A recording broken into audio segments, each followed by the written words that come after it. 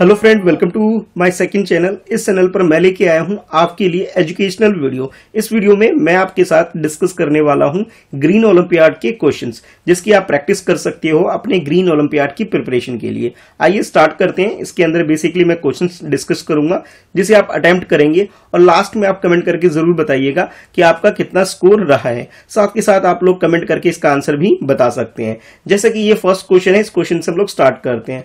A rain forest has 4 layer, which layers lies below the emergent layer। इस question के अंदर आपसे rain forest के बारे में क्वेश्चन पूछा जा रहा है कि इसके 4 लेयर्स होते हैं और इन 4 लेयर्स के बीच में आपसे पूछा जा रहा है कि एमरजेंट लेयर जो है इसके नीचे कौन सा लेयर होता है, ये आपको आइडेंटिफाई करना है इन 4 ऑप्शंस के अंदर से। ऑप्शन ए में आपको बोला जा रहा है कि फॉरेस्ट फ्लोर जो होता है इसके नीचे एक लेयर होता है। सेकंड ऑप्शन में आपको कैनोपी बताया जा रहा है जो कि एमरजेंट लेयर के नीचे होता है।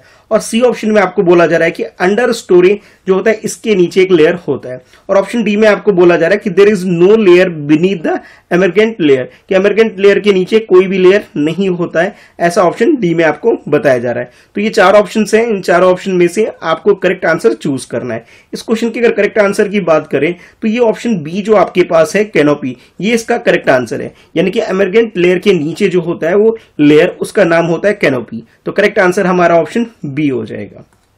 नेक्स्ट क्वेश्चन आपसे एलईडी के बारे में पूछा जा रहा है कि LED is an efficient semiconductor light source used as indicator lamp in many devices as well as in household and for other lighting purpose.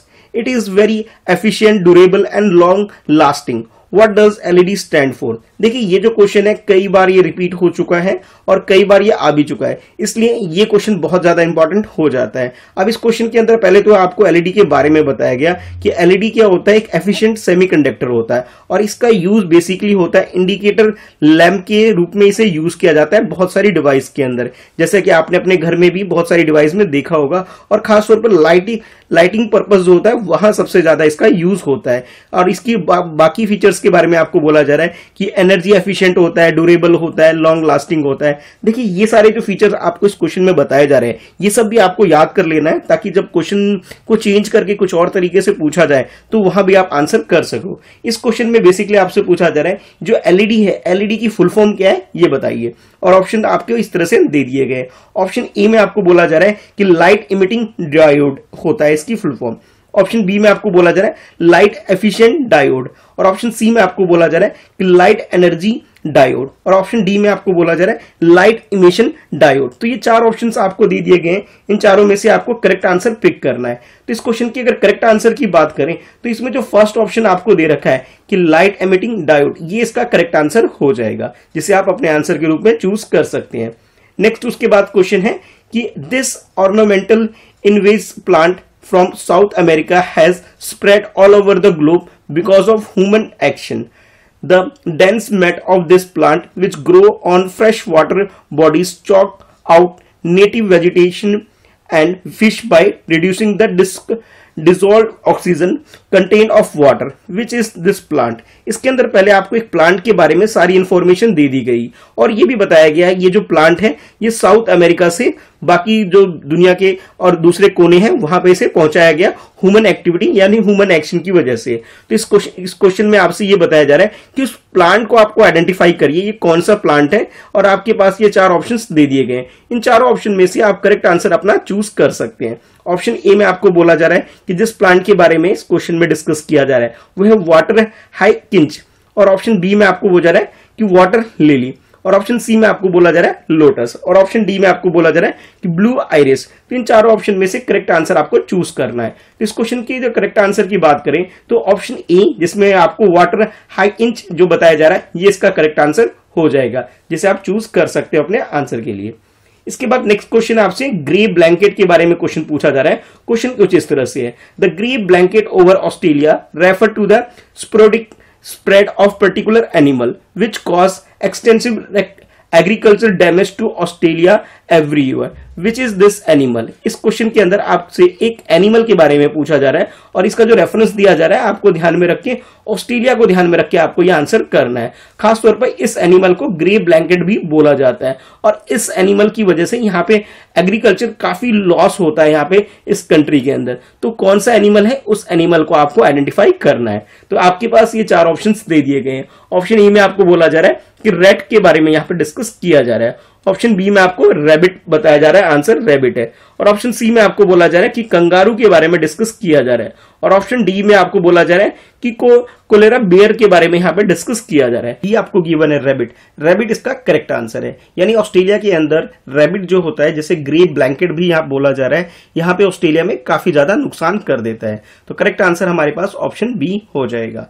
इसके बाद मूव करते हैं नेक्स्ट क्वेश्चन की तरफ। नेक्स्ट क्वेश्चन में आपसे पूछा जा रहा है, permafrost is permanently frozen soil and occur mostly in the high altitude storing a massive amount of particular element as a result of climate change.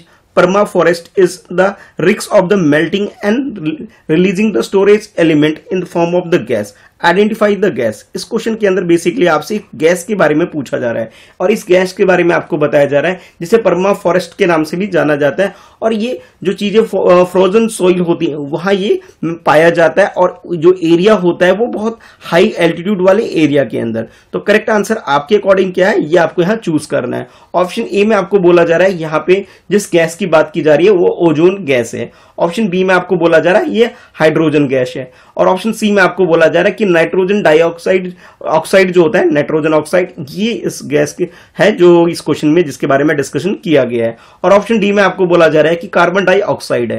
तो इन चारों ऑप्शन में से अगर करेक्ट आंसर की बात करें तो कार्बन डाइऑक्साइड जो है ये इसका करेक्ट आंसर हो जाएगा। इस तरीके से आप मुझे कमेंट करके बताइए कि आपने कितने क्वेश्चन के आंसर सही किया है। वीडियो को लाइक कर दीजिए ताकि ऐसी और वीडियो मैं आपके लिए चैनल पर लेके आ सकूं और आप ग्रीन ओलंपियाड के लिए अच्छी प्रिपरेशन कर सके। वीडियो के डिस्क्रिप्शन में ग्रीन ओलंपियाड से रिलेटेड एक प्लेलिस्ट है जहां पे आप सारे वीडियोस देख सकते हैं ग्रीन ओलंपियाड के क्वेश्चन से रिलेटेड। ठीक है, तो मिलते हैं फिर नेक्स्ट वीडियो में। आज की इस वीडियो में इतना ही है। चैनल जो मेरे नाम से ही है इसे सब्सक्राइब जरूर कर लीजिएगा, mister Krishna Shah.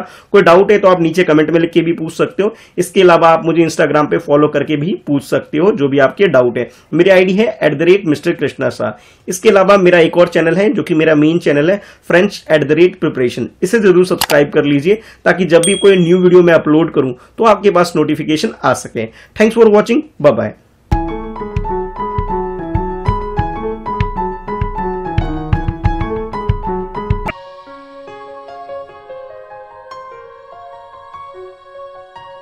Hello friend, welcome to my second channel. इस चैनल पर मैं लेके आता हूं आपके लिए एजुकेशनल वीडियो। इस वीडियो में मैं डिस्कस करने वाला हूं ग्रीन ओलंपियाड के प्रीवियस ईयर के क्वेश्चंस, ताकि आप ग्रीन ओलंपियाड की प्रिपरेशन कर सके।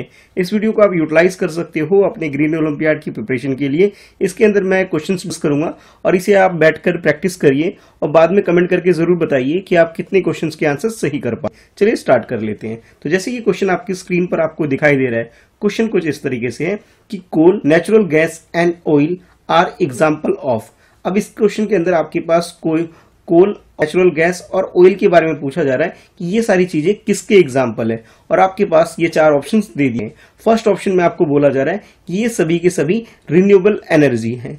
सेकेंड ऑप्शन में आपको बोला जा रहा है कि बायोमास एनर्जी है और थर्ड ऑप्शन में आपको बताया जा रहा है कि न्यूक्लियर एनर्जी है। लास्ट ऑप्शन में आपको बोला जा रहा है ये फॉसिल फ्यूल्स हैं। तो ये 4 ऑप्शन आपके पास हैं। इन 4 ऑप्शन में से आपको करेक्ट आंसर चूज करना है। देखिए, अगर हम बात करें कोयल की यानी कि कोयला की, नेचुरल गैस की और ऑयल की, तो ये सभी है ये नॉन रिन्यूएबल एनर्जी है। नॉन रिन्यूएबल एनर्जी का मतलब ये हुआ कि जिसे हम बहुत इजीली बना नहीं सकते हैं। इनको बनाने में काफी ज्यादा टाइम लगता है। ये जमीन के अंदर या फिर कह सकते हो कि बहुत ज्यादा जब हम धरती में खुदाई वगैरह करते हैं वहां से निकलते हैं। तो जो हमारी स्पीसीज वगैरह जो मर जाते हैं, दबते हैं, तो काफी ज्यादा टाइम के बाद ये बनते हैं। ये सारे के सारे एनर्जी जो भी आपके सामने ये एग्जाम दे रखे हैं, तो इसे हम इस तरह से बोल सकते हैं ये सब के सब जो है ये फॉसिल फ्यूल्स के एग्जाम्पल है। तो करेक्ट आंसर की अगर बात करें तो इन 4 ऑप्शन में से तो डी ऑप्शन आपको जो दे रखा है ये बिल्कुल करेक्ट है। यानी ये 3 एग्जाम्पल आपको दे रखे हैं ये फॉसिल फ्यूल के हैं। ठीक है, तो आप यहाँ पे ऑप्शन डी चूज कर सकते हैं। बाद नेक्स्ट क्वेश्चन आपसे पूछा जा रहा है कि trees from a integral part of our lives, which of the tree amongst the following extract nutrients and moisture from the soil, कि अगर हम ट्री की बात करें यानी पेड़ पौधों की बात करें, ये सभी के सभी हमारी लाइफ में एक इंटीग्रल पार्ट है, यानी कि बिना हमारी लाइफ भी पॉसिबल नहीं है। यानी कि ट्री यानी पेड़ पौधे हमारे लिए बहुत ज्यादा यूजफुल है। इस क्वेश्चन में आपसे पूछा जा रहा है कि विच of the part of tree amongst the following extract nutrients moisture from the soil, कि आपको ये बताना है कि ट्री का कौन सा पार्ट ऐसा है जो कि सोइल यानी कि मिट्टी के अंदर जो भी न्यूट्रिएंट्स उसकी जरूरत पड़ती है उसे निकाल लेता है, और जितना भी मॉइस्चर की उसे जरूरत पड़ती है वो सब मिट्टी के अंदर से यानी जमीन के अंदर से निकाल लेता है। उस पार्ट को आपको आइडेंटिफाई करना है। तो यहाँ ऑप्शन में आपको ऑप्शन जो दे रखे हैं ये सब के सब ट्री के डिफरेंट पार्ट्स आपको गिवन है। आपको करेक्ट पार्ट चूज करना है जिसके अंदर से जो कि यूज करता है सोइल के अंदर से मॉइस्चर और न्यूट्रिएंट्स की, ताकि ये ट्री ग्रो कर सके। उसके बाद जैसे कि हमें जो जरूरत की चीजें होती हैं वो सब की सब जो ट्री से मिलती है, लेकिन ट्री की जो जरूरत की चीजें होती हैं वो सोइल से मिलती है। तो ये चार ऑप्शंस में से आपको करेक्ट ऑप्शन चूज करना है।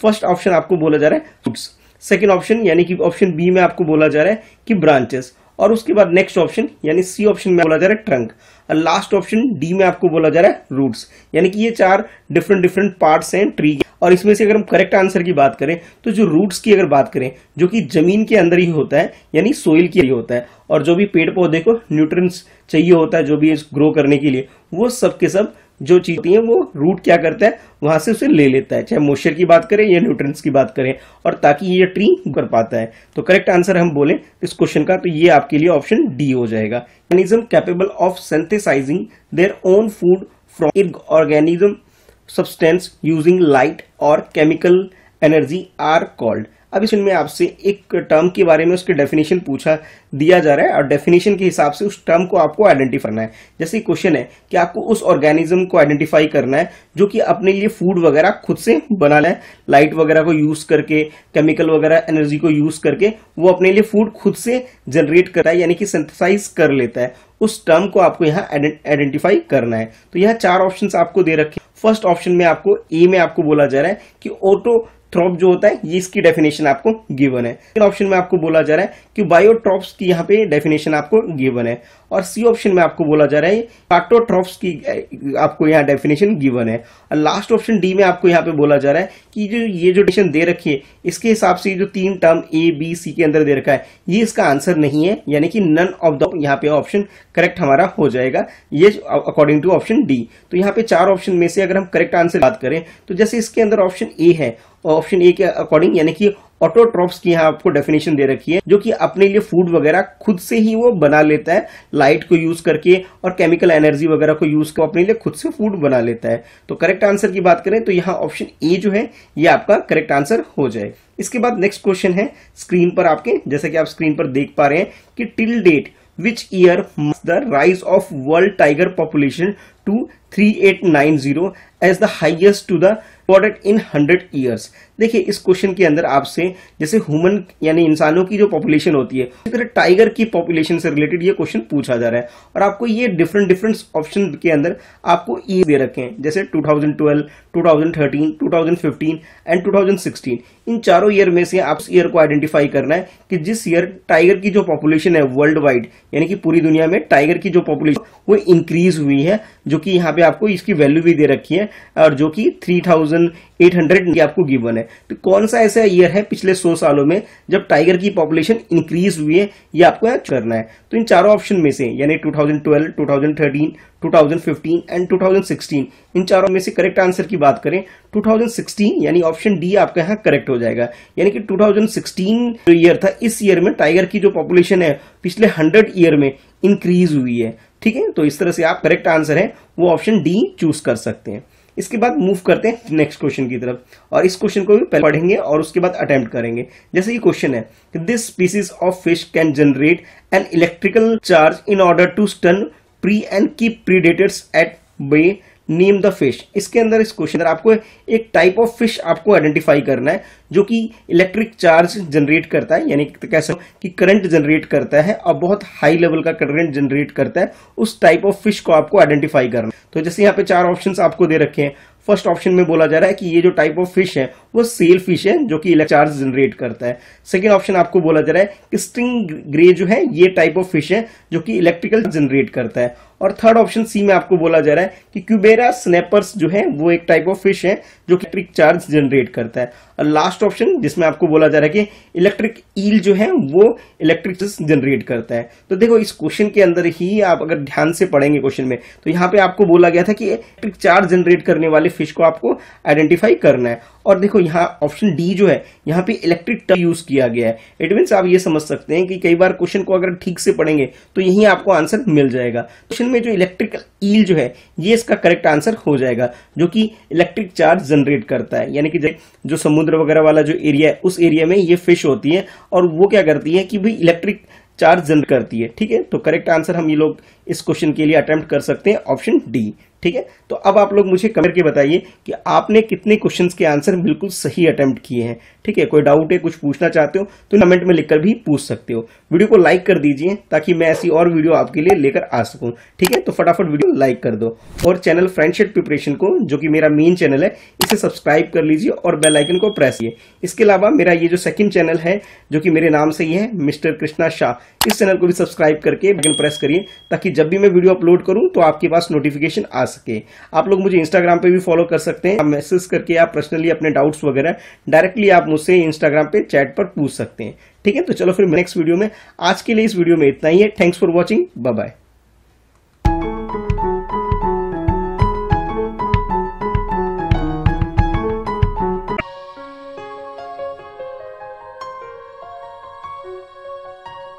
Hello friend, welcome to my second channel. इस चैनल पर मैं लेके आता हूं आपके लिए एजुकेशनल वीडियो। इस वीडियो में मैं डिस्कस करने वाला हूं ग्रीन ओलंपियाड के प्रीवियस ईयर के क्वेश्चंस, जिसे आप यूज कर सकते हैं अपने ग्रीन ओलंपियाड की प्रिपरेशन के लिए। इस वीडियो में क्वेश्चंस आपको अटेम्प्ट करना है और कमेंट करके बताना है कि आपका आंसर क्या है। और वीडियो के लास्ट में आपको स्कोर मेंशन करना है कि आपने कितने क्वेश्चंस के आंसर बिल्कुल सही अटेम्प्ट किए हैं। चलिए स्टार्ट कर लेते हैं। तो जैसे आप स्क्रीन पर ये देख रहे हैं, इस क्वेश्चन को पहले इसे रीड करना है और इसे अटेम्प्ट करना है। जैसे ये क्वेश्चन है कि aerodynamically built for speed, this animal can make swift sudden turns in pursuit of prey. Name the world fastest land mammal.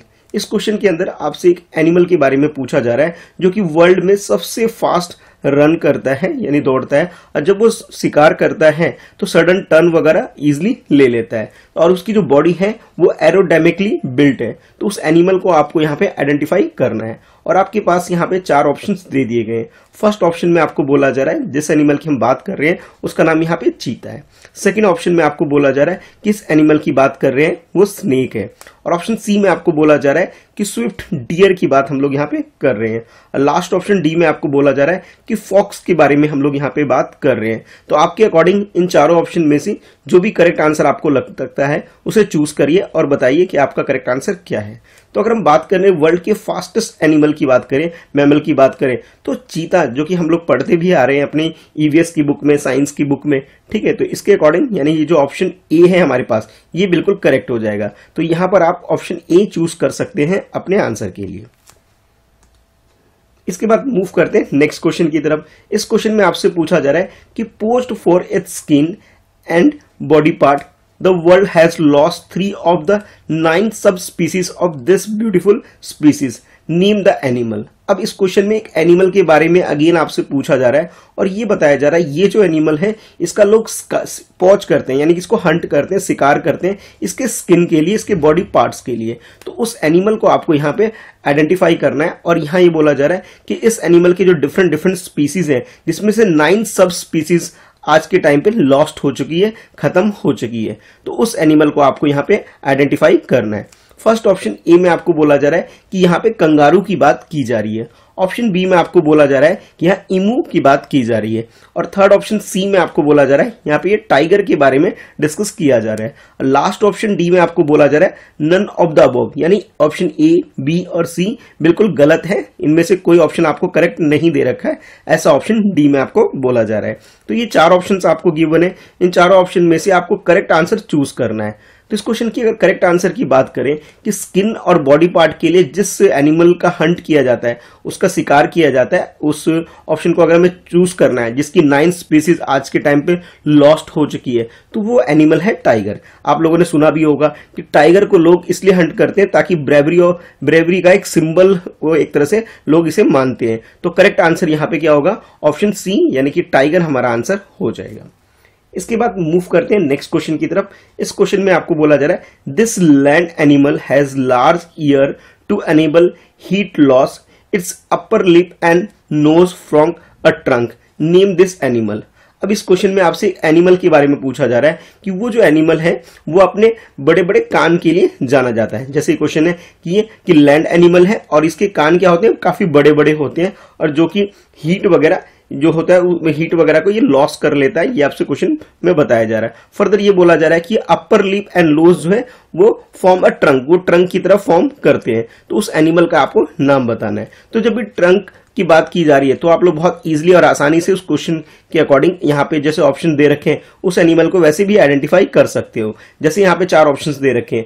First option में आपको बोला जा रहा है कि एलिफेंट है, और ऑप्शन बी में यानी सेकंड ऑप्शन में कंगारू की बात की जा रही है, और ऑप्शन सी में आपको राइनोस की बात की जा रही है, और लास्ट ऑप्शन डी में आपको बोला जा रहा है नन ऑफ द अबव, यानी तीनों ही option A B C correct नहीं है।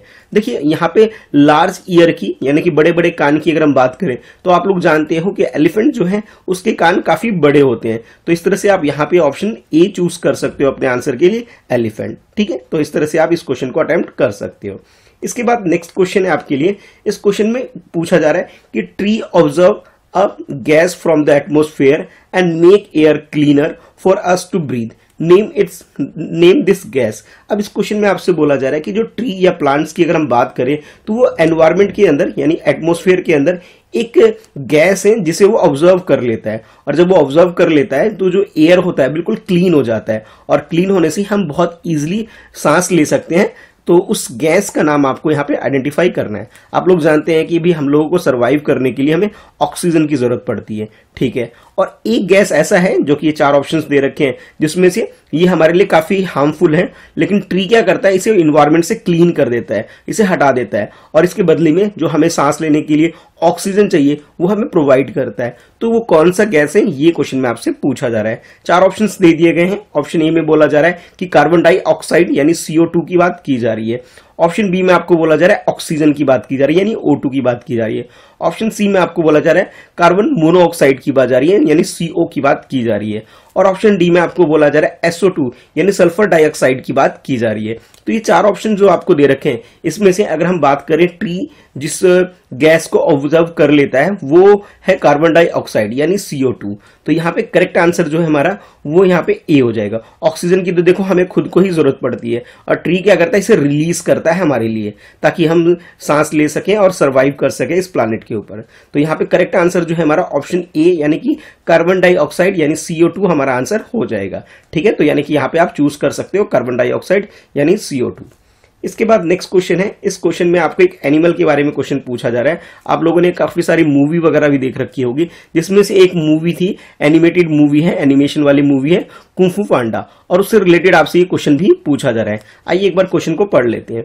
विच animal is featured as master Shifu in the computer animated film Kung Fu Panda. अब कुंग फू पांडा फिल्म के अंदर आप लोगों ने एक कैरेक्टर देखा था जिस कैरेक्टर का नाम था मास्टर सीफू। तो मास्टर सीफू जो है इसमें कौन सा एनिमल इस रोल को प्ले कर रहा था, उस एनिमल को आपको आइडेंटिफाई करना है। एनिमेशन बेस्ड ये फिल्म थी, उम्मीद करता हूं आप लोगों ने देखा भी जरूर होगा। तो अब यहाँ जैसे 4 ऑप्शन दे रखे हैं, इन चारों ऑप्शन में से आपको करेक्ट आंसर चूज करना है। ऑप्शन ए में बोला जा रहा है कि लेमूर की बात यहाँ पे की जा रही है, और ऑप्शन बी में आपको बोला जाए रैकून की बात यहाँ पे की जा रही है, और ऑप्शन सी में आपको बोला जा रहा है कि रेड पांडा ने ये रोल प्ले किया था, और लास्ट ऑप्शन डी में आपको जा रहा है विसल की बात की जा रही है जिसने ये इस कुंग फू पांडा के अंदर ये मास्टर सीफू का रोल प्ले किया था। देखो आप पांडा से रिलेटेड ये मूवी थी, और ये जो मूवी अगर आपने देखी होगी तो मास्टर सीफू का जो रोल था उसे रेड पांडा ने इसे एक तरह से फीचर किया था, इसका रोल प्ले किया था। तो करेक्ट आंसर हमारा या ऑप्शन सी जो है रेड पांडा, इसे हम लोग चूज कर सकते हैं। ठीक है, तो इस तरह से आपका ये सी ऑप्शन जो है ये करेक्ट हो जाएगा। अब आप लोग कमेंट करके मुझे बताइए कि आपने कितने क्वेश्चंस के आंसर बिल्कुल सही अटेम्प्ट किए। वीडियो को लाइक कर दीजिए ताकि ऐसी और वीडियो मैं आपके लिए इस चैनल पर, जो कि मेरे नाम से है मिस्टर कृष्णा शाह, इस चैनल पर लेके आ सकूं। और हाँ, चैनल फ्रेंडशिप प्रिपरेशन को सब्सक्राइब कर लीजिए, जो कि मेरा मेन चैनल है जहां मैं एजुकेशनल वीडियो आपके लिए टाइम टू टाइम लेके आता हूं। इसके अलावा ये मेरा सेकंड चैनल मेरे नाम से है, इसे भी सब्सक्राइब कर लीजिए ताकि जब भी मैं वीडियो अपलोड करूं तो आपके पास नोटिफिकेशन आ सके। कुछ पूछना चाहते हो, कुछ डाउट है, तो आप लोग मुझे इंस्टाग्राम पे फॉलो कर लो, जहां मुझे पर्सनली चैट पे भी आप अपने डाउट्स वगैरह या कुछ जानना चाहते हो पूछ सकते हो डायरेक्टली। तो मेरी आईडी है @Mr. कृष्णा शाह। ठीक है, चलिए मिलते हैं नेक्स्ट वीडियो में। आज के लिए इस वीडियो में इतना ही है। कमेंट करके अपना स्कोर जरूर मेंशन करना कि आपने कितने क्वेश्चंस के आंसर सही अटेम्प्ट किए। Thanks for watching, bye bye.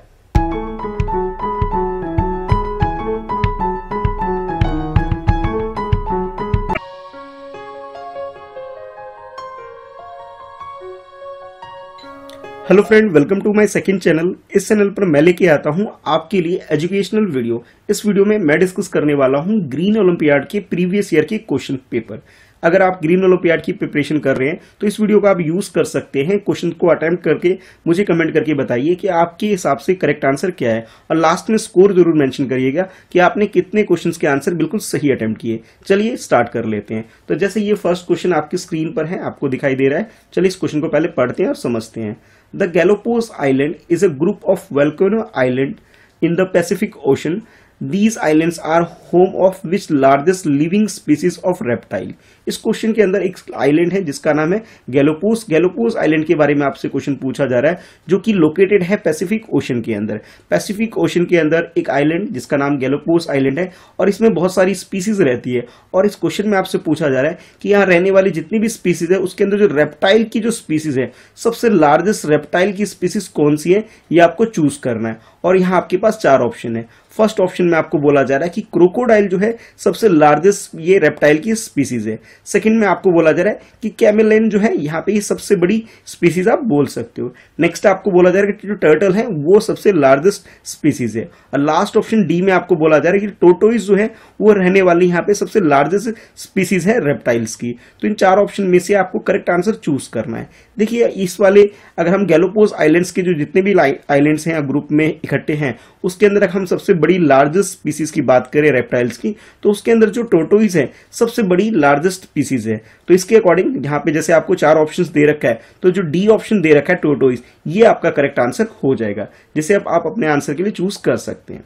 इस क्वेश्चन में आपसे पूछा जा रहा है कि प्रोड्यूसर्स और autotrophs makes their own food, which of the followings are autotrophs? इस क्वेश्चन के अंदर आपसे ऑटोट्रोप्स के बारे में पूछा जा रहा है। ऑटोट्रोप्स मीन्स होता है कि जो अपने लिए खाना खुद से बनाते हैं उन्हें हम ऑटोट्रोप्स बोलते हैं। तो इस यहाँ पे जैसे आपको 4 ऑप्शंस दे रखा है, जो अपने लिए खाना खुद से प्रिपेयर करते हैं उन्हें हमें आइडेंटिफाई करना है अपने आंसर के लिए। तो जैसे फर्स्ट ऑप्शन है प्लांट्स, तो यहाँ आपको बोला जा रहा है कि प्लांट्स जो है वो अपने लिए फूड खुद से जनरेट करता है। सेकेंड आपसे बोला जा रहा है जो एल्गीज है वो अपने लिए फूड खुद से जनरेट करते हैं, उसे प्रोड्यूस करते हैं। नेक्स्ट आपसे इसके अंदर बोला जा रहा है कि कैने बैक्टीरिया जो है ये अपने लिए जो फूड है खुद से प्रिपेयर करता है। लास्ट ऑप्शन में आपको जो है ऑल द अबव दे रखा है। इसका मतलब ये हुआ कि ऑप्शन ए, ऑप्शन बी और ऑप्शन सी में जो आपको आंसर दे रखा है ये बिल्कुल करेक्ट आंसर है। यानी कि ये सब के सब जो है किसकी कैटेगरी के अंदर आते हैं, ऑटोट्रोप्स की कैटेगरी के अंदर आते हैं। तो ये 4 ऑप्शंस आपको यहाँ दे दिए गए। इन 4 ऑप्शन में से आपको करेक्ट आंसर चूज करना है। आप लोग जानते हैं जो प्लांट्स होते हैं या ट्री होते हैं,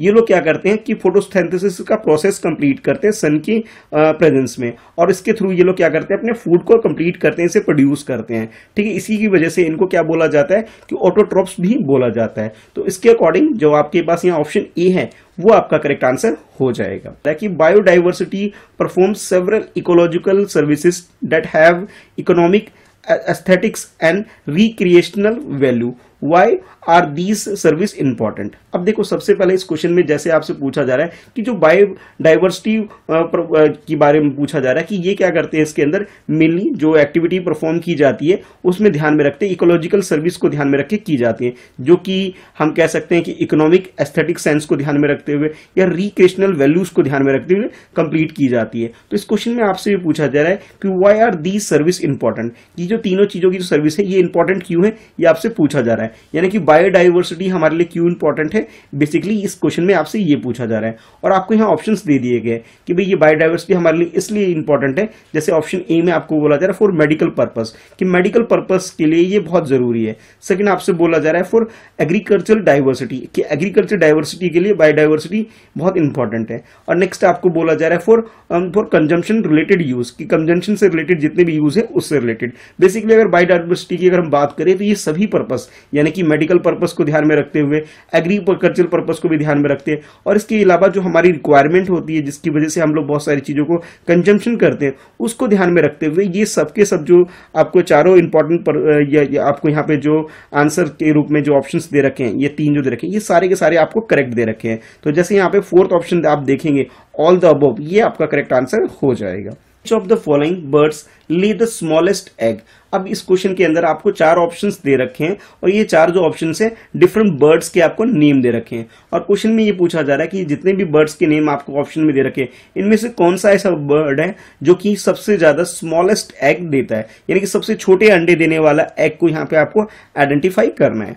ऑप्शन ए के अकॉर्डिंग आपको बोला जा रहा है जो ट्रस है ये सबसे स्मॉलेस्ट एग देता है। सेकंड आपसे ईमू के बारे में बात की जा रही है जो कि सबसे स्मॉलेस्ट एग देता है। और नेक्स्ट आपको ऑप्शन सी में आपको बोला जा रहा है कि हुमिंग बर्ड्स जो है ये सबसे स्मॉलेस्ट एग देता है। और लास्ट ऑप्शन में आपको बोला जा रहा है कि जो रॉबिन है ये सबसे स्मॉलेस्ट एग देने वाला ये बर्ड है। तो ये चारों ऑप्शन में से आपको करेक्ट आंसर चूज करना है। तो देखिए इसके करेक्ट आंसर की बात करें तो जिसमें ऑप्शन सी जो आपको दे रखा है कि हुमिंग बर्ड ये वर्ल्ड के अंदर सबसे स्मॉलेस्ट एग देने वाला बर्ड है। ठीक है, तो इस तरह से हमारा ये जो इस क्वेश्चन का आंसर जो हो जाएगा वो सी हो जाएगा। और जैसे क्वेश्चन है इस क्वेश्चन में आपको पूछा जा रहा है कि what is solid waste management, की सॉलिड वेस्ट मैनेजमेंट आखिर है क्या, ये आपसे पूछा जा रहा है। और यहाँ आपके पास ये चार ऑप्शंस के रूप में आपको आंसर दे रखे जिसमें से आपको करेक्ट आंसर चूज करना है। तो सबसे पहले हम पढ़ते हैं जो फर्स्ट आंसर जो आपको दे रखा है यानी ऑप्शन ए। इसमें आपको बोला जा रहा है कि अगर हम सॉलिड वेस्ट मैनेजमेंट की बात करें तो इसका मतलब होता है कि dumping waste material outside the house,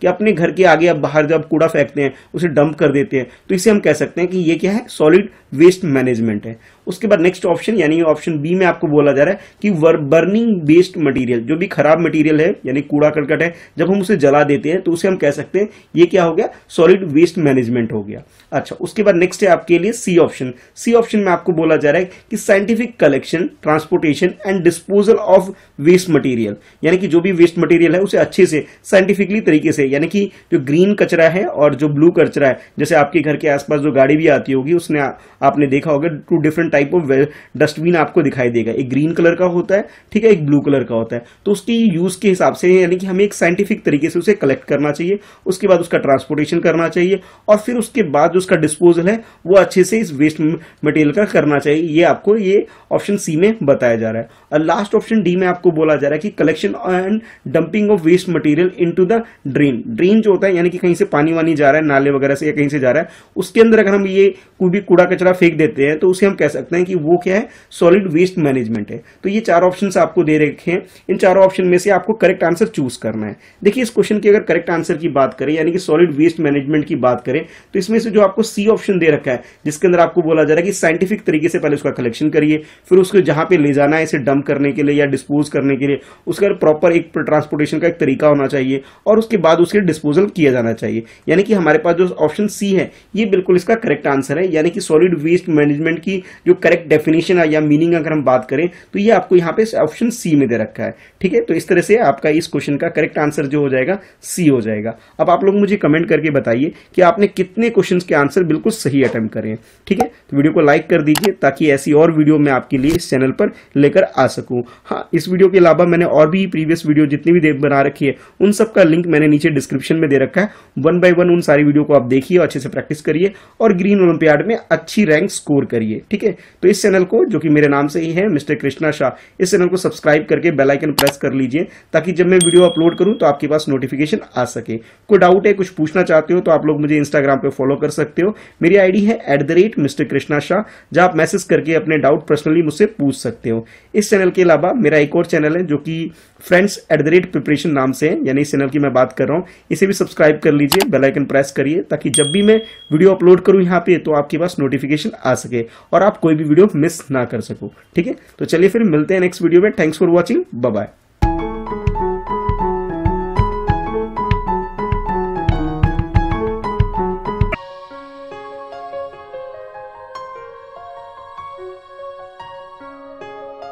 hello friend, welcome to my second channel. इस चैनल पर मैं लेके आता हूं आपके लिए एजुकेशनल। इस वीडियो में मैं डिस्कस करने वाला हूं ग्रीन ओलंपियाड के क्वेश्चंस। इसे आप प्रैक्टिस करने के लिए यूज कर सकते हैं अपने ग्रीन ओलंपियाड की प्रिपरेशन के लिए। चलिए स्टार्ट करते हैं इस वीडियो को। इस वीडियो में आप लोगों को क्वेश्चन अटेम्प्ट करना है और कमेंट करके आना है कि आपके अकॉर्डिंग आंसर क्या है, और लास्ट में आप लोग वीडियो के एंड में जरूर बताइएगा कि आपने कितने क्वेश्चन के सही किए। चलिए स्टार्ट करते हैं। जैसे ये फर्स्ट क्वेश्चन आपकी स्क्रीन पर है। इस क्वेश्चन में आपसे पूछा जा रहा है कि when x oil from cars in a parking lots get washed into a pond, it cause harm to life form. What is this an example of? इस क्वेश्चन में जैसे आपको बताया गया कि समझ लीजिए कि आपके पास आपने पार्किंग में कार खड़ी कर रखी है और उसके अंदर से जो ऑयल है एक्सेल वो गिरता जा रहा है, और ये जो ऑयल है वो पोंड में जाके गिर जाता है, यानी आसपास में कोई तालाब है उसमें जाके मिक्स हो जाता है। तो इससे क्या होता है कि जो ऑयल है वो पानी को खराब कर दे रहा है, और बहुत सारी जो लाइफ्स हैं वो इसकी वजह से हार्मफुल हो जाती है। तो ये क्वेश्चन ये पूछा जा रहा है, ये किस चीज का एग्जाम्पल है, आप ये बताना है। तो यहाँ आपको 4 ऑप्शन दे दिए जा रहे हैं, और 4 ऑप्शन के अकॉर्डिंग आप में से को क्या करना है, इनमें से किसी ऑप्शन को करेक्ट आंसर को चूज करना है।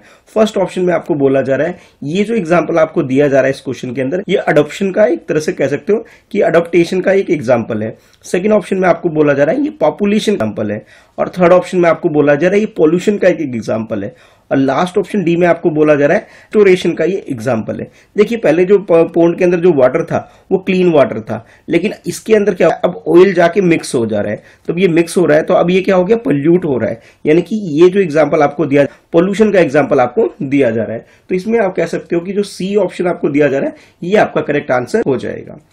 इसके बाद नेक्स्ट क्वेश्चन है। इस क्वेश्चन में आपसे पूछा जा रहा है the presence of any substance that is harmful और has a poisonous effect on the environment is called pollution. सबसे पहले आपको यहाँ पे पोल्यूशन की डेफिनेशन आपको दिया जा रहा है कि कोई भी मटेरियल, कोई भी सब्सटेंस है जो कि हार्म होता है किसी भी चीज में मिक्स होने के बाद और वो इन्वायरमेंट को नुकसान पहुंचा रहा है, तो हम उसे कह सकते हैं पोल्यूशन। ठीक है, पोल्यूशन का मतलब हुआ कि कोई भी चीज है, कोई भी मटेरियल है या कोई भी ऐसी चीज जिससे क्या हो रहा है कि इन्वायरमेंट की चीजें हैं उसके अंदर इफेक्ट पड़ रहा है और वो जहर बन जा रहा है, पॉइजनस बन रहा है, तो हम उसे पोल्यूशन बोल देंगे। अब क्वेश्चन ये है आपके लिए, विच of the following is not a form of pollution. क्या आप बताना है कि ये जो 4 ऑप्शन दे रखे हैं इसमें से पोल्यूशन का एग्जाम्पल कौन सा नहीं है। देखो क्वेश्चन नोट मेंशन किया जा रहा है, नोट का मतलब है जो पोल्यूशन का एग्जाम्पल नहीं है वो आपको पिक करना है। जैसे फर्स्ट देखो, ये फर्स्ट ऑप्शन में आपको बोला जा रहा है फैक्ट्री इन्फ्लुएंस। देखो जब भी आपने फैक्ट्री वगैरह से कोई चीज देखा होगा, नाली के रास्ते या फिर कचरा वेस्ट वगैरह निकलता है,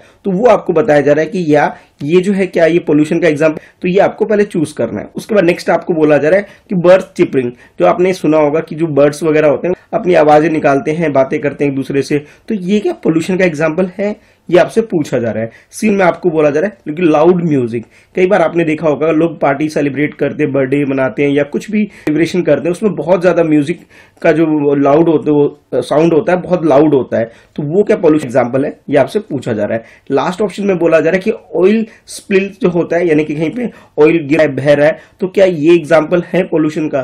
देखो इस क्वेश्चन की अगर बात करें जिसमें फैक्ट्री से जब भी कोई चीज निकलती है, ये पोल्यूशन का एग्जाम्पल है, बिल्कुल है, इससे हमारा इन्वायरमेंट खराब होता है। बर्ड्स की आवाज जो है ये पोल्यूशन का एग्जाम्पल नहीं है, ये हमें कोई नुकसान थोड़ी पहुंचाती है। वैसे भी बर्ड्स की जो आवाज होती है बहुत एक तरह से बहुत हल्की होती है, तो म्यूजिकल होती है, सुन के तो हमें बहुत अच्छा लगता है। ठीक है, तो ये पोल्यूशन का एग्जाम्पल नहीं है। लाउड म्यूजिक जो है ये पोल्यूशन का एग्जाम्पल है, और ऑयल जो स्पिल्स होता है ये भी पोल्यूशन का एग्जाम्पल है। यानी कि इस क्वेश्चन में जो बी ऑप्शन आपको दे रहा है ये बिल्कुल करेक्ट आंसर हो जाएगा। जैसे इसमें पूछा गया आपको कि पोल्यूशन का जो एग्जाम्पल नहीं है वो आपको आंसर के लिए पिक करना था। ठीक है, तो बी हमारा आंसर हो जाएगा। इसके बाद नेक्स्ट क्वेश्चन है आपके लिए कि level of sound is known as noise pollution. ठीक है, यहां आपको नॉइज पोल्यूशन की एक सी डेफिनेशन आपको दे रखी है कि जब भी हमारे पास कोई साउंड इस लेवल की आती है जो अनोइंग लेवल तक पहुंच जाती है, जो कि कानों को नुकसान पहुंचाती है, तो उसे हम नॉइज पोल्यूशन कह देते हैं। Which of the following statement is और are true for noise pollution. अब नॉइज पोल्यूशन को ध्यान में रख करके आपको बताना है, यार स्टेटमेंट दे रखे, कौन सी स्टेटमेंट करेक्ट है यानी ट्रू है, ये आपको पिक करना है। जैसे अब देखो फर्स्ट ऑप्शन है, फर्स्ट ऑप्शन में आपको बोला जा रहा है it is it is bad for the year. जो नॉइज पोल्यूशन होता है ये हमारे कान के लिए बहुत नुकसानदायक है, खराब चीज होती है। ये आपको फर्स्ट स्टेटमेंट में बोला जा रहा है। सेकंड स्टेटमेंट में आपको बोला जा रहा है कैन अपसेट एनिमल्स, कि ये एनिमल को भी नुकसान पहुंचा सकती है, उन्हें भी परेशान करती है, दुखी करती है नॉइज पोल्यूशन। थर्ड ऑप्शन में आपको बोला जा रहा है it can cause stress to the health of small children senior citizen, कि नॉइज पोल्यूशन जो होता है ये हमारी हेल्थ को खराब करती है, हमारा जो स्ट्रेस लेवल है उसे इंक्रीज करती है। खासतौर पे अगर हम बात करें जो छोटे बच्चे होते हैं, स्मॉल चिल्ड्रन होते हैं, उनके हेल्थ को खराब करती है। और इधर जो सीनियर सिटीजन है, सीनियर सिटीजन का मतलब होता है जिनकी एज 60 ईयर या फिर 60 ईयर ज्यादा होती है, यानी 60 ईयर प्लस वाले जो लोग होते हैं और जो बच्चे होते हैं उनकी हेल्थ को खराब कर देती है, और स्ट्रेस तो इंक्रीज करती ही करती है ये नॉइज पोल्यूशन। लास्ट ऑप्शन में आपको बोला जा रहा है कि ऑल ऑफ द अबव, यानी सेकंड थर्ड, ये तीनों जो ऑप्शन आपको दे रखे हैं ये सब के सब क्या है, नॉइज पोल्यूशन के बारे में बिल्कुल सही बात बताई है, बिल्कुल सही बोला जा रहा है इसके अंदर। यानी कि हम लोग क्या कर सकते हैं, जो डी ऑप्शन है इसे हम अपने आंसर के लिए चूज कर सकते हैं। यानी फर्स्ट ना हमारे कानों को खराब करती है, जानवरों को भी नुकसान पहुंचाती है, और साथ के साथ जो हमारा हेल्थ लेवल होता है भी खराब करती है, ये स्ट्रेस क्रिएट कर करके। तो आप कह सकते हो इस क्वेश्चन का करेक्ट आंसर हमारा ऑप्शन डी हो जाएगा। ठीक है, अब मूव करते हैं नेक्स्ट क्वेश्चन की तरफ। इस क्वेश्चन में आपसे पूछा जा रहा है if I am running vehicle on this fuel then I am an environment friendly individual. अब आपको ना एक फ्यूल को पिक करना है अपने आंसर के लिए, और वो एक ऐसा फ्यूल होना चाहिए जिससे ये पता लग जाए आप लोग इन्वायरमेंट फ्रेंडली इंडिविजुअल हो। ठीक है, तो कौन सा ऐसा बेस्ट फ्यूल है जो कि हमारे इन्वायरमेंट को नुकसान नहीं पहुंचाती है बल्कि इन्वायरमेंट फ्रेंडली है, वो आपको यहाँ पिक करना है। तो जैसे यहाँ पे चार ऑप्शन रखे हैं, फर्स्ट ऑप्शन में आपको बोला जा रहा है सीएनजी। सीएनजी गैस वगैरह की हेल्प से जो व्हीकल चलते हैं हम उसकी भी कर रहे हैं यहाँ पे, तो सीएनजी क्या हो गया, एक तरह से फ्यूल हो गया। नेक्स्ट आपको बोला जा रहा है पेट्रोल, ठीक है, और सी ऑप्शन को बोला जा रहा है डीजल। लास्ट ऑप्शन में आपको बोला जा रहा है क्रूड ऑयल, कि ये चार ऑप्शंस दे रखे हैं। और बेस्ट फ्यूल की अगर हम बात करें इन चारों के अंदर, तो सीएनजी है, ये एनवायरनमेंट को बिल्कुल नुकसान नहीं करती है। अगर आप लोग सीएनजी यूज करके अपने व्हीकल को रन करते हो, इट मींस आप लोग क्या कर रहे हो, एक एनवायरनमेंट फ्रेंडली फ्यूल को यूज करो। इसका मतलब ये हुआ कि आप क्या हो, एनवायरनमेंट फ्रेंडली इंडिविजुअल बन गए हो। तो इस क्वेश्चन का जो करेक्ट आंसर हो जाए वो हो जाएगा ऑप्शन ए हो जाएगा। सपोज करो इस क्वेश्चन में थोड़ा और ऑप्शन होता और यहाँ पे इलेक्ट्रिक व्हीकल और होता, ठीक है, ईवी दे दिया गया हो या इलेक्ट्रिक व्हीकल दे दिया जाए आपको, तो वो उससे भी बेस्ट एग्जांपल है कि इलेक्ट्रिक व्हीकल बिल्कुल भी हमें नुकसान नहीं होता एनवायरनमेंट को। आजकल आपने देखा भी होगा कि नंबर प्लेट आपको ग्रीन कलर के दिखाई देती होंगी। ग्रीन कलर का मतलब ये है कि वो लोग इलेक्ट्रिक व्हीकल को यूज कर रहे हैं। ठीक है, उनके अंदर जो फ्यूल है वो इलेक्ट्रिक से चार्ज करके, बैटरी वगैरह को चार्ज करके अपनी गाड़ी को रन करते हैं। तो यहाँ पे तो करेक्ट आंसर हमारा ऑप्शन ए हो जाएगा। इलेक्ट्रिक व्हीकल ऑप्शन में नहीं है, अगर होता तो फिर हम उसे चूज करते हैं। तो आप ध्यान रखना, इलेक्ट्रिक व्हीकल सबसे बेस्ट है, उसके बाद बाकी पेट्रोल, डीजल और क्रूड ऑयल जो है ये सब क्या करते हैं, धुआं वगैरह छोड़ते हैं, पोल्यूशन क्रिएट करते हैं, यानी कि ये तीन है एनवायरमेंट फ्रेंडली नहीं है। नेक्स्ट क्वेश्चन देखते हैं। इस क्वेश्चन में आपको बोला जा रहा है कि carbon monoxide is produced by incomplete combustion of fossil fuels, the presence of carbon monoxide is in air can. अब देखो कार्बन मोनोऑक्साइड होता क्या, पहले आपको ये समझना हो। ठीक है, जब आप बड़ी क्लास में जाएंगे या फिर आप बड़ी क्लास के स्टूडेंट हैं और आप लोगों ने पढ़ा भी होगा कि कार्बन मोनोऑक्साइड की बात करें CO इसे बोला जाता है। ठीक है, और जो कार्बन डाइऑक्साइड होता है वो CO2 होता है। जब भी क्रूड ऑयल को निकाला जाता है, फॉसिल फ्यूल से जब क्रूड ऑयल वगैरह को निकाला जाता है, तो उस प्रोसेस के अंदर क्या होता है, बहुत सारा कार्बन मोनोऑक्साइड रिलीज होता है। और ये जो चीज है ये हमारे लिए बहुत नुकसान के लिए होता है, हमारे लिए हार्मफुल होता है ये कार्बन मोनोऑक्साइड। इस क्वेश्चन में आपको ये बोला जा रहा है कि आपको ये बताना है the presence of carbon monoxide in air, कि जो कार्बन मोनोऑक्साइड अगर एयर के अंदर हो तो वो क्या कर सकती है, ये आपसे पूछा जा रहा है। फर्स्ट ऑप्शन में आपको बोला जा रहा है increase the oxygen carrying capacity of blood, कि अगर कार्बन मोनोऑक्साइड अगर एनवायरमेंट में होगा तो हमारे ब्लड की जो कैपेसिटी है ऑक्सीजन को कैरी करने के लिए, देखिए ऑक्सीजन जो होता है ये हमारे लिए बहुत बेनिफिशियल है। ठीक है, इसके बेसिस पे ही हम लोग सर्वाइव करते हैं, जो सांस वगैरह लेते हैं एक्चुअली हम ऑक्सीजन ले रहे होते हैं। जैसे यहाँ आपको बोला जा रहा है कि इसमें क्या होता है कि कार्बन मोनोऑक्साइड बताया जा रहा है ऑप्शन ए के अकॉर्डिंग कि भी कार्बन मोनोऑक्साइड जब एनवायरमेंट में होता है तो हमारी जो ब्लड की जो कैपेसिटी ऑक्सीजन कैरी करने की ये इंक्रीज हो जाती है। सेकंड ऑप्शन में बोला जा रहा है कि जो कैपेसिटी है वो डिक्रीज हो जाती है, यानी ब्लड की जो ऑक्सीजन कैरी करने की जो कैपेसिटी होती है कार्बन मोनोऑक्साइड क्या करता है, डिक्रीज कर देता है, according to option B. Option C में आपको बोला जा रहा है does not effect the oxygen carrying capacity of blood, कि ब्लड की ये जो कैपेसिटी होती है ऑक्सीजन को कैरी करने के लिए, कार्बन मोनोऑक्साइड इसके अंदर कोई भी इफेक्ट नहीं डालता है। ये ऑप्शन सी में आपको बताया जा रहा है। और लास्ट ऑप्शन डी में आपको बोला जा रहा है vary from location to location, कि लोकेशन के अकॉर्डिंग ये वेरी करता है कि कहीं पे तो ये इंक्रीज कर देता है, कहीं पे डिक्रीज कर देता है, ऐसा आपको बोला जा रहा है ऑप्शन डी के अंदर। तो ये 4 ऑप्शन आपको दे दिए गए। इस क्वेश्चन की अगर आंसर की बात करें तो ये ऑप्शन बी आपको दे रखा है, यानी कि जैसे मैंने आपको स्टार्टिंग में ही बोला था कि कार्बन मोनोऑक्साइड यानी CO जो होता है ये हमारे लिए बहुत नुकसानदायी होता है, हमारी जो ब्लड की जो कैपेसिटी होती है कैरी करने की उसे वो डिक्रीज कर देता है। तो इस हिसाब से हमारा जो करेक्ट आंसर होगा वो यहाँ पे बी हो जाएगा। अब आप लोग कमेंट करके बताइए कि आपने कितने क्वेश्चंस के आंसर बिल्कुल सही किए हैं। वीडियो को लाइक कर दीजिए ताकि ऐसी और वीडियो के लिए चैनल पर ला सकूं और आप लोग अच्छे से ग्रीन ओलंपियाड की प्रिपरेशन कर सकें। इस चैनल को, जो कि मेरे नाम से मिस्टर कृष्णा शाह, इसे सब्सक्राइब करके बेल आइकन प्रेस कर दीजिए ताकि जब भी मैं वीडियो अपलोड करूं तो आपके पास नोटिफिकेशन रिसीव हो सके। इस चैनल के अलावा मेरा फर्स्ट चैनल है friends@प्रिपरेशन, इस चैनल की मैं बात कर रहा हूं। चैनल को भी सब्सक्राइब कर लीजिए और बेल आइकन प्रेस करिए ताकि जब भी मैं फर्स्ट चैनल पे अपने वीडियो डालूं तो आपके पास उसकी नोटिफिकेशन रिसीव हो सके। कुछ पूछना चाहते हो, कोई डाउट है तो आप लोग मुझे इंस्टाग्राम पे फॉलो कर लो, मेरी आईडी है मिस्टर कृष्णा शाह, जहां आप मैसेज करके चैट पर अपने डाउट्स वगैरह मुझसे पूछ सकते हो। तो थैंक्स फॉर वॉचिंग। फिर नेक्स्ट वीडियो में बाकी जो प्रैक्टिस की वीडियो है वो मैंने डिस्क्रिप्शन में उसका लिंक दे रखा है, आप वहां से वो सारी वीडियो देख सकते हो, अच्छे से ग्रीन ओलंपियाड की प्रिपरेशन कर सकते हो। ठीक है, तो अभी के लिए इतना है, मिलते हैं फिर नेक्स्ट वीडियो में। Bye bye.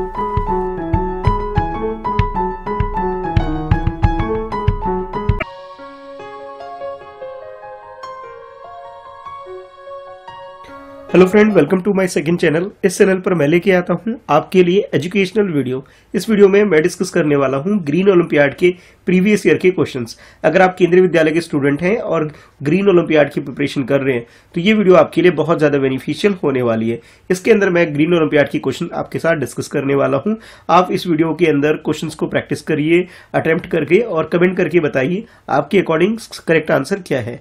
और वीडियो के एंड में जरूर मेंशन करिएगा आप कितने क्वेश्चन के आंसर बिल्कुल सही अटेम्प्ट कर रहे हैं। चलिए स्टार्ट कर लेते। जैसा स्क्रीन पर आपको ये क्वेश्चन दिखाई दे रहा है तो पहले इस क्वेश्चन को एक बार पढ़ते हैं, समझते हैं इस क्वेश्चन में क्या पूछा जा रहा है, उसके अकॉर्डिंग फिर हम लोग डिस्कशन करेंगे कि इस क्वेश्चन का आंसर क्या हो सकता है। The addition of toxic substance to our environment in known as, हमारे इन्वायरमेंट के अंदर जो टॉक्सिक सब्सटेंस होते हैं यानी कि ऐसी चीजें होती हैं जो कि हमारे इन्वायरमेंट को खराब करते हैं, पोल्यूट करते हैं, उन चीजों को हम किस नाम से जानते हैं। ठीक है, तो जैसे आपके पास यहाँ 4 ऑप्शंस दे दिए गए, इन 4 ऑप्शन में से आपको करेक्ट आंसर पिक करना है। फर्स्ट ऑप्शन आपको बोला जा रहा है कि इसे हम पोल्यूशन बोल सकते हैं। सेकंड ऑप्शन में आपको बोला जाता है कि इसे हम टॉक्सिसिटी बोल सकते हैं। और थर्ड ऑप्शन सी में आपको बोला जा रहा है इसे हम डिग्रेडेशन बोल सकते हैं। और लास्ट ऑप्शन में आपको बोला जा रहा है इसे हम एफोरेशन स्टेशन भी बोल सकते हैं। तो ये 4 ऑप्शंस आपको दे दिए गए, इन 4 ऑप्शन में से करेक्ट आंसर आपको पूछा जा रहा है। अगर इन्वायरमेंट के अंदर कोई भी ऐसी चीज जो हमारे इन्वायरमेंट के लिए हार्मफुल हो जाए और उसे एक तरह से उसमें टॉक्सिक मटेरियल उसके अंदर अगर आ जाए तो हम उसे सिंपली कहेंगे कि ये क्या हो गया, इन्वायरमेंट को पोल्यूट कर रहा है, यानी कि इन्वायरमेंट को खराब कर रहा है। तो इसके अकॉर्डिंग ये जो इसकी एक तरह से आप कह सकते हो ये पॉल्यूशन की एक तरह से छोटी सी डेफिनेशन या मीनिंग आपको यहाँ बताई जा रही है। तो करेक्ट आंसर हमारा यहाँ ऑप्शन ए हो जाएगा। इसके बाद नेक्स्ट है आपके लिए क्वेश्चन जो स्क्रीन पर आपको दिखाई दे रहा है। When smoke mix with fog is contributes the formation of, कई बार आपने देखा होगा सर्दियों के टाइम पर जैसे फॉग वगैरह होते हैं और फॉग भी हो रहा हो और फॉग के अंदर जो हमें स्मोक वगैरह दिखाई देता है, तो ये जब दोनों चीजें मिक्स हो जाती है, कंबाइन हो जाती है, तो किस चीज को ये फॉर्मेशन करती है, ये क्वेश्चन में आपसे पूछा जा रहा है। 4 ऑप्शन दे दिए गए हैं कि पहले हम इसे बोले जाते हैं स्मोक बोलते हैं इस टर्म को जब ये दोनों चीज मिक्स हो जाती है। सेकेंड ऑप्शन में आपको बोला जा रहा है इसे स्मोक ही बोलते हैं जब फॉग स्मोक के अंदर मिक्स हो जाता है। और सी ऑप्शन में आपको बोला जा रहा है इसे हम ब्लैक क्लाउड भी बोल देते हैं। और डी ऑप्शन में आपको बोला जा रहा है इसे व्हाइट क्लाउड बोलते हैं। तो 4 ऑप्शंस आपको दे दिए गए हैं, 4 ऑप्शन में से करेक्ट आंसर जो है आपको वो अटेम्प्ट करना है। देखिए जैसे स्मोक वगैरह होते हैं, धुआं वगैरह होता है, धुएं अगर आने लग जाए सर्दियों के टाइम में, यानी जब फॉग हो रहा हो, फॉग के साथ अगर धुआं मिक्स हो जाए तो इसे हम स्मोक बोलते हैं। ठीक है, तो जैसे यहाँ ऑप्शन ए दे रखा है ये आपका करेक्ट आंसर हो जाएगा। ठीक है, तो 4 ऑप्शन में से करेक्ट आंसर आप ए को यहाँ पे चूज कर सकते हैं। इसके बाद नेक्स्ट है आपके लिए क्वेश्चन नंबर, ये 3rd हो जाएगा हमारा। इस क्वेश्चन में आपको पूछा जा रहा है कि विच of the following planets have unmanned spacecraft है बीन सेंड। अब आपको ना इस क्वेश्चन के अंदर उन सारे प्लैनेट या फिर ऐसे स्पेस में जो चीजें होती है उनको आइडेंटिफाई करना है जहां पे इंसान के द्वारा स्पेस क्राफ्ट वगैरह भेजे गए, हमारी कंट्री के द्वारा भी या ऑल ओवर वर्ल्ड जितने भी स्पेस एजेंसीज हैं उन्होंने जो भी स्पेस क्राफ्ट भेजे हैं, और कौन से स्पेस क्राफ्ट भेजे वो आपको ध्यान में रखना है कि अनमैन्ड, यानी कि ऐसे स्पेस क्राफ्ट की बात की जा रही है जिसके अंदर कोई इंसान नहीं गया था, सिर्फ और सिर्फ स्पेस क्राफ्ट गया था। तो उस पर्टिकुलर प्लैनेट्स वगैरह को आपको यहाँ पे आइडेंटिफाई करना है। तो जैसे यहाँ पे इस क्वेश्चन में पूछा ही गया था उस क्वेश्चन के अकॉर्डिंग यहाँ पे आपको ऑप्शंस दिए जा रहे हैं। फर्स्ट ऑप्शन में आपको बोला जा रहा है कि वीनस ऐसा एक प्लैनेट है जहां पे इंसानों ने हमारे द्वारा स्पेसक्राफ्ट भेजा गया है अनमैन्ड वाला। उसके बाद सेकंड आपसे बोला जाए कि मार्स में ऐसा भेजा गया है स्पेसक्राफ्ट जहां की कोई व्यक्ति बैठ के नहीं गया था, उसके अंदर सिर्फ स्पेसक्राफ्ट गया था। और सी ऑप्शन में बोला जा रहा है कि जुपिटर एक ऐसा प्लैनेट है जहां पर स्पेसक्राफ्ट भेजा गया और जिसके ऊपर कोई भी इंसान नहीं बैठा हुआ था। और लास्ट ऑप्शन डी में आपको बोला जा रहा है कि जो तीनों ऑप्शंस आपको दे रखे हैं यानी कि वीनस, मार्स और उसके अलावा जुपिटर, ये तीनों ऐसे प्लैनेट्स हैं जहां पे ह्यूमन बीइंग ने स्पेसक्राफ्ट भेजे हैं बिना ह्यूमन के यानी कि कह सकते हो अनमैन्ड स्पेसक्राफ्ट भेजे गए जो है वो तीनों के तीनों बिल्कुल सही है, जैसे कि यहाँ ऑप्शन में बोला जा रहा है ऑल द अबव। तो इस क्वेश्चन के अगर करेक्ट आंसर की बात करें तो ये जो ऑप्शन डी है ये हमारा करेक्ट है। देखिए वीनस की बात कर लीजिए, मार्स की बात करिए, जुपिटर की बात कर लीजिए, ये सब के सब जो है अर्थ से काफी दूर है। तो अभी तक ऐसा पॉसिबल नहीं हो पाया है कि अर्थ से कोई एस्ट्रोनॉमर जो है यहाँ पे जा पाया है। तो सिंपली यहाँ पे क्या हुआ है, जो स्पेसक्राफ्ट वगैरह भेजे गए हैं वो उस टाइप के स्पेसक्राफ्ट भेजे गए जिसके ऊपर कोई इंसान बैठकर नहीं गया है, यानी कि अनमैन्ड स्पेसक्राफ्ट इन तीनों ही प्लैनेट के ऊपर भेजे जा चुके हैं। तो आप कह सकते हो इस क्वेश्चन का जो करेक्ट आंसर हो जाएगा वो हमारा ऑप्शन डी हो जाएगा, तो जिसे आप अपने आंसर के लिए चूज कर सकते हैं। ठीक है, चलिए मूव करते हैं नेक्स्ट क्वेश्चन की तरफ। तो इस क्वेश्चन में आपसे पूछा जा रहा है कि oil spills in sea water are dangerous for sea birds because. देखिए कई बार आपने सुना होगा कि ऑयल वगैरह है वाटर के अंदर मिक्स हो जाता है, और जो सी वाटर होता है समुद्र का जो पानी होता है उसके अंदर ऑयल वगैरह काफी मिक्स हो जाता है, स्पिल्स हो जाता है उसके अंदर। तो उसकी वजह से भी बहुत बार क्या होता है जो पानी होता है बड़ा हार्मफुल हो जाता है। तो उसी के अकॉर्डिंग ये क्वेश्चन पूछा जा रहा है कि ये जो सी वाटर है ये डेंजरस हो जाता है सी बर्ड्स के लिए, यानी कि ऐसे बर्ड्स जो सी एरिया के आसपास रहते हैं उनके लिए ये बहुत ज्यादा हार्मफुल हो जाता है, बहुत डेंजरस हो जाता है। क्यों होता है ये क्वेश्चन आपसे पूछा जा रहा है। तो जैसे मेंशन किया गया बिकॉज, तो उसके बाद जो ब्लैंक स्पेस आपको दे रखा है इस ब्लैंक स्पेस में आपको आंसर अपना फिल करना है। और 4 ऑप्शंस आपको दे दिए गए, यानी कि 4 डिफरेंट आंसर आपको दे दिए गए जिसमें से आपको करेक्ट आंसर पिक करना है। फर्स्ट ऑप्शन में आपको बोला जा रहा है कि विंग्स बिकम कलरफुल, कि जब भी जो बर्ड्स वगैरह होते हैं जो सी बर्ड्स है यानी कि समुद्र के आसपास रहने वाले जो बर्ड्स है वो जब सी वाटर में जाते हैं जहां पे ऑयल वगैरह मिक्स हो गया है तो जो उनके जो विंग्स होते हैं यानी उनके पंख जो होते हैं कलरफुल हो जाते हैं, ये उनके लिए हार्मफुल हो जाता है। ये ऐसा ऑप्शन ए में आपको बोला जा रहा है। सेकंड ऑप्शन में बोला जा रहा है विंग्स गेट टॉर्न, यानी कि जो उनके जो विंग्स वगैरह वो फट जाते हैं, नुकसान हो जाता है, टूट जाते हैं, एक तरह मतलब कहने का मतलब है उसके लिए डैमेज हो जाते हैं विंग्स, इसलिए से ये नुकसान उनको हो जाता है। और इस वजह से आप कह सकते हो जो सी वाटर है बर्ड्स के लिए वो क्या हो रहा है डेंजरस हो जाता है।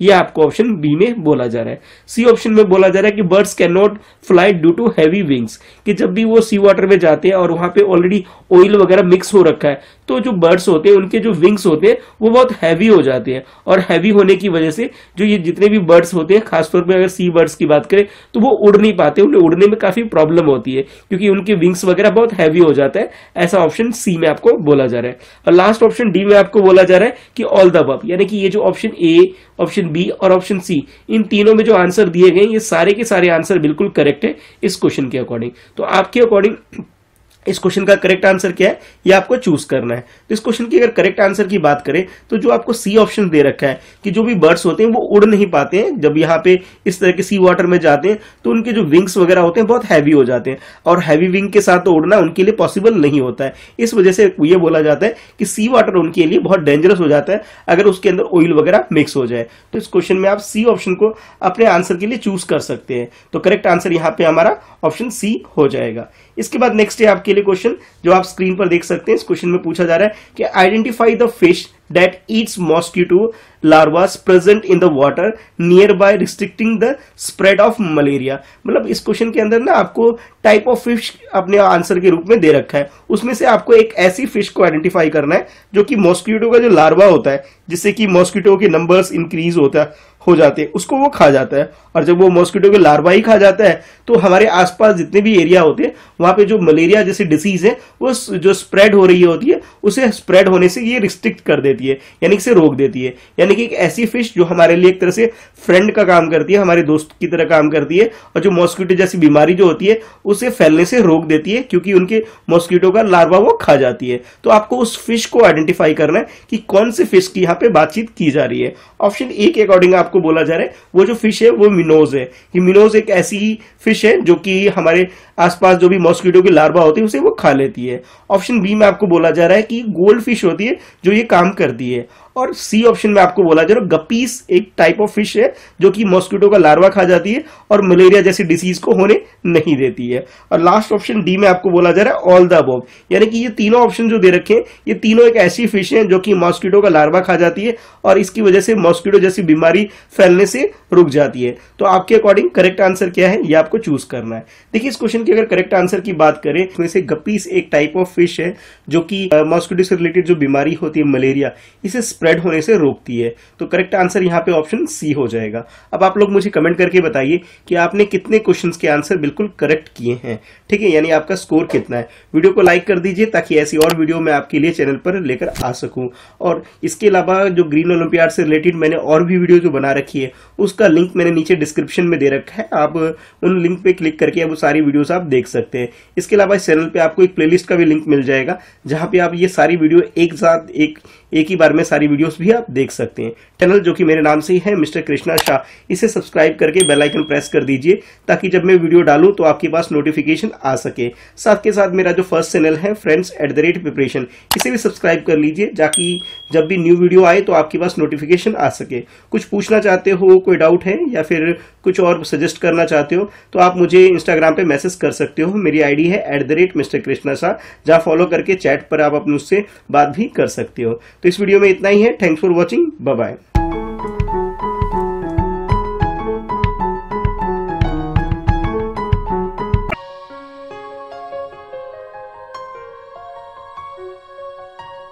Hello friend, welcome to my second channel. इस चैनल पर मैं लेके आता हूं आपके लिए एजुकेशनल वीडियो। इस वीडियो में मैं डिस्कस करने वाला हूं ग्रीन ओलंपियाड के प्रीवियस ईयर के क्वेश्चंस। इस वीडियो को आप यूज कर सकते हैं ग्रीन ओलंपियाड की प्रिपरेशन के लिए। इसमें आपको क्वेश्चन अटेम्प्ट करना है और बताना है कि आपके अकॉर्डिंग करेक्ट आंसर क्या है। और वीडियो के एंड में अपना स्कोर जरूर मेंशन करिएगा कि आपने कितने क्वेश्चंस के आंसर बिल्कुल सही अटेम्प्ट किए। ये क्वेश्चन है आपकी स्क्रीन पर, इसको पढ़ते हैं। क्वेश्चन में आपसे पूछा जा रहा है कि quinine used for treating area was first discovered in the jungle of. अब इस क्वेश्चन के अंदर मलेरिया को ट्रीट करने के लिए क्यूनाइन जो यूज किया जाता है इसे फर्स्ट टाइम कहाँ डिस्कवर किया गया था, ये क्वेश्चन आपसे पूछा जा रहा है। 4 ऑप्शंस दे दिए गए हैं। फर्स्ट ऑप्शन में बोला जा रहा है कि इसे अफ्रीका में फर्स्ट टाइम यूज किया गया था, यानी इसे वहां डिस्कवर किया था। सेकंड ऑप्शन में आपको बोला जा रहा है कि इंडिया के अंदर ही इसे डिस्कवर किया गया था। और सी ऑप्शन में बोला जा रहा है साउथ अमेरिका के अंदर इसे डिस्कवर किया गया था, वहां के जंगलों में सबसे पहली बार यूज किया गया था। और लास्ट ऑप्शन में आपको बोला जा रहा है इसे रशिया के अंदर जाकर के ही इसे डिस्कवर किया गया था। तो ये 4 ऑप्शंस आपको दे दिए गए हैं। 4 ऑप्शन में से करेक्ट आंसर क्या है ये आपको चूज करना है। तो इस क्वेश्चन की अगर करेक्ट आंसर की बात करें, यानी कि हम लोग अगर क्यों नहीं बात करें तो इसे अफ्रीका के जंगलों में इसे डिस्कवर किया गया था, यानी कि जो फर्स्ट ऑप्शन आपको दे रखा है अफ्रीका, ये इसका करेक्ट आंसर हो जाएगा। यानी कि इस क्वेश्चन के अंदर आपको सही अटेम्प्ट अगर आपने किया है तो फर्स्ट ऑप्शन का करेक्ट आंसर होगा। इसके बाद नेक्स्ट है क्वेश्चन। इस क्वेश्चन में पूछा जा रहा है कि identify the 2 main gases found in the air in the large quantity. देखिए हमारे इन्वायरमेंट के अंदर बहुत सारे गैस होते हैं। इस क्वेश्चन में पूछा जा रहा है कि हमारे इन्वायरमेंट के अंदर, एयर के अंदर सबसे ज्यादा क्वांटिटी में कौन से गैस पाए जाते हैं, उन 2 गैस को आपको आइडेंटिफाई करना है। यहाँ ऑप्शन भी आपको दे रखे हैं। इन चारों ऑप्शन में से आपको करेक्ट आंसर चूज करना है। ऑप्शन ए के अकॉर्डिंग यहाँ बोला जा रहा है कि ऑक्सीजन और कार्बन सबसे ज्यादा पाया जाता है। ऑप्शन बी के अकॉर्डिंग ऑक्सीजन एंड नाइट्रोजन सबसे ज्यादा पाया जाता है। और ऑप्शन सी में आपको बोला जा रहा है कि ऑक्सीजन एंड हाइड्रोजन सबसे ज्यादा पाया जाता है। और लास्ट ऑप्शन डी में आपको बोला जा रहा है कि कार्बन डाइऑक्साइड और नाइट्रोजन सबसे ज्यादा पाए जाते हैं। तो ये 4 ऑप्शन आपको दे दिए गए हैं, इसके अकॉर्डिंग आपको चूज करना है। अगर हम इस क्वेश्चन के करेक्ट आंसर की बात करें तो सबसे ज्यादा इन्वायरमेंट में अगर कोई गैस होती है तो वो है नाइट्रोजन होती है। और नाइट्रोजन के बाद आप कह सकते हो जो ऑक्सीजन है ये लार्ज क्वांटिटी में पाया जाता है। तो इन 4 ऑप्शन में से करेक्ट आंसर अगर हमें चूज करना हो तो हम लोग यहाँ पे बी ऑप्शन चूज करते हैं, जो कि करेक्ट आंसर हमारा हो जाएगा। यानी इस क्वेश्चन के अकॉर्डिंग सबसे ज्यादा गैस जो एयर के अंदर हमें देखने को को देखने को तो नहीं मिलता, पर हम जो फील करते हैं वो है ऑक्सीजन और नाइट्रोजन। ठीक है, साइंटिफिक तरीके से इन्हें क्या किया जाता है। वैसे तो हम लोग अपने आंखों से तो गैस को नहीं देख पाएंगे। ठीक है, तो करेक्ट आंसर यहाँ हमारा ऑप्शन बी होगा। इसके बाद मूव करते हैं नेक्स्ट क्वेश्चन की तरफ। इस क्वेश्चन में आपसे पूछा जा रहा है कि wetlands play a crucial role.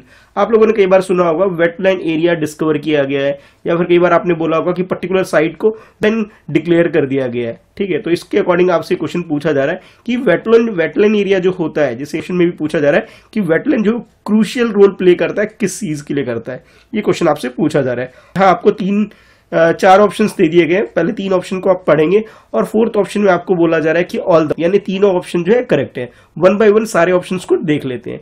सबसे पहले हम बात करते हैं फर्स्ट ऑप्शन की। इसमें बोला जा रहा है कि फ्लड कंट्रोल करने के लिए वेटलैंड बहुत ही क्रूशियल रोल प्ले करता है। सेकेंड ऑप्शन के अकॉर्डिंग बोला कि serving as natural rain water harvesting system, यानी कि जो हम rain water harvesting system create करते हैं ह्यूमन मेड जो होता है, एक तो वो होता है, इसके अलावा कुछ ऐसे भी होते हैं जो नेचुरल तरीके से क्रिएट जाते हैं। ठीक है, तो नेचुरल तरीके से जो क्रिएट किए गए होते हैं रेन वाटर हार्वेस्टिंग, तो उसमें से आप ये कह सकते हो कि जो ये वेटलैंड एरिया होता है वो ये काम कर देता है। और सी ऑप्शन में आपको बोला जा रहा है कि acting as a rich source of plant and animal species, यानी कि वेटलैंड एक ऐसा एरिया होता है जहां पर आपको बहुत सारे प्लांट और एनिमल के स्पीसीज देखने को मिलते हैं, यानी कि इनके लिए एक रिच सोर्स का ये काम करता है ये वेटलैंड एरिया। तो ये तीन ऑप्शंस आपको यहाँ देखने को मिल रहे हैं। और चौथे ऑप्शन में आपको बोला जा रहा है कि ये जो तीनों ऑप्शन जो दे रहे ऑल द अबव, ये सब के सब ऑप्शन बिल्कुल करेक्ट है। तो करेक्ट आंसर आपके अकॉर्डिंग क्या है, क्वेश्चन को अटेम्प्ट कर लीजिए। इस क्वेश्चन के अगर करेक्ट एरिया आंसर की बात करें तो इसके अंदर जो वेटलैंड एरिया होता है, ठीक है, ये हमारे फ्लड कंट्रोल की बाढ़ वगैरह ना आए उसको कंट्रोल करने में ये क्रूशियल रोल प्ले करता है। ये बात बिल्कुल करेक्ट है। इसके अलावा ये जो है एक तरह से नेचुरल रेन वाटर हार्वेस्टिंग का भी काम करता है कि ये पानी वगैरह का स्टोर करके रखता है, जब भी हमें पानी की जरूरत होती है हम यहाँ से ले सकते हैं, और फ्लड तो ऑटोमेटिक यहाँ पे कंट्रोल हो गया। साथ के साथ जब ये एरिया नेचुरल तरीके से हो जाता है तो यहाँ पे प्लांट्स वगैरह भी हमें ऐसे देखने को मिल जाते हैं जो यूजली नॉर्मल एरिया में हमें देखने को नहीं मिले, और बाकी जो एनिमल के डिफरेंट स्पीसीज है वो सब यहाँ देखने को मिल जाते हैं। यानी कि जो तीनों ऑप्शन दे रहे को ए, बी और सी, ये तीनों के तीनों ऑप्शन बिल्कुल करेक्ट है। तो आप ये कह सकते हो कि आपका जो करेक्ट आंसर हो जाएगा ऑप्शन डी हो जाएगा, यानी कि ये चारों ऑप्शन एक तरह से कह सकते हो सही हो गए। तो जो डी इसे हम चूज कर लेते हैं अपने आंसर के लिए, तो करेक्ट आंसर आपका ये डी हो गया। क्वेश्चन में वेटलैंड के बारे में पूछा जा रहा है। कई बार आपको ऐसा भी हो सकता है क्वेश्चन कि आपको ये सारे फीचर्स बता दिया जाए और क्वेश्चन में पूछा जाएगा कि भाई किस चीज के बारे में डिस्कशन किया जा रहा है, तो आप लोग यहाँ समझ के वेटलैंड के बारे में डिस्कस किया जा रहा है तो उसके अकॉर्डिंग आप अपना आंसर चूज कर सकते हैं। चलिए मूव करते हैं नेक्स्ट क्वेश्चन की तरफ। इस क्वेश्चन में पूछा जा रहा है the increase in ship traffic in east of Asia is aggressive. अब इस क्वेश्चन के अंदर ना जो शिप ट्रैफिक होता है उसे इंक्रीज होने से क्या होता है, ये आपसे क्वेश्चन पूछा जा रहा है। लोगों ने जाना होगा जो ईस्ट एशिया का जो एरिया जैसे चाइना, जापान, इंडोनेशिया वगैरह वाला जो एरिया है, वहां पे क्वेश्चन पूछा जा रहा है कि उस एरिया में अगर सिर्फ शिप जिसमें पानी की जो जहाज होते हैं उसकी जो ट्रैफिक अगर बढ़ जाता है तो उससे क्या रिजल्ट आ रहा है, उसके बारे में क्वेश्चन पूछा जा रहा है। तो जैसे यहाँ ऑप्शन ए में आपको बोला जा रहा है कि इनके ज्यादा बढ़ने से क्या होता है कि जो जनरेशन ऑफ सल्फर डाइऑक्साइड, की यहाँ पे क्या हो रहा है कि ज्यादा शिप ट्रैफिक हो रही है तो सल्फर डाइऑक्साइड जो है वो हो रहा है इन्वायरमेंट के अंदर, ये आपसे बताया जा रहा है ऑप्शन ए के अकॉर्डिंग। ऑप्शन बी में बोला जा रहा है कि इससे एयर पोल्यूशन जो है काफी ज्यादा इंक्रीज होने लग रहा है, और साथ के साथ ऑप्शन सी में आपको जो बोला जा रहा है कि फ्यूल ऑयल जो है वो भी क्या हो रहा है, इंक्रीज हो रहा है। जो फ्यूल ऑयल वफ्त है ये भी यहाँ पे इंक्रीज हो रहा है, ये आपसे बोला जा रहा है। और लास्ट डी में आपको बोला जा रहा है कि ये जो तीनों ऑप्शंस दे रखे हैं, यानी कि जब भी शिफ्ट ट्रैफिक इंक्रीज होगी तो आप सल्फर इंक्रीज हो जाएगी, बढ़ेगी, और ये सारी प्रॉब्लम हमें देखने को मिलती है। एयर पोल्यूशन भी मिलता है और फ्यूल वगैरह जो है यूज ज्यादा होने लग जाता है। तो ये तीन ऑप्शंस जो है तीनों ऑप्शन करेक्ट है अकॉर्डिंग टू ऑप्शन डी, यानी कि ऑल द अबव यहाँ पे आप बोला जा रहा है। तो आप लोग जानते हैं जब भी हमें किसी व्हीकल को मूव कराना होता है तो कार्बन डाइऑक्साइड तो बढ़ेगा, यानी कि पोल्यूशन तो होगा ही होगा। फ्यूल वगैरह ज्यादा यूज करोगे तो नेचुरल चीजें जो है वो खराब होती चली जाएगी और सल्फर ऑक्साइड भी इंक्रीज हो जाता है। तो आप ये कह सकते हो कि ये तीनों ऑप्शन जो दे रखे हैं ए, बी, सी, ये बिल्कुल करेक्ट है। तो हम लोग इसके करेक्ट आंसर बात करें तो ऑल द अबव हम अपने आंसर के लिए यहाँ चूज कर सकते हैं। तो करेक्ट आंसर जो हो जाएगा यहाँ पे ऑप्शन डी हम लोग आंसर के लिए चूज कर सकते हैं। नेक्स्ट क्वेश्चन में आपसे पूछा जा रहा है the first country in the world to adopt a zero deforestation policy is.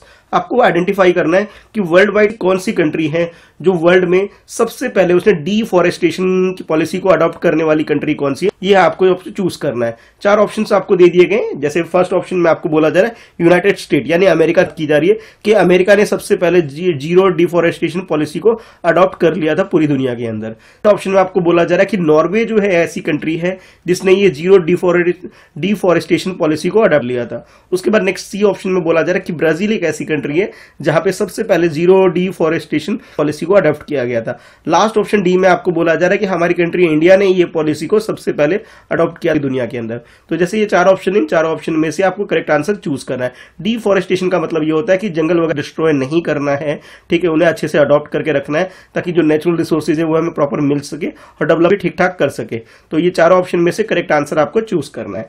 तो इस क्वेश्चन की अगर करेक्ट आंसर की बात करें तो नॉर्वे ऐसी कंट्री है पूरी दुनिया में जिसने सबसे पहले जीरो डिफॉरेस्टेशन की जो पॉलिसी है इसे अडॉप्ट किया। बाद में बाकी कंट्री ने इसे फॉलो किया है, लेकिन सबसे पहली कंट्री की अगर हम बात करें तो नॉर्वे एक ऐसी कंट्री है, ठीक है। तो करेक्ट आंसर आप पे ऑप्शन बी हो जाएगा। आप लोगों के लिए एक छोटा सा क्वेश्चन है जो मैं चाहता हूं कि आप लोग कमेंट में इसका आंसर जरूर बताएं।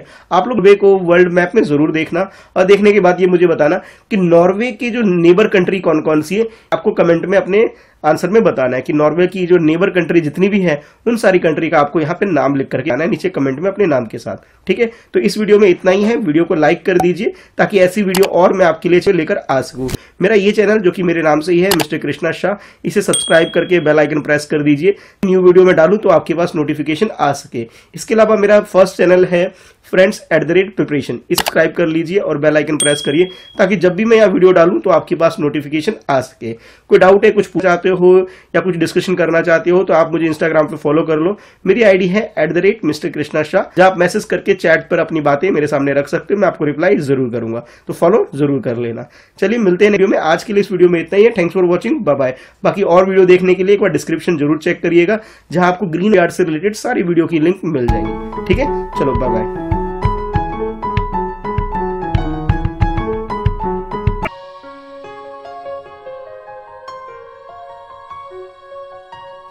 Hello friend, welcome to my second channel. इस चैनल पर मैं लेके आता हूं आपके लिए एजुकेशनल वीडियो। इस वीडियो में मैं डिस्कस करने वाला हूं ग्रीन ओलंपियाड के क्वेश्चंस। इस वीडियो को आप यूज कर सकते हो ग्रीन ओलंपियाड की प्रिपरेशन के लिए। इसके अंदर आपको क्वेश्चंस अटेम्प्ट करना है और कमेंट करके बताना है कि आपका करेक्ट आंसर क्या है। और वीडियो के एंड में अपना स्कोर जरूर मेंशन करना ताकि मुझे पता लग सके कि आप लोग घर बैठ के अच्छे से ग्रीन ओलंपियाड की प्रिपरेशन कर रहे हैं। चलिए स्टार्ट कर लेते हैं। तो जैसे कि ये क्वेश्चन आपकी स्क्रीन पर आपको दिखाई दे रहा है, इस क्वेश्चन में आपसे पूछा जा रहा है which of the following is known as the roof of the world. देखिए बहुत आसान सा क्वेश्चन है, छोटे क्लासेस में आपने जरूर पढ़ा होगा। रूफ ऑफ द वर्ल्ड किसे बोला जाता है, ये क्वेश्चन आपसे पूछा जा रहा है। ये 4 ऑप्शंस दे दिए गए हैं। चारों ऑप्शन में से करेक्ट आंसर क्या है ये आपको बताना है। फर्स्ट ऑप्शन में आपको बोला जा रहा है कि तिब्बतन प्लेटो को रूफ ऑफ द वर्ल्ड बोला जाता है। सेकंड ऑप्शन में बोला जा रहा है कि अमेरिकन प्लेटो को ये बोला जाता है रूफ ऑफ द वर्ल्ड। और उसके बाद सी ऑप्शन में बोला जा रहा है कि रशियन प्लेटो को बोला जाता है रूफ ऑफ द वर्ल्ड। और लास्ट ऑप्शन डी में आपको बोला जा रहा है कि मंगोलियन हाईलैंड्स जो होते हैं उन्हें रूफ ऑफ द वर्ल्ड बोला जाता है। तो ये 4 ऑप्शन हैं। चारों ऑप्शन में से करेक्ट आंसर क्या है आपके अकॉर्डिंग वो आपको बताना है। देखिए इस क्वेश्चन की अगर करेक्ट आंसर की बात करें तो इसमें जो फर्स्ट ऑप्शन आपको दे रखा है तिब्बतन प्लेटो, ये इसका करेक्ट आंसर है। आप लोग जानते ही हैं कि तिब्बत जो है बहुत हाई, इसकी जो हाइट है बहुत ज्यादा है। ये ऊंची जगह पर एक तरह से रहने जगह पे ये एस्टेब्लिश्ड एक प्लेस है और इसका जो प्लेटो है वो वर्ल्ड में सबसे बड़ा है और इस वजह से इसे बोला जाता है रूफ ऑफ द वर्ल्ड। तो करेक्ट आंसर हमारा ऑप्शन ए हो जाएगा। इसके बाद नेक्स्ट क्वेश्चन है। इस क्वेश्चन में पूछा जा रहा है the transfer of nutrients from one animal और plant to another is called food dash. अब इस क्वेश्चन के अंदर ना जो भी न्यूट्रिएंट्स वगैरह होता है जब किसी एक एनिमल से या फिर एक प्लांट से दूसरे में ट्रांसफर होता है, चाहे वो एनिमल के अंदर ट्रांसफर हो या प्लांट के अंदर ट्रांसफर होता है, तो इसे बोला क्या जाता है, ये क्वेश्चन आपसे पूछा जा रहा है। तो जैसे यहाँ पे क्वेश्चन में दे दिया गया फूड डैश, तो डैश की जगह क्या आएगा, वो करेक्ट वर्ड जो है वो आपको यहाँ फिल करके आंसर को कंप्लीट करना है। और यहाँ 4 ऑप्शन आपको दे दिए गए। इन 4 ऑप्शन में से करेक्ट आंसर आपके अकॉर्डिंग क्या है ये आपको बताना है। जैसे ऑप्शन ए में आपको बोला जा रहा है इसे बोला जाता है फूड लैडर। ऑप्शन बी में आपको बोला जा रहा है इसे बोला जाता है फूड टावर। और उसके बाद ऑप्शन सी में आपको बोला जाता है इसे बोला जाता है फूड सीक्वेंस। और लास्ट ऑप्शन डी में आपको बोला जा रहा है नन ऑफ द अबव, यानी कि जो तीनों ऑप्शंस दे रखे हैं आपको लैडर, टावर और सीक्वेंस, ये आंसर करेक्ट नहीं है, ये आंसर गलत है, ऐसा ऑप्शन डी में बोला जा रहा है। देखिए आप लोगों ने साइंस की बुक में ये सब पढ़ा भी होगा कि फूड चेन एक टर्म होता है। फूड चेन का मतलब ये होता है कि जब भी वन एनिमल से या वन प्लांट से जो न्यूट्रिएंट्स है किसी दूसरे एनिमल में या प्लांट में ट्रांसफर होता है, तो उस प्रोसेस को हम लोग, या जो चेन क्रिएट होती है उसे हम फूड चेन बोलते हैं। जैसे ऑप्शन ए में आपको दिया गया, जैसे लेटर बोलते हैं, ये रॉन्ग आंसर है, टावर भी रॉन्ग आंसर है, सीक्वेंस भी रॉन्ग आंसर है। तो इस हिसाब से आप कह सकते हो कि इसका जो करेक्ट आंसर हो जाएगा वो ऑप्शन डी हो जाएगा, यानी कि आपको सारे आंसर यहाँ पे गलत दे रखे हैं, तो आप चूज कर सकते हो नन ऑफ द अबव, यानी कि इनमें से कोई भी आंसर सही नहीं है। इसके बाद नेक्स्ट क्वेश्चन है आपकी स्क्रीन पर। इस क्वेश्चन में आपसे पूछा जा रहा है what is the term use for a person who fits and repair pipes, fixtures, tabs and so on for the water supply and sanitation. आप लोगों ने घर पे जरूर देखा होगा या फिर स्कूल में भी देखा होगा कि एक अंकल आते हैं और वो आकर के जो पाइप वगैरह है उसे रिपेयर करते हैं, तो फिक्चर्स वगैरह इन सबको रिपेयर करते हैं, टैब वगैरह इसे लगाते हैं। यानी कहने का मतलब ये है वाटर सप्लाई से रिलेटेड जो काम करते हैं और सैनिटेशन से रिलेटेड जो काम करते हैं, उस पर्सन के लिए कौन सा टर्म यूज किया जाता है, उन पर्सन को बोला किया जाता है, ये क्वेश्चन आपसे पूछा जा रहा है। तो उस पर्सन के लिए जो भी टर्म यूज किया जाता है उस टर्म को आपको आइडेंटिफाई करना है। और देखिए यहाँ पे आपको 4 ऑप्शंस दे दिए गए, इन 4 ऑप्शन में से करेक्ट ऑप्शन जो भी आपको लगता है वो आपको अटेम्प्ट करना है अपने आंसर के लिए। फर्स्ट ऑप्शन में आपको बोला जा रहा है कि इस टाइप के जो पर्सन होते हैं जो काम करते हैं उसे मेसन बोला जाता है। सेकंड ऑप्शन में आपको बोला जा रहा है कि उन्हें प्लम्बर बोला जाता है जो ये सारे काम करते हैं। सी ऑप्शन में बोला जा रहा है उन्हें आर्किटेक्ट बोला जाता है और वो ये सारे काम करते हैं। और डी ऑप्शन में आपको बोला जा रहा है उसे इलेक्ट्रीशियन बोला जाता है। तो ये 4 ऑप्शंस थे, इन 4 ऑप्शन में से आपको करेक्ट आंसर क्या है ये आपको बताना है। देखिए इलेक्ट्रीशियन की अगर बात करें तो इलेक्ट्रिकल वर्क जो भी होता है हमारे घर में या फिर जो ऑफिस में या कहीं पे भी, वो काम कौन करते हैं, इलेक्ट्रीशियन करते हैं। आर्किटेक्चर वगैरह क्या करते हैं, जो घर का मैप वगैरह होता है उसे डिजाइन करते हैं, फिर उसके बाद इंटीरियर या आउटसाइड में जैसा भी हमें प्लान करना होता है, घर कैसा बनाना होता है, बिल्डिंग कैसे बनाना होता है, उसके बारे में एक तरह से नक्शा टाइप का ये लोग बनाते हैं। लेकिन हम बात करें प्लम्बर की, तो प्लम्बर एक ऐसे पर्सन होते हैं जो कि हमारे घर में या ऑफिस में या किसी भी ऐसे एरिया में जहां भी हमें वाटर सप्लाई की रिक्वायरमेंट होती है या फिर सैनिटेशन को स्टैब्लिश करना होता है उसके सारी रिक्वायरमेंट को, तो या टैब पाइप वगैरह फिटिंग वगैरह करानी होती है, तो ये सारे काम जो है वो प्लम्बर करते हैं। तो इस तरह से आप ये कह सकते हो कि ऑप्शन बी जो इस क्वेश्चन के अंदर आंसर में दे रखा है आपको वो करेक्ट हो जाएगा। और मेसन वर्क वगैरह जो कहते हैं जैसे दीवार वगैरह बनानी होती है, उसमें एक तरह से प्लस्तर वगैरह करवाना होता है, तो ये सारा काम जो होता है वो मेसन करते हैं। तो यहाँ पे जो करेक्ट आंसर आपका हो जाएगा वो ऑप्शन बी हो जाएगा। देखिए छोटा सा क्वेश्चन है, लेकिन कई बार क्या होता है कि हम लोग इन चीजों को थोड़ा मिक्स कर देते हैं, उल्टा पुल्टा समझ लेते हैं, किसी में कुछ बता देते हैं, किसी में कुछ बता देते हैं। तो ये मिस्टेक आपको नहीं करनी है। क्वेश्चन आसान होते हैं, बस आपको क्वेश्चन को ठीक से पढ़ना है और पढ़ने के बाद जो भी ऑप्शंस दे रखे हैं उसके अकॉर्डिंग आपको इसे अटेम्प्ट कर लेना है। ठीक है, चलिए मूव करते हैं नेक्स्ट क्वेश्चन की तरफ। इस क्वेश्चन में आपसे पूछा जा रहा है are there puddles around your home और school, how do puddle dry naturally. आपने देखा होगा कि आपके घर के आसपास या आपके स्कूल के आसपास या कहीं भी इन्वायरमेंट, कहीं भी आउटसाइड में आपने जरूर देखा होगा पडल्स आपको दिखाई देते हैं। पडल्स मीन्स होता है कि काइंड ऑफ पोंड आप कह सकते हैं, जहां पानी वगैरह अपने आप इकट्ठा होता है नेचुरली, जैसे बारिश वगैरह से आगे तो वहां पानी वगैरह इकट्ठा हो जाता है। तो क्वेश्चन ये पूछा जा रहा है कि यहाँ पे जब पानी इकट्ठा होता है बरसात के टाइम पे या कहीं और से भी आकर के इकट्ठा होता है, ये ड्राई कैसे हो जाते हैं नेचुरली, ये आपसे पूछा जा रहा है। जो नेचुरली ड्राई होता है इसको बोला किया जाता है, क्वेश्चन में ये पूछा जा रहा है। तो जैसे यहाँ 4 ऑप्शन आपको दे दिए गए, इन 4 ऑप्शन में से करेक्ट आंसर क्या है ये आपको चूज करना है। ऑप्शन ए में आपको बोला जा रहा है कि जो नेचुरली ड्राई होती है उसे हम बोल देते हैं कंडेंसेशन बोल देते हैं उसे, और ऑप्शन बी में आपको बोला जा रहा है इसे इवेपोरेशन बोल देते हैं। तो 2 ऑप्शन तो ये रहे। थर्ड ऑप्शन में बोला जा रहा है इसे मिक्सिंग विद सोइल भी बोल देते हैं, कि ऐसा बोला जाता है कि पोन्ड्स वगैरह में या फिर पडल्स वगैरह में जो पानी होता है वो सोइल के अंदर चला जाता है, ऐसा आप सोच सकते हो, और इस वजह से ये ड्राई हो जाते हैं। ये ऑप्शन सी में आपको बताया जा रहा है। ऑप्शन डी में आपको बोला जा रहा है कि जो तीनों ऑप्शन आपको दे रखे हैं ये सारे के सारे आंसर गलत हैं। जैसे यहाँ ऑप्शन डी में आपको बोला जा रहा है नन ऑफ द अबव, यानी कि ऊपर जो भी आंसर आपको दे रखे ये सारे के सारे गलत है अकॉर्डिंग टू ऑप्शन डी। तो ये 4 ऑप्शन थे, इन 4 ऑप्शन में से आपको करेक्ट आंसर क्या है ये आपको पिक करना है। देखिए इस क्वेश्चन की अगर करेक्ट आंसर की बात करें, जैसे आप लोगों ने अपने घर के आसपास भी देखा होगा कि कहीं ना कहीं पानी वगैरह इकट्ठा हो जाता है, पोंड के क्रिएट हो जाता है, तो सन की जो एक तरह से जो गर्मी होती है, लाइट जो होती है, उसकी वजह से ये पानी सब क्या होता है, इवोपरेट हो जाता है। यानी कि पानी जो था यहाँ इकट्ठा हो रखा था ये सबके सब भाप बन करके ऊपर चले जाते हैं बादलों में, और फिर बादलों में जाकर इकट्ठा हो जाता है, फिर एक टाइम के बाद ये दोबारा बारिश होकर नीचे आ जाता है। तो ये जो प्रोसेस है एक तरह से कह सकते हो जो पानी का नीचे से ऊपर बादलों में जाना, तो इसे हम इवोपरेशन बोलते हैं। तो यहाँ जो ऑप्शन बी आपको आपको दे रखा है, ये यहाँ पे इसका करेक्ट आंसर है। ये नेचुरली ये अपने आप सूखते कैसे हैं, इवापोरेशन प्रोसेस कंप्लीट करके ये सारे के सारे जो पानी वगैरह सूख जाते होंगे। कई बार आपने देखा होगा कि जैसे गांव वगैरह एरिया में यहाँ पे जहाँ पे खेतीबाड़ी वगैरह होती है तो वहाँ पे पानी वगैरह सूख जाता है, तो सूरज की गर्मी की वजह से जो इवापोरेशन प्रोसेस होता है इसकी वजह से ये पानी वगैरह सूख जाते हैं। तो यहाँ पे हम कह सकते हैं कि करेक्ट आंसर जो होगा वो हमारा ऑप्शन बी हो जाएगा। ठीक है, इसके बाद मूव करते हैं नेक्स्ट क्वेश्चन की तरफ। इस क्वेश्चन में आपसे पूछा जा रहा है कि human needs water for drinking, the amount of water that each person need depends on the body temperature and the level of activity and the other factors. देखिए हमारी जो बॉडी है इसमें पानी की बहुत ज्यादा जरूरत पड़ती है हमें सर्वाइव करने के लिए, और पानी जितनी हमें पानी की जरूरत पड़ती है, जो amount of water that required है पर्सन, ये डिपेंड करता है उसकी बॉडी का टेम्परेचर पे। कुछ लोग कम पानी पीते हैं, कुछ लोग ज्यादा पानी पीते हैं, ये डिपेंड करता है उनकी बॉडी का टेम्परेचर क्या है और लेवल ऑफ एक्टिविटी की किस टाइप की एक्टिविटी करते हैं। फिजिकल एक्टिविटी अगर वो ज्यादा करते हैं तो हो सकता है वो ज्यादा पानी पीने की उन्हें जरूरत पड़ती है, और कुछ लोग ज्यादा फिजिकल एक्टिविटी नहीं करते तो उन्हें पानी की ज्यादा पीने की जरूरत नहीं पड़ती है। और अदर फैक्टर भी बोला जा रहा है, कुछ और भी फैक्टर है, कुछ लोग पानी पीना भी पसंद करते हैं, कुछ लोग ज्यादा पानी पीना पसंद नहीं करते हैं, तो ये एक तरह से कह सकते हो ये अदर फैक्टर हो गए। क्वेश्चन में आपसे पूछा ये जा रहा है कि consuming in accurate amount of water can cause, जब आप पानी बिल्कुल जो हमारी रिक्वायरमेंट जितनी होती है उतनी अगर हम पानी ना पिए तो हमें क्या बीमारी हो सकती है, क्या प्रॉब्लम क्रिएट हो सकती है, ये आपसे क्वेश्चन पूछा जा रहा है। और यहाँ आपको 4 ऑप्शन दे दिए गए हैं, इन 4 ऑप्शन में से आपको करेक्ट आंसर चूज करना है। फर्स्ट ऑप्शन में आपको बोला जा रहा है कि अगर आप सही मात्रा में पानी वगैरह नहीं पिएंगे तो आपको इवेपोरेशन हो सकता है, इस चीज को हम इवेपोरेशन बोल सकते हैं। सेकंड आपसे बोला जा रहा है इसे डिहाइड्रेशन आपको हो सकता है, और सी ऑप्शन में आपको बोला जा रहा है कंडेंसेशन हो सकता है, और लास्ट ऑप्शन डी में आपको बोला जा रहा है ऑल द अबव, यानी कि ऊपर जितने भी आंसर आपको दे रखे ये सारी चीजें आपको हो सकती है, सारी चीजें हम फेस कर सकते हैं, ये प्रॉब्लम हो सकती है। तो आपके अकॉर्डिंग करेक्ट आंसर क्या है ये आपको चूज करना है। देखिए इस क्वेश्चन का अगर करेक्ट आंसर की बात करें, जैसे आजकल गर्मी बहुत हो रही है और गर्मी जब ज्यादा होती है, अगर पानी वगैरह प्रॉपर नहीं पिएंगे तो हमें डिहाइड्रेशन की प्रॉब्लम हो सकती है। यानी कि इसके अकॉर्डिंग जैसे इस क्वेश्चन में आंसर दे रखा है उसमें जो बी आंसर आपको दे रखा है, बी ऑप्शन दे रखा है, ये बिल्कुल करेक्ट है। तो इस तरह से हम लोग ऐसा कर सकते हैं, इस क्वेश्चन के करेक्ट आंसर के लिए बी ऑप्शन को चूज कर सकते हैं। ठीक है, तो यहाँ पे करेक्ट आंसर हमारा बी हो गया। अब आप लोग मुझे कमेंट करके बताइए कि आपने कितने क्वेश्चंस के आंसर बिल्कुल सही अटेम्प्ट करे। वीडियो को लाइक कर दीजिए ताकि ऐसी और वीडियो मैं आपके लिए चैनल पे ला सकूं। मेरा ये चैनल जो कि मेरे नाम से ही है मिस्टर कृष्णा शाह, इस चैनल को सब्सक्राइब करके बेल आइकन प्रेस कर दीजिए ताकि जब भी मैं वीडियो डालूं तो आपके पास नोटिफिकेशन आ सके।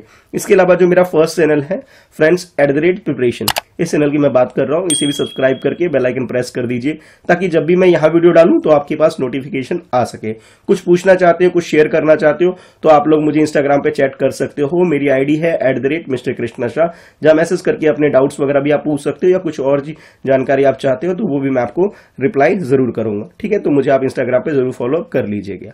आज की इस वीडियो में इतना ही है, मिलते हैं फिर नेक्स्ट वीडियो में। बाकी ग्रीन ओलंपियाड से रिलेटेड और भी वीडियो मैंने बना रखी है, आप डिस्क्रिप्शन में चेक कर लीजिए, आपको सारी वीडियो मिल जाएगी। ठीक है, तो thanks for watching, bye bye.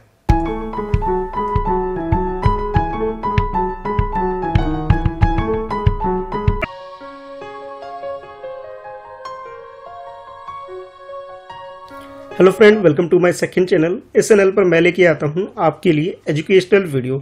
इस वीडियो में मैं आपके साथ ग्रीन ओलंपियाड के क्वेश्चन को डिस्कस करने वाला हूं। इस वीडियो को आप यूटिलाइज कर सकते हो ग्रीन ओलंपियाड की प्रिपरेशन के लिए। जैसे ये स्क्रीन पर आपके लिए क्वेश्चन है, इस क्वेश्चन में आपसे पूछा जा रहा है when a seed is planted the embryo or baby plants start to grow with the right combination of soil, water and sunlight, what is this process known as. इस क्वेश्चन में आपसे सीड के प्लांटेशन से related question आपसे पूछा जा रहा है, जिसके अंदर आपसे ये पूछा जा रहा है जब एक बेबी प्लांट ग्रो करना स्टार्ट करता है और उसके पास एक अच्छा कॉम्बिनेशन हो सोइल का, वाटर का और सनलाइट का, तो इस प्रोसेस को क्या बोलते हैं। इस प्रोसेस की जिसकी डेफिनेशन आपको यहाँ दे रखी है, इस प्रोसेस के बारे में आपसे पूछा जा रहा है। ऑप्शन ए में बोला जा रहा है इस प्रोसेस को ग्राफ्टिंग बोला जाता है। ऑप्शन बी में आपको बोला जा रहा है इस प्रोसेस को जर्मिनेशन बोला जाता है। ऑप्शन सी में आपको बोला जा रहा है कि फर्टिलाइजेशन इस प्रोसेस को हम बोलते हैं, और ऑप्शन डी में आपको बोला जा रहा है इसे पॉलिनेशन बोलते हैं। तो यह 4 ऑप्शन हैं आपके पास, इस क्वेश्चन को आप अटेम्प्ट कर सकते हैं। देखिए इस क्वेश्चन के अगर करेक्ट आंसर की बात करें तो यह ऑप्शन बी जो आपको दे रखा है यानी जर्मिनेशन, इसका करेक्ट आंसर है।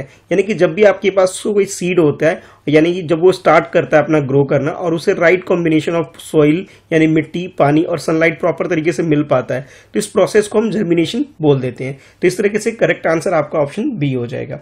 इसके बाद नेक्स्ट क्वेश्चन में आपसे पूछा जा रहा है कि fats provide energy to the body, however the energy that is provided is almost twice as much in comparison to the carbohydrate. पहले आपको ये बताया गया कि जो फैट होता है ये हमारी बॉडी को एनर्जी प्रोवाइड करता है, और साथ के साथ इसका कंपैरिजन कार्बोहाइड्रेट के साथ भी किया गया कि कार्बोहाइड्रेट जो है ये भी एनर्जी प्रोवाइड करता है। लेकिन अगर हम कार्बोहाइड्रेट और फैट को कंपैरिजन करें तो जो फैट है कार्बोहाइड्रेट के कंपैरिजन में ट्वाइस यानी कि 2 गुना ज्यादा एनर्जी प्रोवाइड करता है। फर्दर आपको बोला जा रहा है कि hence it is important to consume small quantity of this food group. What are the main dietary source of fats from the below mention source.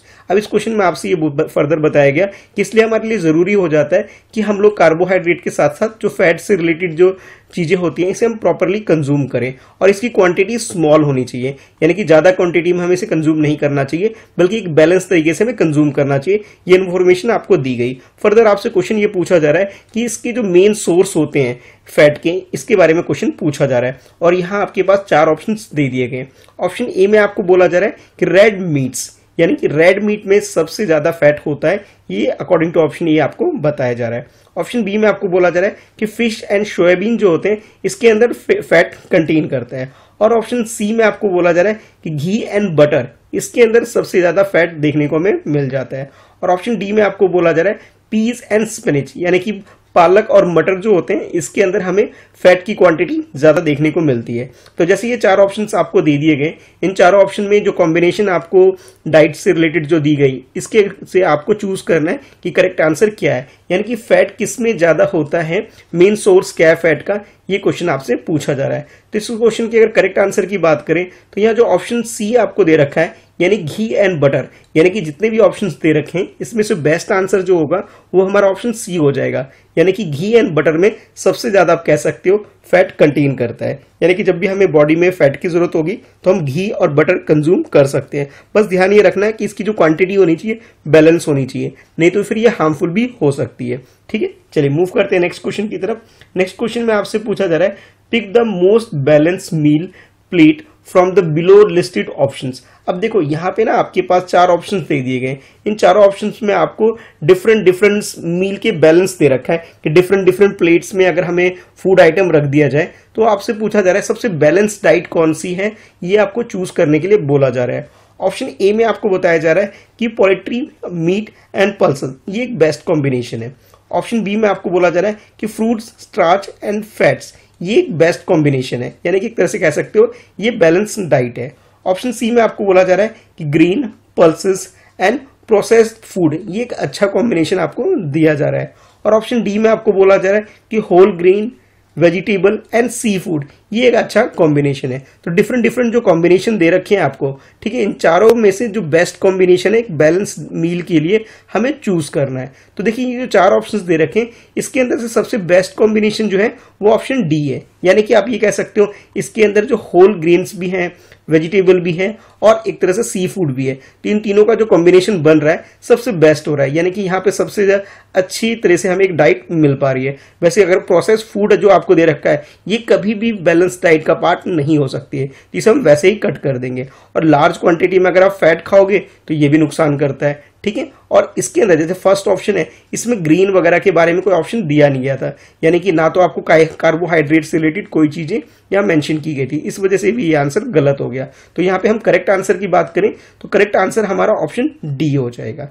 इस क्वेश्चन में आपसे पूछा जा रहा है food is essential for our body to develop, replace and repair itself, यानी कि हमारी बॉडी को अच्छे से डेवलप करने के लिए, इसमें जो भी पार्ट खराब हो जाते हैं उसे रिप्लेस करने के लिए और रिपेयर करने के लिए हमें फूड की जरूरत पड़ती है, इसलिए ये कह सकते हो ये हमारी बॉडी के लिए एसेंशियल है। अब क्वेश्चन ये आपसे पूछा जा रहा है कि substance that provide nourishment are essential for the maintenance of life and for growth, these are called. अब देखिए यहाँ पे जो डेफिनेशन आपको दे रखी है कि वो कौन कौन से सब्सटेंस हैं जो कि हमारी बॉडी की या हमारी लाइफ की ग्रोथ के लिए एसेंशियल है, जो यहाँ डेफिनेशन जिसकी दी जा रही है उसके बारे में क्वेश्चन पूछा जा रहा है। तो जैसे ये 4 ऑप्शंस दे दिए गए, फर्स्ट ऑप्शन में आपको बोला जा रहा है कि न्यूट्रिएंट्स की ये डेफिनेशन आपको यहाँ दी जा रही है। ऑप्शन बी में आपको बोला जा रहा है कि कार्बोहाइड्रेट्स की ये डेफिनेशन दी जा रही है, और ऑप्शन सी में आपको बोला जा रहा है ये प्रोटीन की डेफिनेशन दी जा रही है, और ऑप्शन डी में आपको बोला जा रहा है कि ये विटामिन की डेफिनेशन दी की जा रही है,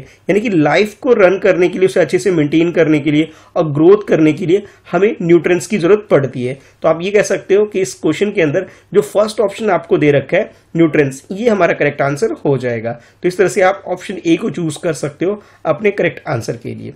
from the below mention option pick the substance that should not be added to a vermicompost pit as it causes the growth of disease causing bacteria that will hinder the composting process। अब इस question में आपको बोला जा रहा है कि जब भी हम वर्मी कंपोस्ट तैयार करते हैं तो उसमें कौन सी ऐसी चीजें जिसे हमें इंक्लूड नहीं करनी चाहिए, उस सब्सटेंस को आपको पिक करने के लिए अपने आंसर में बोला जा रहा है। अगर हम इसे पिक नहीं करेंगे, अगर हम इसे मिक्स कर देंगे इस कंपोस्ट के अंदर, तो ये हो सकता है कि जो भी हमारा पिट कंपोस्ट है ये खराब हो जाएगा। तो ये 4 ऑप्शंस आपको दे रखे हैं, इन चारों ऑप्शन में से करेक्ट आंसर आपसे पूछा जा रहा है। फर्स्ट ऑप्शन में आपको बोला जा रहा है कि ये जो वर्मी कंपोस्ट पिट है इसके अंदर कोकोनट सेल को हमें इंक्लूड नहीं करना चाहिए। ऑप्शन बी में आपको बोला जा रहा है कि लेफ्ट ओवर पिकल्स, यानी जो अचार जो बचे खुचे होते हैं, इसे इसके अंदर हमें नहीं डालना चाहिए। और ऑप्शन सी में आपको बोला जा रहा है कि ड्राई लीव्स जो है इसे हमें नहीं डालना चाहिए। और ऑप्शन डी में आपको बोला जा रहा है कि पाइनएप्पल वेस्ट जो होता है इसे हमें इसके अंदर इंक्लूड नहीं करना चाहिए। तो ये 4 ऑप्शंस आपको दे दिए गए, इसमें से करेक्ट आंसर क्या है ये आपको पिक करना है। तो इस क्वेश्चन के अगर करेक्ट आंसर की बात करें तो जहां ये ऑप्शन बी आपको दे रखा है, यानी लेफ्ट ओवर जो पिकल्स होता है इसे हमें वर्मी कंपोस्ट पिट के अंदर नहीं डालना चाहिए। यानी कि जब भी हम खाद वगैरह बनाते हैं तो इसे हमें इंक्लूड नहीं करना चाहिए, बल्कि कोकोनट सेल को आप यूज कर सकते हो, ड्राई लीव्स को तो कर ही सकते हैं, और इसके अलावा पाइनएप्पल यानी फ्रूट्स के जो वेस्ट वगैरह होते हैं इसे भी हम यूज कर सकते हैं। तो करेक्ट आंसर जो होगा हमारा ऑप्शन बी हो जाएगा। तो जैसे इस क्वेश्चन में पूछा गया शुड नॉट बी एडेड, जिसे ऐड नहीं किया जा सकता है, वो हमारा ऑप्शन बी हो जाएगा। ठीक है, तो आई होप आपको ये वीडियो अच्छी लगी होगी। तो वीडियो को लाइक जरूर करिएगा और कमेंट करके बताइए कि आपने कितने क्वेश्चंस के आंसर सही करे।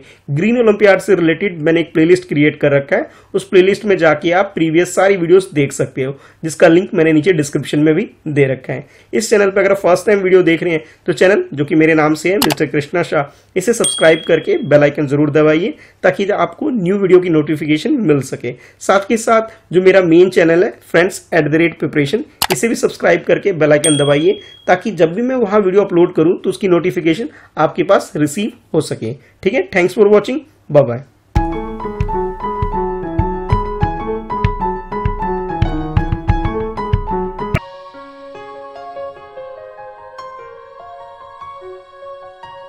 ग्रीन ओलंपियाड की इस वीडियो में आपका स्वागत है। इसे आप यूज कर सकते हो ग्रीन ओलंपियाड की प्रिपरेशन के लिए।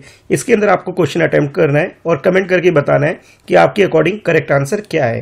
तो जैसे स्क्रीन पर आपके सामने एक क्वेश्चन है, इस क्वेश्चन में आपसे पूछा जा रहा है what is the best way to manage solid waste. इस क्वेश्चन में आपसे बोला जा रहा है कि वेस्ट मटेरियल को किस तरह से एक अच्छे तरीके से हम मैनेज कर सके, इसका बेस्ट मेथड कौन सा है। 4 मेथड दे रखे हैं, चारों मेथड में से आपको सही मेथड चूज करना है। ऑप्शन ए में आपको बोला जा रहा है कि waste collection, waste segregation, recycling, waste treatment, इस मेथड के बारे में यहाँ स्टेप्स दिए गए हैं। ऑप्शन बी में आपको बोला जा रहा है कि वेस्ट कलेक्शन, उसके बाद रिसाइकलिंग, वेस्ट सेग्रीगेशन और वेस्ट ट्रीटमेंट, ये एक प्रोसेस है। और ऑप्शन सी में आपको बोला जा रहा है कि वेस्ट मिनिमाइजेशन, सेग्रीगेशन, रिसाइकलिंग और उसके बाद वेस्ट ट्रीटमेंट। और ऑप्शन डी में आपको बोला जा रहा है कि waste minimization, waste collection, segregation, waste treatment, यानी कि एक तरह से स्टेप्स दे रखे हैं, इनमें से बेस्ट स्टेप कौन सा है, बेस्ट मेथड कौन सा है, ये आपको चूज करना है। तो इस क्वेश्चन के अगर करेक्ट आंसर की बात करें तो जो ऑप्शन सी दे रखा है ये बिल्कुल सही आंसर है। यानी कि सबसे पहले अगर हमारे पास कोई वेस्ट मटेरियल है, अगर उसे हमें मैनेज करना है, सबसे बेटर स्टेप तो ये है कि सबसे पहले हमें जो भी वेस्ट मटेरियल है उसे मिनिमाइजेशन उसका किया जाना चाहिए, उसके बाद उसका सेग्रीगेशन होना चाहिए, फिर रिसाइकलिंग होनी चाहिए और उसके बाद जो भी वेस्ट मटेरियल है उसका ट्रीटमेंट होना चाहिए। यानी कि ये जो स्टेप्स आपको दे रखे हैं ऑप्शन सी के अंदर, ये बिल्कुल करेक्ट स्टेप आपको गिवन है। तो करेक्ट आंसर यहाँ ऑप्शन सी आप चूज कर सकते हैं। इसके बाद नेक्स्ट क्वेश्चन है, इस क्वेश्चन में आपसे पूछा जा रहा है कि name the waste treatment method in which thermal energy is extracted from waste. किसी भी वेस्ट मटेरियल से अगर हमें थर्मल एनर्जी जनरेट करना है तो कौन सा मेथड आपके अकॉर्डिंग सही हो सकता है, ये आपको चूज करने के लिए बोला जा रहा है। तो ऑप्शन ए में आपको बोला जा रहा है कि जब आप रिसाइकलिंग करते हैं किसी भी वेस्ट मटेरियल का तो उसके अंदर से आप थर्मल एनर्जी जनरेट करते हैं। ऑप्शन बी में आपको बोला जा रहा है कि लैंड फिलिंग एक प्रोसेस है जिसके थ्रू हम वेस्ट मटेरियल में से थर्मल एनर्जी को एक्सट्रैक्ट कर सकते हैं। और ऑप्शन सी में आपको बोला जा रहा है इंसिरेशन एक मेथड है जिसमें से हम वेस्ट मटेरियल में से थर्मल एनर्जी को जनरेट कर सकते हैं, उसे एक्सट्रैक्ट कर सकते हैं। और ऑप्शन डी में आपको बोला जा रहा है कि आपके पास जो कंपोस्टिंग एक मेथड है जिसमें आप वेस्ट मटेरियल को थर्मल एनर्जी में कन्वर्ट कर सकते हैं, उसमें से निकाल सकते हैं। तो इन चारों ऑप्शन में से अगर करेक्ट आंसर की बात करें तो जो आपके पास ऑप्शन सी दे रखा है, यानी कि इंसिरेशन जो एक मेथड है जिसमें हम किसी भी वेस्ट मटेरियल को यूज करके थर्मल एनर्जी को जनरेट कर सकते हैं। तो यानी कि इस क्वेश्चन के अगर करेक्ट आंसर की बात करें तो हम लोग सी आंसर को, सी ऑप्शन को चूज कर सकते हैं। इसके बाद नेक्स्ट क्वेश्चन है। इस क्वेश्चन में आपसे पूछा जा रहा है कि from the below mention options which living organism help in turning organic waste into manure. अब देखो इस क्वेश्चन के अंदर जो ये आपको पास चार ऑप्शंस दे रखे हैं, इन चारों ऑप्शन में से आपको एक ऑप्शन चूज करना है जो कि बेस्ट तरीका है जिसके अंदर हम किसी इन चारों ऑर्गेनाइजेशन को यूज करके हम किसी भी ऑर्गेनिक वेस्ट को तैयार कर सकते हैं। देखिए ऑर्गेनिक वेस्ट का मतलब ये होता है कि जब भी हम फार्मिंग वगैरह में यूज करते हैं किसी चीज को, एक तो होता है रेडीमेड खाद लेकर के आते हैं, ठीक है, और एक क्या होता है कि कोई ऐसी मटेरियल होता है जो हमें फार्मिंग वगैरह में हेल्प करता है। तो उसके रिगार्डिंग में क्वेश्चन पूछा जा रहा है। तो देखो यहाँ पे जैसे ऑप्शन ए दे रखा है, इसमें आपको बोला जा रहा है कि कॉमन जो हाउस फ्लाई है ये हेल्प करता है एक तरह से ऑर्गेनिक वेस्ट को तैयार करने में। और ऑप्शन बी में आपको बोला जा रहा है कि ब्लैक आंट यानी कि जो ब्लैक चींटियां वगैरह होती हैं ये हेल्प करती है।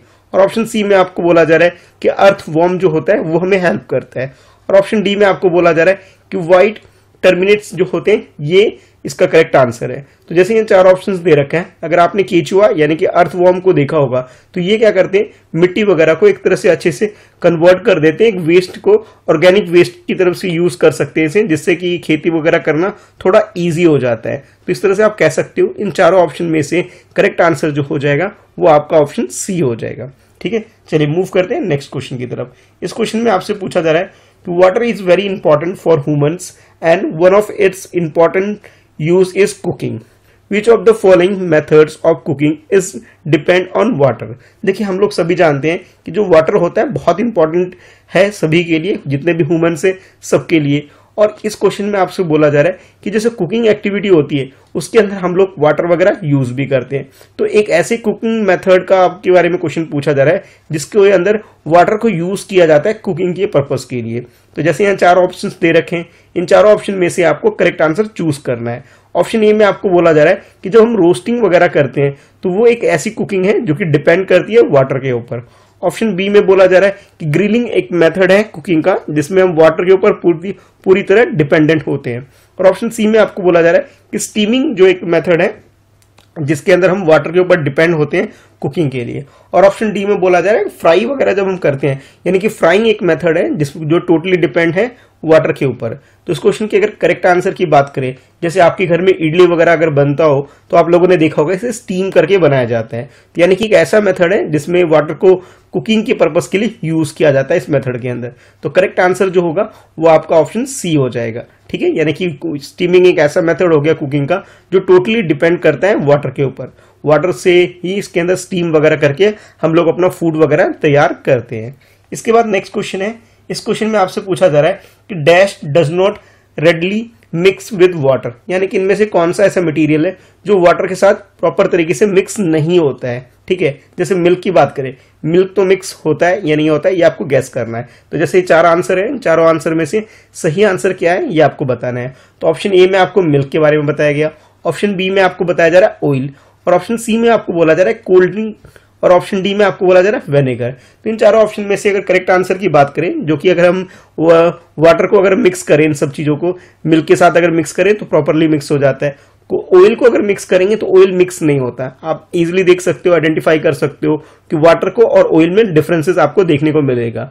लेकिन अगर आप कोल्ड ड्रिंक को करोगे ये भी मिक्स हो जाता है, वेनेगर वगैरह यानी कि ये भी मिक्स हो जाता है। तो इस क्वेश्चन के अगर करेक्ट आंसर की बात करें तो जो आपको ऑप्शन बी दे रखा है यानी ऑयल को अगर हम पानी वगैरह के साथ मिक्स करेंगे तो ये प्रॉपरली मिक्स नहीं हो पाता है। तो इस तरह से आप कह सकते हो कि इस क्वेश्चन का अगर करेक्ट आंसर की बात करें तो ये आपका ऑप्शन बी हो जाएगा। अब आप लोग मुझे कमेंट करके बताइए कि आपने कितने क्वेश्चंस के आंसर बिल्कुल सही अटेम्प्ट करे, यानी आपका कितना स्कोर रहा है। इस तरह की और वीडियो देखने के लिए ग्रीन ओलंपियाड की इस वीडियो को जरूर लाइक करिएगा। और ग्रीन ओलंपियाड की प्रिपरेशन के लिए मैंने एक प्लेलिस्ट भी क्रिएट करके रखा हुआ है, उस प्लेलिस्ट में जाकर के आप ग्रीन ओलंपियाड से रिलेटेड जितने भी क्वेश्चंस हैं उन सबकी प्रैक्टिस आप कर सकते हैं, ताकि आप ग्रीन ओलंपियाड में अच्छे मार्क्स स्कोर कर सको। मेरा ये चैनल friends@preparation और मिस्टर कृष्णा शाह, इन दोनों चैनल को सब्सक्राइब करके बेल आइकन जरूर दबाना, ताकि आपको हमेशा लेटेस्ट वीडियो की नोटिफिकेशन रिसीव हो सके। कोई डाउट है, कुछ पूछना चाहते हो तो आप लोग मुझे इंस्टाग्राम पे फॉलो कर सकते हो। मेरी आईडी है @Mr. कृष्णा शाह, जहाँ आप मैसेज करके अपने डाउट्स वगैरह डायरेक्टली मुझसे पूछ सकते हो। ठीक है, बाकी केंद्रीय विद्यालय के अगर आप स्टूडेंट हो तो मैंने एक ग्रुप भी क्रिएट करके रखा हुआ है टेलीग्राम पर, जिसका लिंक मैंने नीचे डिस्क्रिप्शन में दे रखा है, जिसपे क्लिक करके आप उस ग्रुप को जरूर ज्वाइन कर लो। केंद्रीय विद्यालय से रिलेटेड सारी अपडेट टाइम टू टाइम मिल सके। तो thanks for watching, bye bye.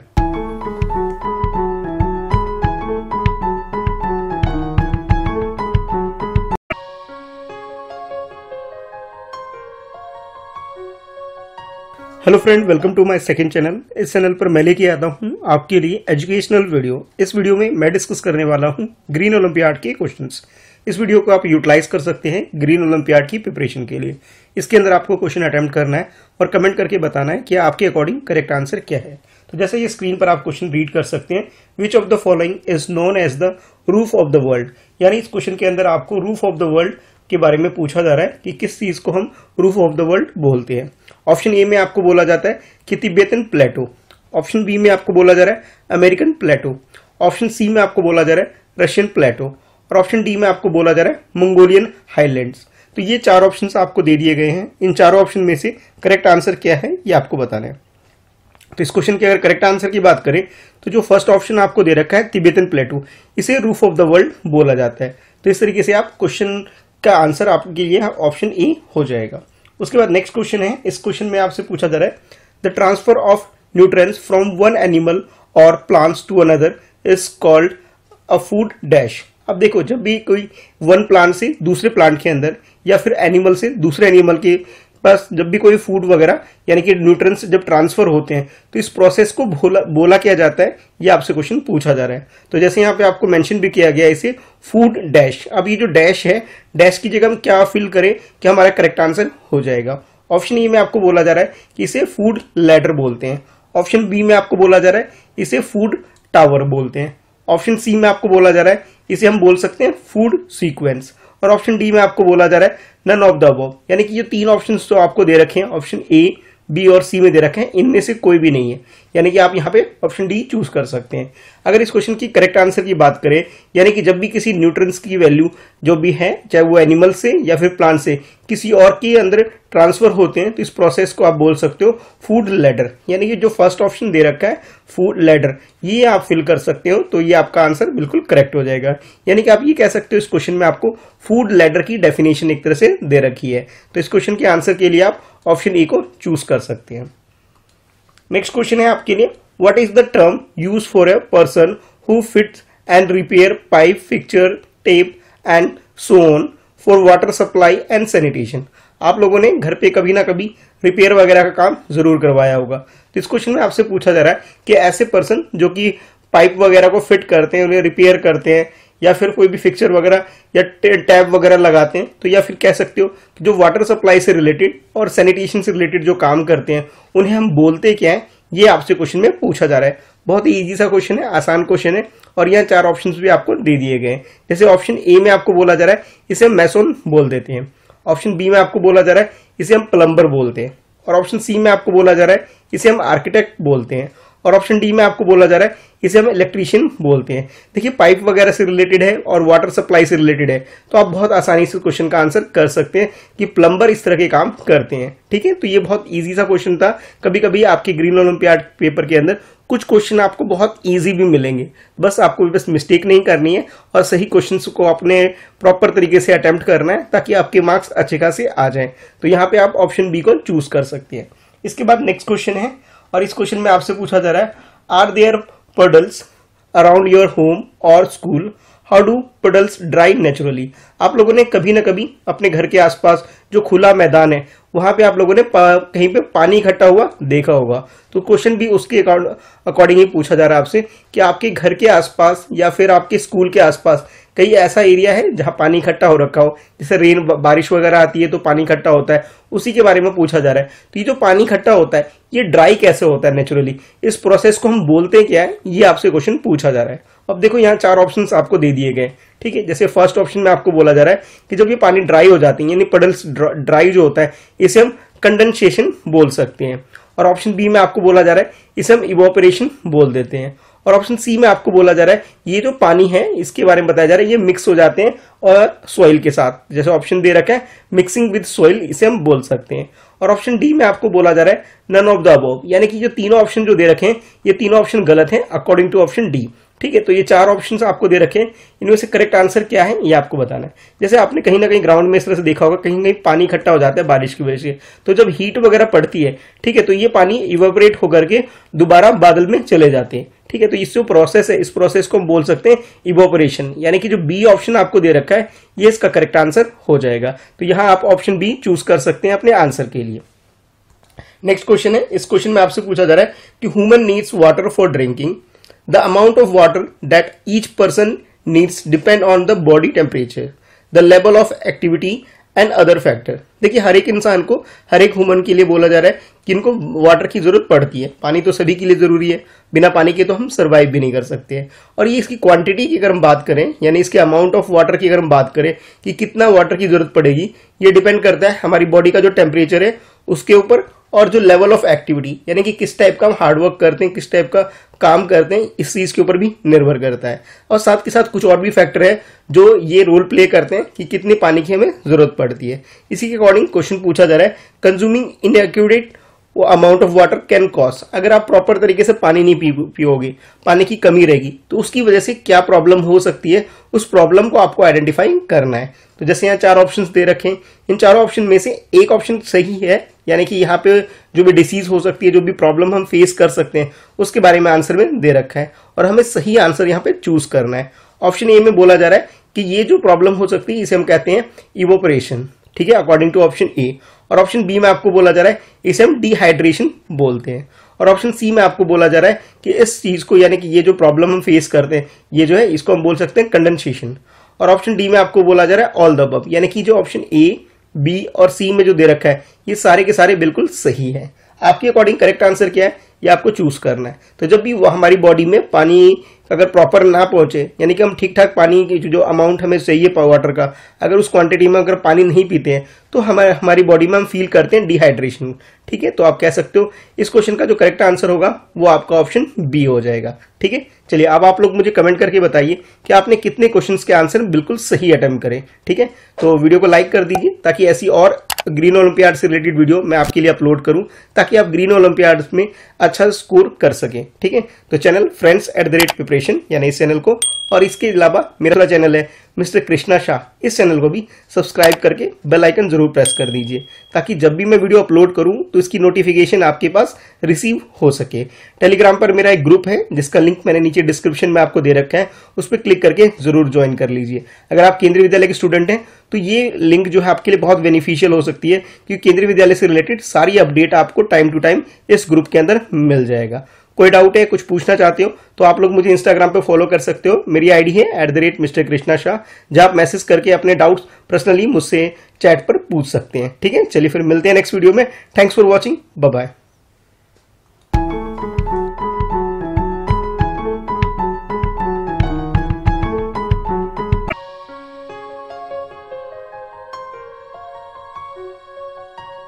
Hello friend, welcome to my second channel. इस चैनल पर मैं लेके आया हूँ आपके लिए ग्रीन ओलंपियाड से रिलेटेड ये क्वेश्चंस की वीडियो, जिसे आप यूज कर सकते हो ग्रीन ओलंपियाड की प्रिपरेशन के लिए। इसके अंदर आपको क्वेश्चन अटेम्प्ट करना है और कमेंट करके बताना है कि आपके अकॉर्डिंग करेक्ट आंसर क्या है। तो ये स्क्रीन पर है आपके लिए क्वेश्चन। इस क्वेश्चन में आपसे पूछा जा रहा है, a river delta is form from deposition of the sediments carried by a lake, ocean or reservoir name the largest delta form by the Ganga, Brahmaputra and मेघना। इस क्वेश्चन में आपसे ना गंगा रिवर, ब्रह्मपुत्र रिवर और मेघना रिवर, इन तीनों को कंबाइन करके जो डिपोजिशन सेडिमेंट्स कैरिड करते हैं और जो क्रिएट होता है, तो सबसे बड़ा जो एक तरह से डिपोजिशन क्या है उसके बारे में आपसे पूछा जा रहा है। यानी कि आप ये कह सकते हो रिवर डेल्टा जो क्रिएट होता है इन तीनों रिवर को मिला करके, उसका नाम आपसे यहाँ पे पूछा जा रहा है। और आपके लिए ऑप्शंस दे रखे हैं यहाँ पे। ऑप्शन ए में आपको बोला जा रहा है कि सुंदरबंस, ऑप्शन बी में आपको बोला जा रहा है कुरुवदीप, ऑप्शन सी में आपको बोला जा रहा है महानंदी रिवर डेल्टा और ऑप्शन डी में आपको बोला जा रहा है कि नर्मदा। तो ये चार ऑप्शंस आपको दे दिए गए। इन चारों ऑप्शन में से आपको करेक्ट आंसर बताना है कि रिवर डेल्टा जो फॉर्म की जाती है इन तीनों रिवर के द्वारा, उस डेल्टा का आपको आइडेंटिफाई करना है, उसका नाम। तो अगर इसके नाम की बात करें तो इसमें करेक्ट आंसर जो आपका हो जाएगा वो ऑप्शन ए हो जाएगा। यानी कि सुंदरबन जो है वो लार्जेस्ट डेल्टा है और ये जो डेल्टा फॉर्म की जाती है गंगा रिवर, ब्रह्मपुत्र रिवर और मेघना रिवर, इन तीनों को कंबाइंड होने से। तो करेक्ट आंसर हमारा ऑप्शन ए हो जाएगा। इसके बाद है नेक्स्ट क्वेश्चन। इस क्वेश्चन में आपसे पूछा जा रहा है who is the current minister for environment, forest and climate change in India. देखिए ये जो क्वेश्चन है, जिस टाइम ये क्वेश्चन एग्जाम में आया था तब उस टाइम मिनिस्टर जो थे उसके अकॉर्डिंग यहाँ पे क्वेश्चंस दे रखे हैं। जैसे यहाँ चार ऑप्शंस दे रखे हैं कि श्री अनिल माधव देव, उसके बाद ऑप्शन बी में आपको बोला जा रहा है कि श्री सुरेश प्रभु और ऑप्शन सी में आपको बोला जा रहा है कि प्रकाश जावड़ेकर। तो ये जो तीन नाम है और नीचे फोर्थ ऑप्शन में आपको दे रखा है नन ऑफ द अबव। इन चारों में से करेक्ट आंसर आपको चूज करना है। तो जब ये क्वेश्चन एग्जाम के अंदर आया था उस टाइम जो इसके मिनिस्टर थे, यानी कि आप कह सकते हो कि environment minister, forest and climate के जो मिनिस्टर थे उस टाइम जो मिनिस्टर थे उसके अकॉर्डिंग आपको आंसर करना है। तो इसका जो करेक्ट आंसर है वो है ऑप्शन सी, यानी कि श्री प्रकाश जावड़ेकर जो थे उस टाइम ये इसके मिनिस्टर हुआ करते थे। तो करेक्ट आंसर हो गया। लेकिन अभी आपको क्या करना है, जैसे आप ग्रीन ओलंपियाड की प्रिपरेशन कर रहे हैं तो आज के टाइम पे, करंट टाइम पे इसके मिनिस्टर कौन है उसके अकॉर्डिंग आपको आंसर करना है। तो आप बेटर ये कि आप गूगल करके लिस्ट तैयार कर लीजिए इस टाइप की कि आज के टाइम पे मिनिस्टर ऑफ स्टेट कौन है और यूनियन मिनिस्टर कौन है environment, forest and climate change के। ठीक है, कमेंट करके मुझे भी बताइएगा कि आज के टाइम पे इसके मिनिस्टर कौन है। लेकिन जब ये क्वेश्चन एग्जाम में आया था उस टाइम प्रकाश जावड़ेकर इसके मिनिस्टर हुआ करते थे। तो आप कह सकते हो कि करेक्ट आंसर क्या हो गया, ऑप्शन सी हो जाएगा। इसके बाद मूव करते हैं नेक्स्ट क्वेश्चन की तरफ। तो इस क्वेश्चन में आपसे पूछा जा रहा है green house gases that are present in the atmosphere trap energy from the sun. If these gases were absent, heat waves escape back into the space. Which of these is not a direct green house gas. देखिए जब green house gas के बारे में थोड़ा सा आपको इसके background में इंफॉर्मेशन दी गई कि जो ग्रीन हाउस गैस होते हैं वो क्या करते हैं कि एटमॉस्फेयर में जो भी कंटेन होता है, अगर ये ग्रीन हाउस गैस नहीं होगा तो ये जो हीट वगैरह जो आता है, एनर्जी जो सन से आती है वो दोबारा वापस चली जाएगी। लेकिन इन गैस के होने से बेनिफिट हमें ये होता है कि हमारे जो इन्वायरमेंट में और हमारे जो अर्थ पे एक अच्छा क्लाइमेट बना रहता है। तो क्वेश्चन आपसे ये पूछा जा रहा है कि इन गैसों के बारे में पूछा जा रहा है which of these is not a direct green house gas. जैसे आपको ऑप्शंस दे दिया गया, इसमें से कौन सा ऐसा गैस है जो डायरेक्ट ग्रीन हाउस गैस की कैटेगरी के अंदर नहीं आता है, तो वो आपको बताना है। यानी कि ग्रीन हाउस गैस जो सा नहीं है वो आपको आइडेंटिफाई करना है। तो जैसे यहाँ ऑप्शन 4 दे रखे हैं, चारों ऑप्शन में से एक ऑप्शन करेक्ट है, बाकी 3 रॉन्ग है। जैसे फर्स्ट ऑप्शन में आपको बोला जा रहा है ये जो बात की जा रही है मेथेन गैस की, और ऑप्शन बी में आपको बोला जा रहा है कि नाइट्रस ऑक्साइड जो होता है ये गैस कह सकते हो जो ग्रीन हाउस गैस की कैटेगरी के अंदर नहीं आता है। थर्ड आपसे बोला जा रहा है सल्फर हेक्साफ्लोराइड, इस गैस के बारे में आप कह सकते हो जो कि डायरेक्ट ग्रीन हाउस गैस नहीं है।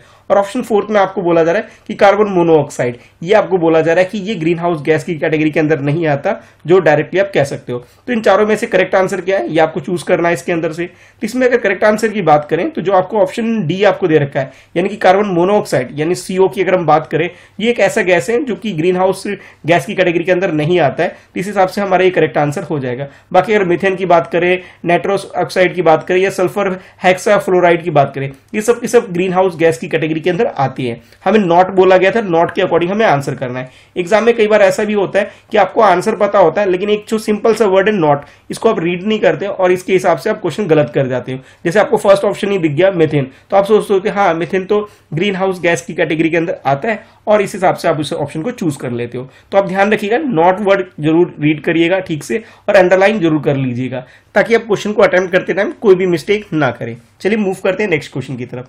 तो नेक्स्ट क्वेश्चन में आपसे पूछा जा रहा है, जैसे ये स्क्रीन पर आपके क्वेश्चन है, इस क्वेश्चन में पूछा जा रहा है the air that we breathe contain a number of gases, oxygen being one of the most abundant. देखिए जब भी हम सांस वगैरह लेते हैं तो सबसे ज्यादा जो हमें यूजफुल हमारे लिए गैस है वो ऑक्सीजन है। ये क्वेश्चन में पहले आपको बताया गया। फर्दर आपसे पूछा जा रहा है which is the other gases which along with the oxygen comprise 99% of the atmosphere।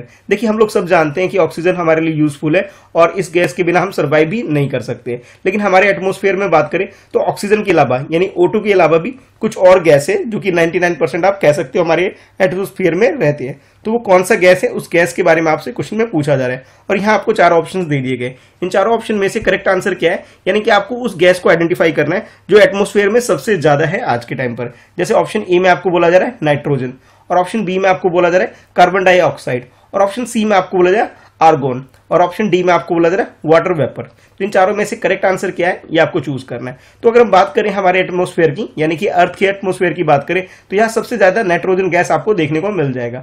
देखने को तो नहीं मिलेगा बट होता है ये, ठीक है।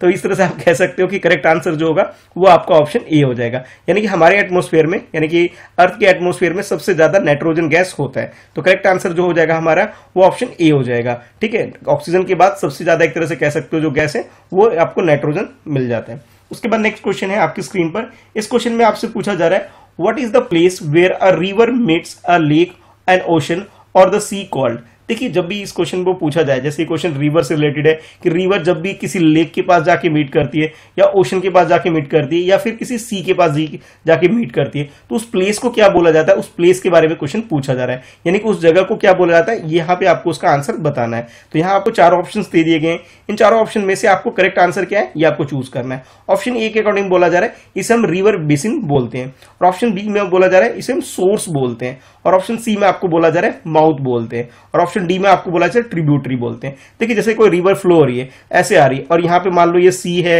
या फिर आप कह सकते हो ओशन है, ये लेक है और रिवर यहाँ पे से कनेक्ट होकर ये पानी इसमें मिक्स हो जा रहा है। तो ये वाला जो पॉइंट है जहां पे ये मीट हो रही है इस पॉइंट के बारे में आपसे पूछा जा रहा है, इस प्लेस को क्या बोलते हैं, ये है आपके लिए क्वेश्चन। तो ये 4 ऑप्शन से आप क्वेश्चन को अटेम्प्ट कर लीजिए। तो इस क्वेश्चन के करेक्ट आंसर की बात करें तो जो आपके यहाँ ऑप्शन सी दे रखा है यानी कि माउथ, माउथ बोला जाता है उस प्लेस को जहां पे कोई भी रिवर किसी लेक से या ओशन से या सी से मीट करती है। तो ठीक है, तो जैसे इस क्वेश्चन में आपसे पूछा गया था तो आप यहाँ पे सी ऑप्शन को चूज कर सकते हैं अपने आंसर के लिए, ठीक है। तो आप मुझे कमेंट करके बताइए कि आपने कितने क्वेश्चंस के आंसर बिल्कुल सही अटेम्प्ट करें, यानी आपका स्कोर क्या रहा। वीडियो को लाइक कर दीजिए ताकि ऐसी ग्रीन ओलंपियाड से रिलेटेड और भी वीडियो मैं आपके लिए चैनल पर ला सकूं। इन चैनल फ्रेंड्स @प्रिपरेशन को और जरूर सब्सक्राइब कर लीजिएगा, और इसके अलावा मेरा इस चैनल को यानी मिस्टर कृष्णा शाह को भी सब्सक्राइब कर लीजिएगा ताकि जब भी मैं न्यू वीडियो अपलोड करूं तो उसकी नोटिफिकेशन आपके पास आ सके। कोई डाउट है, कोई क्यूरी है तो आप नीचे कमेंट में लिख के पूछ सकते हो। इसके अलावा आप मुझे इंस्टाग्राम पर मैसेज करके भी पूछ सकते हो। मेरी आईडी है @मिस्टर कृष्णा शाह, जहां मैं आपके मैसेज का, आपकी क्यूरीज का इंतजार करूंगा और आपको रिप्लाई भी जरूर करूंगा। तो thanks for watching, bye bye.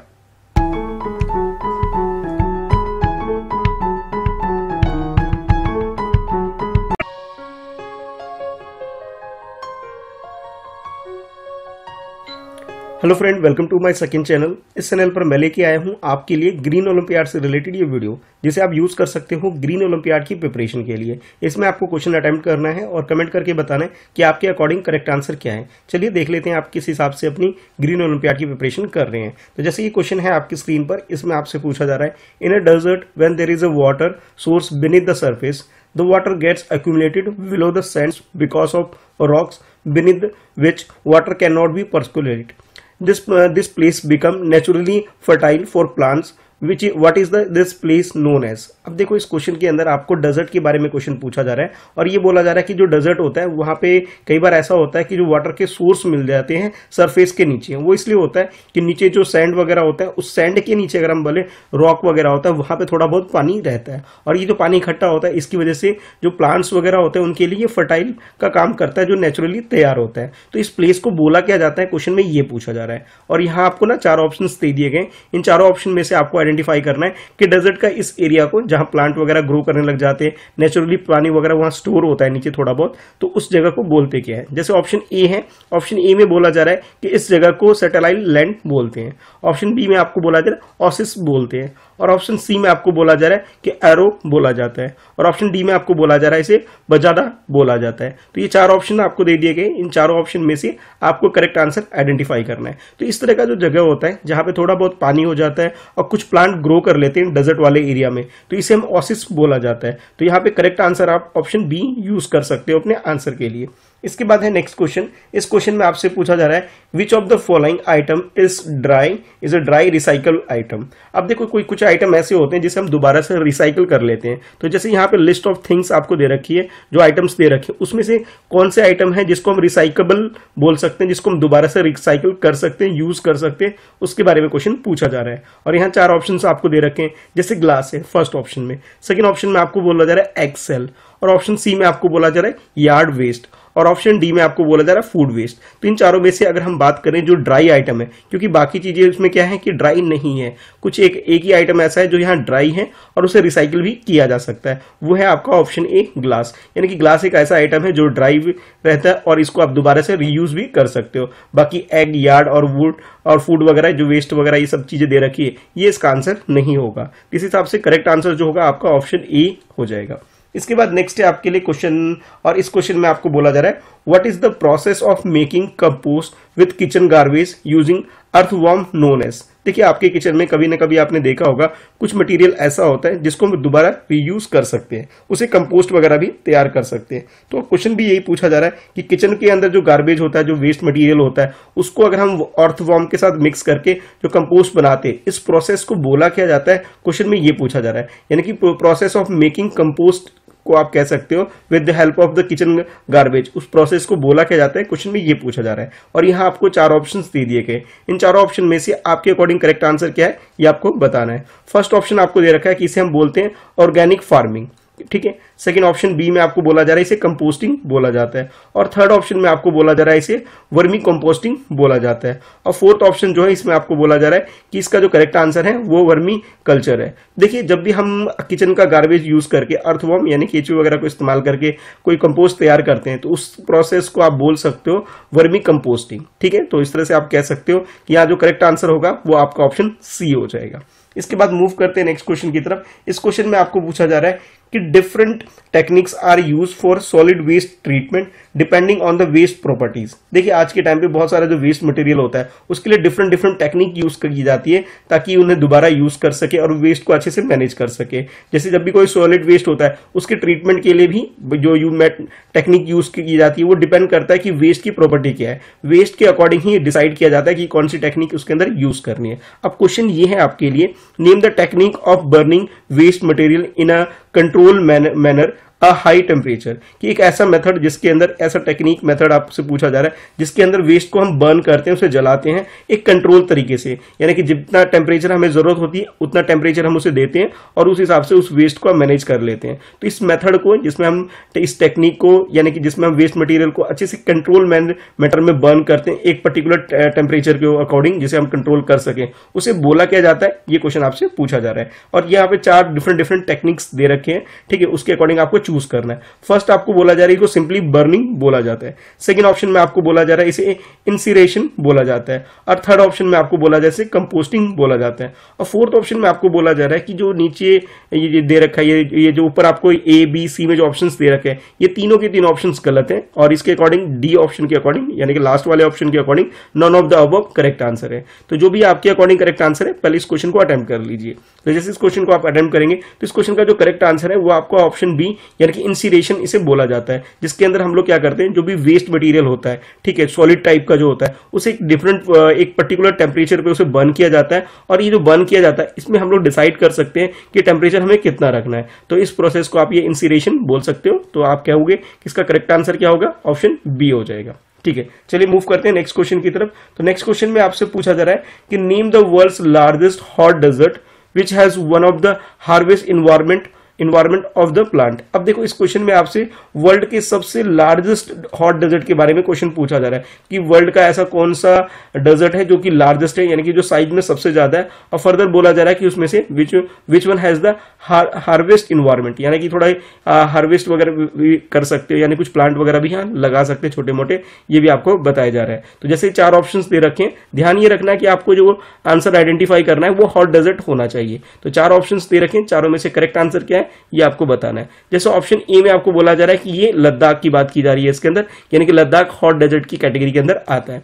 Second आपको बोला जा रहा है कि सहारा डेजर्ट के बारे में, और थर्ड में आपको बोला जा रहा है थार डेजर्ट के बारे में बोला जा रहा है, और फोर्थ ऑप्शन जो आपको दे रखा है वो गोबी डेजर्ट के बारे में बोला जा रहा है। देखिए जैसे मैंने आपको पहले ही बताया इस क्वेश्चन के अंदर, पहले तो आपको ये आइडेंटिफाई करना है वर्ल्ड का लार्जेस्ट डेजर्ट भी होना चाहिए और हॉट डेजर्ट भी होना चाहिए। यानी कि इस कंडीशन के हिसाब से अगर हम देखें तो हमारे पास जो ऑप्शन बी दे रखा है, यानी कि जो सहारा डेजर्ट है वो इस कैटेगरी में बिल्कुल फुलफिल करता है। यानी कि वो वर्ल्ड का लार्जेस्ट हॉट डेजर्ट वाला एरिया है जहां पे हार्वेस्ट वगैरह इन्वायरमेंट थोड़ा बहुत क्रिएट हो रहा है हमारे प्लानिट के ऊपर। तो आप कह सकते हो जो करेक्ट आंसर होगा वो आपका ऑप्शन बी हो जाएगा।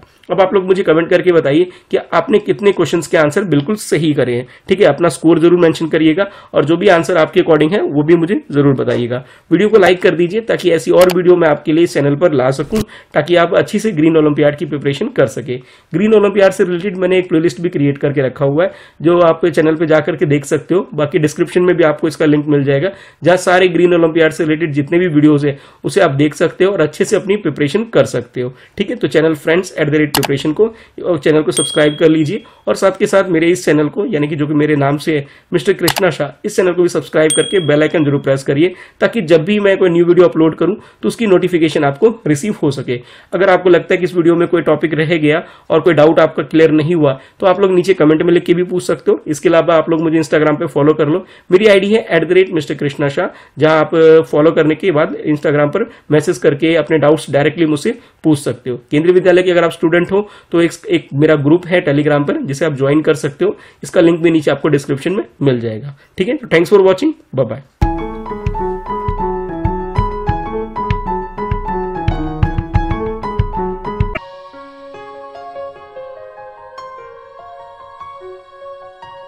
Hello friend, welcome to my second channel. इस चैनल पर मैं लेके आया हूं आपके लिए ग्रीन ओलंपियाड से रिलेटेड ये वीडियो, जिसे आप यूज कर सकते हो ग्रीन ओलंपियाड की प्रिपरेशन के लिए। इसके अंदर आपको क्वेश्चन अटेम्प्ट करना है और कमेंट करके बताना है कि आपके अकॉर्डिंग करेक्ट आंसर क्या है। जैसे स्क्रीन पर देख रहे हो, ये है आपके लिए क्वेश्चन। इस क्वेश्चन में आपसे पूछा जा रहा है the combined continental landmarks of Europe and Asia is called. आप लोग जानते हैं कि यूरोप और एशिया ये दोनों कॉन्टिनेंट हैं और इन दोनों को कंबाइंड करके अगर हम बोलें तो इस कॉन्टिनेंट को बोला क्या जाता है, ये क्वेश्चन आपसे पूछा जा रहा है। यानी कि अगर हम यूरोप को और एशिया को दोनों को प्लस कर दें, दोनों को कंबाइंड कर दें दोनों कॉन्टिनेंट को, तो इसे क्या बोला जाएगा, ये क्वेश्चन में आपसे पूछा जा रहा है। ऑप्शन ए में आपको बोला जा रहा है इसे यूरेशिया बोला जाता है। ऑप्शन बी में आपको बोला जा रहा है रशिया बोला जाता है। ऑप्शन सी में बोला जा रहा है इसे मलेशिया बोला जाता है। और ऑप्शन डी में आपको बताया जा रहा है कि यहाँ पे इसे सर्बिया बोला जाता है। तो आपके अकॉर्डिंग करेक्ट आंसर क्या है, ये आपको अटेम्प्ट करना है। तो इस क्वेश्चन का अगर करेक्ट आंसर की बात करें तो ऑप्शन ए यानी यूरेशिया इसका करेक्ट आंसर है। यानी कि यूरोप प्लस एशिया को हम यूरेशिया बोलते हैं। तो यहाँ पे करेक्ट आंसर आपका ऑप्शन ए हो जाता है। इसके बाद नेक्स्ट है आपके लिए ये वाला क्वेश्चन। इस क्वेश्चन में आपसे पूछा जा रहा है a cash crop is a crop that is grown for sale to earn profit. Which among the following is a dominant cash crop in India? देखिए, हम लोग जानते हैं कि कैश क्रॉप जो होता है इसका मेन पर्पस ये होता है इसको सेल करके प्रॉफिट अर्न करना होता है। अब हमारी कंट्री में पूछा जा रहा है कि हमारी कंट्री में कैश क्रॉप कौन सा ऐसा है जो सबसे ज़्यादा डोमिनेट करता है, यानी जिसके अंदर सबसे ज़्यादा बेनिफिट होता है फार्मर को।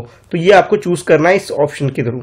तो जैसे फर्स्ट ऑप्शन में आपको दे रखा है कि कॉटन जो है हमारी कंट्री का ऐसा कैश क्रॉप है जो कि डोमिनेट करता है, सबसे ज़्यादा अर्निंग इससे होती है।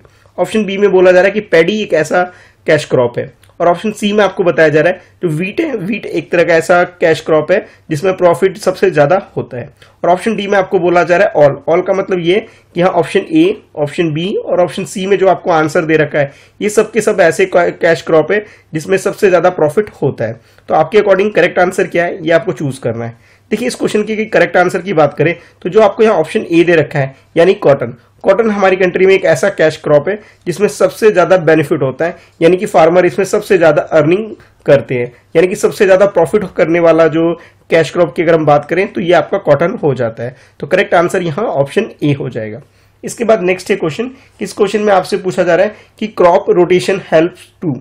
अब देखिए, कई बार आप लोगों ने सुना होगा कि कुछ फार्मर ऐसे होते हैं जो पूरे साल एक टाइप की ही क्रॉप की खेती करते हैं या फार्मिंग करते हैं, लेकिन कुछ ऐसे भी स्मार्ट फार्मर हैं जो कि पूरे साल में डिफरेंट क्रॉप अपने खेत में उगाते हैं। तो उसी के रिगार्डिंग में क्वेश्चन आपसे पूछा जा रहा है कि ये जो क्रॉप का जो रोटेशन करते हैं ये किस तरह से हेल्प करता है, ये क्वेश्चन आपसे पूछा जा रहा है। ऑप्शन ए में आपको बताया जा रहा है कि अगर हम रोटेशन करें क्रॉप का तो उसका सबसे ज्यादा बेनिफिट क्या होता है, इसके बारे में बताया जा रहा है कि maintain and improve soil fertility, यानी कि जो जमीन है हमारी, जमीन की जो सोइल की जो फर्टिलिटी है इसे एक तरह से मेंटेन करने में और इसे इंप्रूव करने में हेल्प करता है क्रॉप रोटेशन। यानी कि ये तो कह सकते हो कि जब हम क्रॉप को रोटेट करके उगाते हैं, फार्मिंग करते हैं, तो जो सोइल की फर्टिलिटी है ये बैलेंस बनी रहती है, इसके अंदर इंप्रूवमेंट आता है और जो भी चीजें हैं ये मेंटेन रहती है। ऑप्शन बी में आपको बोला जा रहा है कि minimise pets, weeds and soil related disease, यानी कि सोइल से रिलेटेड जो डिसीज होती है वो डिसीज भी खेत के अंदर नहीं होती है। साथ के साथ ये कह सकते हो कि पेट्स वगैरह का भी यूज जो है ये मिनिमाइज हो जाता है, ये एक तरह से हेल्प करती है क्रॉप रोटेशन। और ऑप्शन सी में आपको बोला जा रहा है कि कंट्रोल सोइल इरोशन, यानी कि कई बार आप लोगों ने देखा होगा जैसे खेत है, खेत की जो ऊपर लेयर है पहले वो खेती करते हैं, उसके बाद जब दूसरी बार खेती करते हैं तो फर्स्ट लेयर को भी हटा देते हैं और इस तरह से क्या होता है जो मिट्टी का सोइल का इरोजन स्टार्ट हो जाता है। लेकिन जब हम क्रॉप को रोटेट करते हैं तो इससे एक बेनिफिट ये होता है ये इरोजन भी स्टॉप हो जाता है, यानी कि आप ये कह सकते हैं कि सोइल का जो इरोशन है इसे भी कंट्रोल किया जा सकता है। ये ऑप्शन सी में आपको बताया जा रहा है। ऑप्शन डी में आपको बोला जा रहा है कि जैसे फर्स्ट ऑप्शन, सेकंड ऑप्शन और थर्ड ऑप्शन, ये सारे जो बेनिफिट्स हैं ये सारे बेनिफिट होते हैं अगर हम क्रॉप को रोटेट करके फार्मिंग करें तो, यानी कि यहाँ पे कह सकते हो ये तीनों के तीनों ऑप्शन बिल्कुल सही है, इसलिए इस ऑप्शन में बोला जा रहा है ऑल द अबव। तो आपके अकॉर्डिंग करेक्ट आंसर क्या है ये आपसे पूछा जा रहा है। चलिए कमेंट करके बताइए आपके अकॉर्डिंग करेक्ट आंसर क्या है। देखिए इस क्वेश्चन की करेक्ट आंसर की बात करें तो इसमें जो ऑप्शन डी दे रखा है यही करेक्ट आंसर है, यानी कि जब भी हम क्रॉप को रोटेट करके, यानी कि क्रॉप का रोटेशन करते हैं तो जो सोइल होती है उसकी फर्टिलिटी भी इंक्रीज होती है और मेंटेन भी रहती है। साथ के साथ इसमें पैड्स वगैरह हमें यूज करने की जरूरत नहीं पड़ती, मिनिमाइज हो जाता है। और जो सोइल होता है इसका रेडिएशन इरोजन भी कम होता है, यानी कि इसके अंदर आप कह सकते हो कि मिट्टी को नुकसान भी नहीं पहुंचता, मिट्टी में कटाव भी नहीं आता है। तो करेक्ट आंसर हमारा ऑप्शन डी हो गया, यानी कि सारे के सारे बेनिफिट हैं आप कह सकते हो क्रॉप रोटेशन के। इसके बाद नेक्स्ट क्वेश्चन है ये वाला क्वेश्चन। इस क्वेश्चन में आपसे पूछा जा रहा है which gas is release from paddy field. Paddy field से गैस रिलीज होता है, उस गैस के बारे में आपसे क्वेश्चन पूछा जा रहा है कि वो कौन सा गैस है ये आपको बताना है। ऑप्शन ए में आपको बोला जा रहा है कि कार्बन डाइऑक्साइड, ठीक है। ऑप्शन बी में आपको बोला जा रहा है हाइड्रोजन सल्फेट, और ऑप्शन सी में आपको बोला जा रहा है मीथेन, और ऑप्शन डी में आपको बोला जा रहा है आर्गोन। तो ये चार ऑप्शंस दे रखे हैं, यानी कि 4 डिफरेंट गैस के नेम्स आपको यहाँ गिवन है। आपको ये बताना है कि जो पैडी फील्ड होता है वहां से कौन सा गैस रिलीज होता है, ये आपको चूज करना है इन चार ऑप्शन के तहत। तो जैसे ये चार ऑप्शन को देखते हैं तो इसके अंदर सी ऑप्शन है आपके पास, यानी मीथेन। मीथेन गैस जो होता है पैडी फील्ड से रिलीज होता है। तो आप ये कह सकते हो इस क्वेश्चन का करेक्ट आंसर ऑप्शन सी हो जाएगा। इसके बाद नेक्स्ट क्वेश्चन है जो कि आप स्क्रीन पर देख सकते हो। इस क्वेश्चन में आपसे पूछा जा रहा है कि irrigation is a method by which water is supplied to plants at regular interval for agriculture. देखिए इरिगेशन की बहुत जरूरत होती है एग्रीकल्चर या फील्ड वगैरह में जो फार्मिंग वगैरह करते हैं, तो उसी के बारे में यहाँ बताया जा रहा है कि इरिगेशन जो है एक तरह से आप कह सकते हो कि एक इंटरवल के थ्रू वाटर सप्लाई की जाती है जितने भी प्लांट्स वगैरह होते हैं उसमें प्रॉपर तरीके से, ठीक है। फर्दर आपको बताया जा रहा है of the following which method is most water efficient method कौन सा है, ये आपसे को इस क्वेश्चन में पूछा जा रहा है। तो जैसे यहाँ चार ऑप्शंस दे रखे, चारों में से करेक्ट आंसर आपको बताना है। देखिए कई बार आप लोगों ने फील्ड में देखा होगा या फिर कहीं पे भी स्कूल में भी देखा होगा, एक तो ये होता है जैसे एक प्लांट सपोज करो यहाँ ए प्लांट है, एक बी प्लांट है, सी प्लांट है, इसी तरह से बहुत सारे प्लांट है। एक तो ये है कि पाइप लगा के सबके पास पानी बहुत सारा दे दो या थोड़ी थोड़ी देर में देते जाओ, ठीक है। इस तरह से बहुत सारे मेथड होते हैं कि बॉर्डर इरिगेशन, यानी कि बॉर्डर की जो भी खेत वगैरह है या फील्ड वगैरह है उसके चारों तरफ अगर प्लांटेशन करके अच्छे से पानी पहुंचाया जाए तो ये बताया जा रहा है कि ये बॉर्डर इरिगेशन जो बेस्ट मेथड है।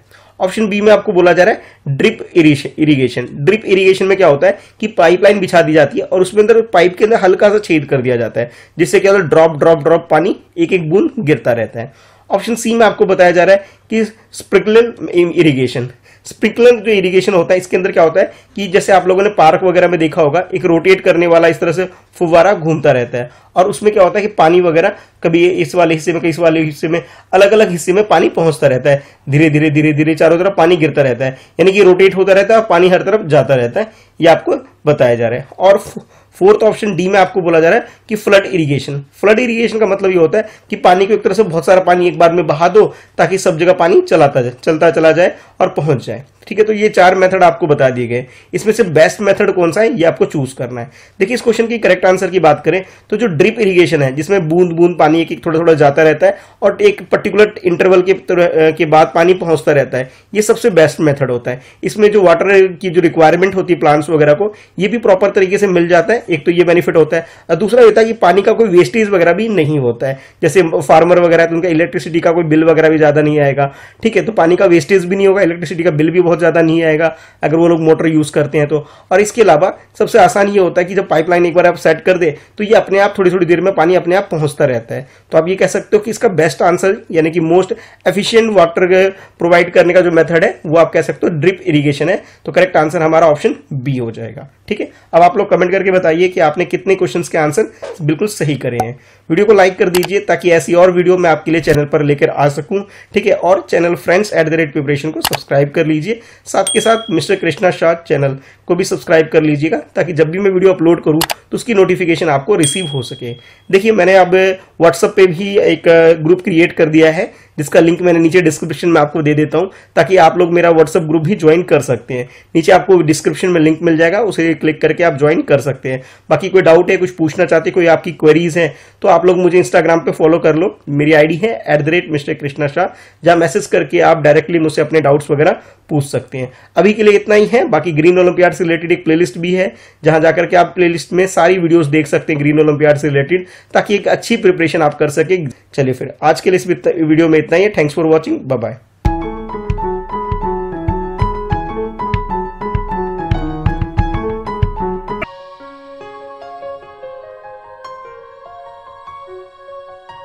Hello, welcome to second channel of friendship preparation. मेरा नाम है कृष्णा और मैं लेके आया हूं आपके लिए एजुकेशनल।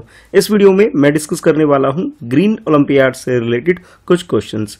अगर आप ग्रीन ओलंपियाड तैयारी कर रहे हैं तो ये वीडियो आपके लिए बहुत ज्यादा यूजफुल होने वाली है। इसके अंदर मैं प्रीवियस ईयर का क्वेश्चन पेपर आपके साथ डिस्कस कर रहा हूँ। इस वीडियो में बेसिकली जो क्वेश्चन की थीम होगी वो होगी ग्रीन स्किल्स, यानी कि ग्रीन स्किल बेसिस पे क्वेश्चन किस टाइप के आपके लिए फ्रेम किए जा सकते हैं, उन क्वेश्चन को हम इस वीडियो में डिस्कस करेंगे और आप लोग ये यूज कर सकते हो अपने प्रैक्टिस के लिए। जैसे ये है आपके लिए फर्स्ट क्वेश्चन, जैसे कि आप अपने स्क्रीन पर देख पा रहे हो। There is ability, values and attitude needed to live and develop and support a sustainable and resource efficient society are known as। अब देखो यहाँ पे इस क्वेश्चन के अंदर आपको एक डेफिनेशन दी गई है और ये डेफिनेशन किस चीज की है इसके बारे में आपके पास ये ब्लैंक है। तो इस ब्लैंक के अंदर हमारे पास 4 ऑप्शंस गिवन है A, B, C, D। इसके अंदर से चूज करना है और इसे फिल करना है कि बताना कि इन जो 4 टॉपिक आपको दे रखे हैं इन 4 टॉपिक में से किस टॉपिक की ये डेफिनेशन दे रखी है। तो जैसे आप इस डेफिनेशन पढ़ते हैं, इसमें मेंशन किया गया है कि नॉलेज, एबिलिटी और उसके बाद नेक्स्ट वैल्यू, एटीट्यूड। तो ये जो चीजें हैं आपको जो डिस्कस की जा रही है इसके बारे में आपको बताना है। जैसे ऑप्शन ए में आपको बताया जा रहा है कि लाइफ स्किल की डेफिनेशन आपको दे रखी है। ऑप्शन बी में आपको बोला जा रहा है कि ये डेफिनेशन इन्वायरमेंट कॉन्सिस्टेंस की दे रखी है आपको, और ऑप्शन सी में आपको बोला जा रहा है सस्टेनेबल डेवलपमेंट डेफिनेशन है, और ऑप्शन डी में आपको बोला जा रहा है कि ये ग्रीन स्किल की डेफिनेशन है। तो ये जो 4 ऑप्शंस हैं इन ऑप्शन में से आपको चूज करना है इसका बेस्ट आंसर क्या हो सकता है। अगर हम बेस्ट आंसर की बात करें यहाँ पे तो जो ग्रीन स्किल है ये ग्रीन स्किल की आपको एक डेफिनेशन दे रखी है कि ग्रीन स्किल के अंदर क्या क्या चीजें इंक्लूड की जाती है आपको बताया जा रहा है कि नॉलेज, एबिलिटी, वैल्यू, एटीट्यूड, ये सारी चीजों के बारे में यहाँ पे बताया जा ताकि हम सस्टेनेबल और रिसोर्सफुल हो सके, अपनी सोसाइटी में लिव कर सके। तो उसके बारे में हम लोग जो स्टडी करते हैं वो ग्रीन स्किल के अंदर करते हैं। ठीक है, तो आप इसका ऑप्शन जो है करेक्ट आंसर आप यहाँ पे डी लगा सकते हैं। इसके नेक्स्ट है क्वेश्चन आपके लिए जो आप स्क्रीन पर देख सकते हैं कि विच policy in India links skill development, improve employability and productivity. अब देखो हमारी कंट्री के अंदर बहुत सारी अलग अलग तरह के से रिलेटेड प्रोग्राम्स हमारी कंट्री में लॉन्च हुए हैं। अब यहाँ पे क्वेश्चन ये पूछा जा रहा है कि कौन सी ऐसी पॉलिसी, ये जो 4 ऑप्शन आपको दे रखी है ये 4 पॉलिसी हैं जो गवर्नमेंट ने लॉन्च की गई है। अब इन चारों में से ऐसी कौन स्किल डेवलपमेंट से रिलेटेड है ये आपको आइडेंटिफाई करना है। ऑप्शन ए में आपको बोला जा रहा है कि national mission on sustainable habitat, ये जो है स्किल डेवलपमेंट से रिलेटेड है। ऑप्शन बी में आपको बोला है कि national policy on skill development and entrepreneurship, ये स्किल डेवलपमेंट से रिलेटेड एक पॉलिसी है। और ऑप्शन सी में आपको बोला जा रहा है कि national mission for a green India, ये जो मिशन है ये रिलेटेड है हमारे स्किल डेवलपमेंट से। और ऑप्शन डी में बोला जा रहा है कि स्वच्छ भारत अभियान, ये हमारे जो स्किल डेवलपमेंट प्रोग्राम से रिलेटेड है। तो इन चारों में से करेक्ट आंसर क्या होगा? देखो ये जो क्वेश्चन है, इस क्वेश्चन के अंदर ही वो आंसर मिल जाएगा। यहाँ जैसे पॉलिसी बात की जा रही है, वो पॉलिसी है स्किल डेवलपमेंट से रिलेटेड है। इन चारों ऑप्शंस को देखो, इन चारों ऑप्शन में से जो बी ऑप्शन है, यहाँ आपको प्रोग्राम के बारे में जो मेंशन किया जा रहा है कि national policy on skill development, यानी ये जो पॉलिसी है किससे रिलेटेड है? स्किल डेवलपमेंट से रिलेटेड है। तो आप लोग समझ सकते हैं कि इसका जो आंसर होगा वो बी हो जाएगा। कई बार एग्जाम में क्या होगा आपके साथ कि क्वेश्चन के अंदर आपको आंसर होगा, बस आपको ठीक से उसे रीड करना है और उसके अकॉर्डिंग ही आपको चूज करना है। तो इसका करेक्ट आंसर आप लगाते हो option B, national policy on skill development and entrepreneurship, ये आपका आंसर हो जाएगा। बात देखते हैं नेक्स्ट क्वेश्चन, और इस क्वेश्चन में आपसे पूछा जा रहा है in our daily life we can contribute to create a sustainable society by following 4 R's and 1 U of sustainability। अब देखिए ये जो 4 R है इसके बारे में क्वेश्चंस में आपको गिवन है कि 4 R मीन्स है these are reduce, reuse, recycle and refuse, ठीक है। लेकिन यहाँ जो 1 U है, ये 1 U मीनिंग यहाँ पे क्या है? वो ब्लैंक स्पेस गिवन है। तो U की जगह क्या यूज हो रहा है ये आपको यहाँ फिल करना है, और ये आपका करेक्ट आंसर हो जाएगा। तो देखो इस क्वेश्चन के अंदर आपको जो डिफरेंट ऑप्शंस दे रखे हैं उन्हें पहले रीड करोगे। तो U मीन्स यहाँ पे है अपसाइकिल, U मीन्स है अपग्रेड, U मीन्स है अपलोड, U मीन्स है अप यूज। तो इसमें जो करेक्ट आंसर की अगर हम बात करें तो ये आपका ऑप्शन ए जो है अब ये आपका करेक्ट आंसर है। यानी कि अगर हम सस्टेनेबल डेवलपमेंट की बात करें तो उसके अंदर 4 आर आते हैं। तो 4 आर मीन्स क्या है ये आपको पता होना चाहिए कि रिड्यूस, रीयूज, रिसाइकिल, रिफ्यूज, और इसके बाद 1 यू आता है, और यू की मीनिंग यहाँ पे क्या है? अप साइकिल है। तो करेक्ट आंसर हमारा ऑप्शन ए होगा। इसके बाद नेक्स्ट देखो, नेक्स्ट क्वेश्चन है आपकी स्क्रीन पर, विच of the following is not an example of green transport. अब देखो इस क्वेश्चन के अंदर हमें ग्रीन ट्रांसपोर्टेशन से रिलेटेड क्या चीज है आपको ये आइडेंटिफाई और उसका एग्जाम्पल कौन सा नहीं है। देखो जब भी आप क्वेश्चन रीड करेंगे तो क्वेश्चन के अंदर आप कई बार क्या होता है कि हम लोग ये सोचते हैं कि क्वेश्चन में पूछा जा रहा है कि हमें एग्जाम्पल बताना है ग्रीन ट्रांसपोर्ट का, बट यहाँ पे अगर ऑप्शन में देखोगे के अंदर ही तो नॉट है। नॉट का मतलब है जो ग्रीन ट्रांसपोर्ट के अंदर इंक्लूड नहीं किया जाता है। अब एक एक करके चलते हैं कि ग्रीन ट्रांसपोर्ट के अंदर कौन सा इंक्लूड होता है कौन सा नहीं होता है। जैसे फर्स्ट ऑप्शन है आपके पास vehicles running on compressed natural gas, यानी कि वो सारे व्हीकल जिसके अंदर सीएनजी यूज होता है। अगर हम इसकी बात करें तो ये ग्रीन ट्रांसपोर्ट के अंदर इंक्लूड होता है। ऑप्शन बी में आपके पास है vehicle running on petrol and diesel, जो पेट्रोल और डीजल से चलते हैं, तो ये ग्रीन ट्रांसपोर्ट के अंदर उसके एग्जांपल अंदर नहीं आता है, ठीक है। उसके बाद नेक्स्ट है पर्सनल बाइसाइकिल, जैसे आप साइकिल वगैरह जो यूज करते हो, क्या इसके अंदर कोई धुआं वगैरह होता है? नहीं होता है, यानी कि ग्रीन ट्रांसपोर्ट की कैटेगरी के अंदर ये आ जाता है, ये ठीक है। उसके बाद आपके इलेक्ट्रिक व्हीकल, ये सब भी क्या होते हैं? इन सब में भी धुआं नहीं होता, यानी कि ये इन्वायरमेंट को पॉल्यूट नहीं करते हैं, तो ये भी ग्रीन ट्रांसपोर्ट के अंदर आ जाते हैं। लेकिन क्वेश्चन में हमसे पूछा गया क्या कि ऐसा एग्जाम्पल चूज करना है जो कि ट्रांसपोर्ट के अंदर नहीं आता है। तो आप ध्यान से देखोगे जो ऑप्शन बी है जिसके अंदर पेट्रोल और डीजल यूज हो रहा है, ग्रीन ट्रांसपोर्ट की कैटेगरी के अंदर नहीं आते हैं। तो करेक्ट आंसर हमारा ऑप्शन बी हो जाएगा। आजकल आपने देखा होगा आपने कि जितनी भी गाड़ियां आ रही है जो कि ग्रीन ट्रांसपोर्ट से रिलेटेड है, उनके जो नंबर प्लेट है ग्रीन कलर के होते हैं, ये आप लोगों ने देखा होगा। तो जब भी आप ग्रीन कलर के नंबर प्लेट वाले व्हीकल को देखोगे तो आप समझ जाना ये गाड़ी है, ये ग्रीन ट्रांसपोर्ट है, यानी इसके अंदर पेट्रोल डीजल का यूज नहीं हो रहा, ठीक है। इसके अंदर क्या यूजर है? इलेक्ट्रिक व्हीकल की कैटेगरी के अंदर ये आता है, तो ये भी आपको पता होना चाहिए। इसके बाद नेक्स्ट क्वेश्चन है आपके लिए जो आप इन पर देख सकते हैं। क्वेश्चन है आपके लिए विच of the following options define best the concept of sustainable development. अब देखो इस क्वेश्चन के अंदर सस्टेनेबल डेवलपमेंट की अगर मीनिंग या डेफिनेशन अगर अच्छे से आती है तो इस क्वेश्चन का आंसर आप अच्छे से कर पाएंगे। और यहाँ पे इसके बारे में 4 ऑप्शन भी दे रखा है। सस्टेनेबल डेवलपमेंट की करेक्ट मीनिंग क्या है ये आपको समझना होगा। जैसे ऑप्शन ए में आपको बोला जा रहा है taking care of future generation, यानी सस्टेनेबल डेवलपमेंट का मतलब है कि फ्यूचर जनरेशन के बारे में ध्यान रखना, उनका केयर करना। ऑप्शन बी में आपको बोला जा रहा है taking care of only our self, यानी खुद का ध्यान रखना ही बोला जा रहा है, ये सस्टेनेबल डेवलपमेंट है। और ऑप्शन सी में आपको बोला जा रहा है taking care of our self and future generation, यानी इसके अंदर खुद का भी ध्यान रखना है, यानी कि अवर सेल्फ, और जो फ्यूचर जनरेशन है उसका भी ध्यान रखना है, यानी दोनों बात इसके अंदर इंक्लूड हो जाती है। खुद का भी ध्यान रखना है और फ्यूचर वाली जो जनरेशन आएंगी यानी जो हमसे छोटे, ठीक है, उनका भी ध्यान रखना है। और ऑप्शन डी में आपको बोला जा रहा है कि इकोनॉमिक प्रोस्पेरिटी ऑफ ऑल, कि जो पैसा वगैरह कमाते हैं, इकट्ठा करते हैं हम लोग, इनकम करते हैं, तो ये एक तरह से इकोनॉमिक प्रोस्पेरिटी आती है। किसी इकोनॉमिक प्रोस्पेरिटी आ जाए तो इसे बोला जा रहा है कि ये सस्टेनेबल डेवलपमेंट की करेक्ट तरीके से इसे डिफाइन किया है। तो इन चारों ऑप्शन की अगर बात करें तो जो आपके पास जो ऑप्शन सी है यानी कि taking care of our self, यानी खुद ध्यान रखना है, ठीक है, और खुद के अलावा जो फ्यूचर जनरेशन है इसका भी ध्यान रखना है। इन दोनों को जब हम कंबाइन कर लेते हैं तब ये सस्टेनेबल डेवलपमेंट होता है। तो करेक्ट आंसर आपका ऑप्शन सी हो जाएगा।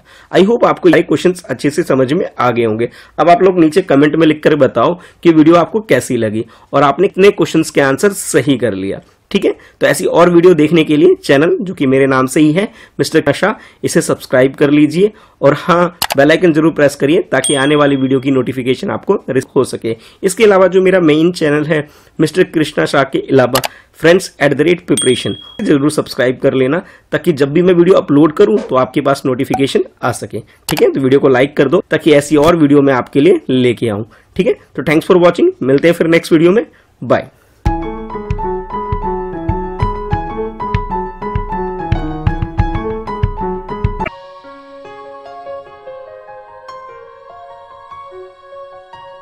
Hello friend, welcome to my second channel. इस चैनल पर मैं लेके आता हूं आपके लिए एजुकेशनल वीडियो। इस वीडियो में मैं डिस्कस करने वाला हूं ग्रीन ओलंपियाड के क्वेश्चंस।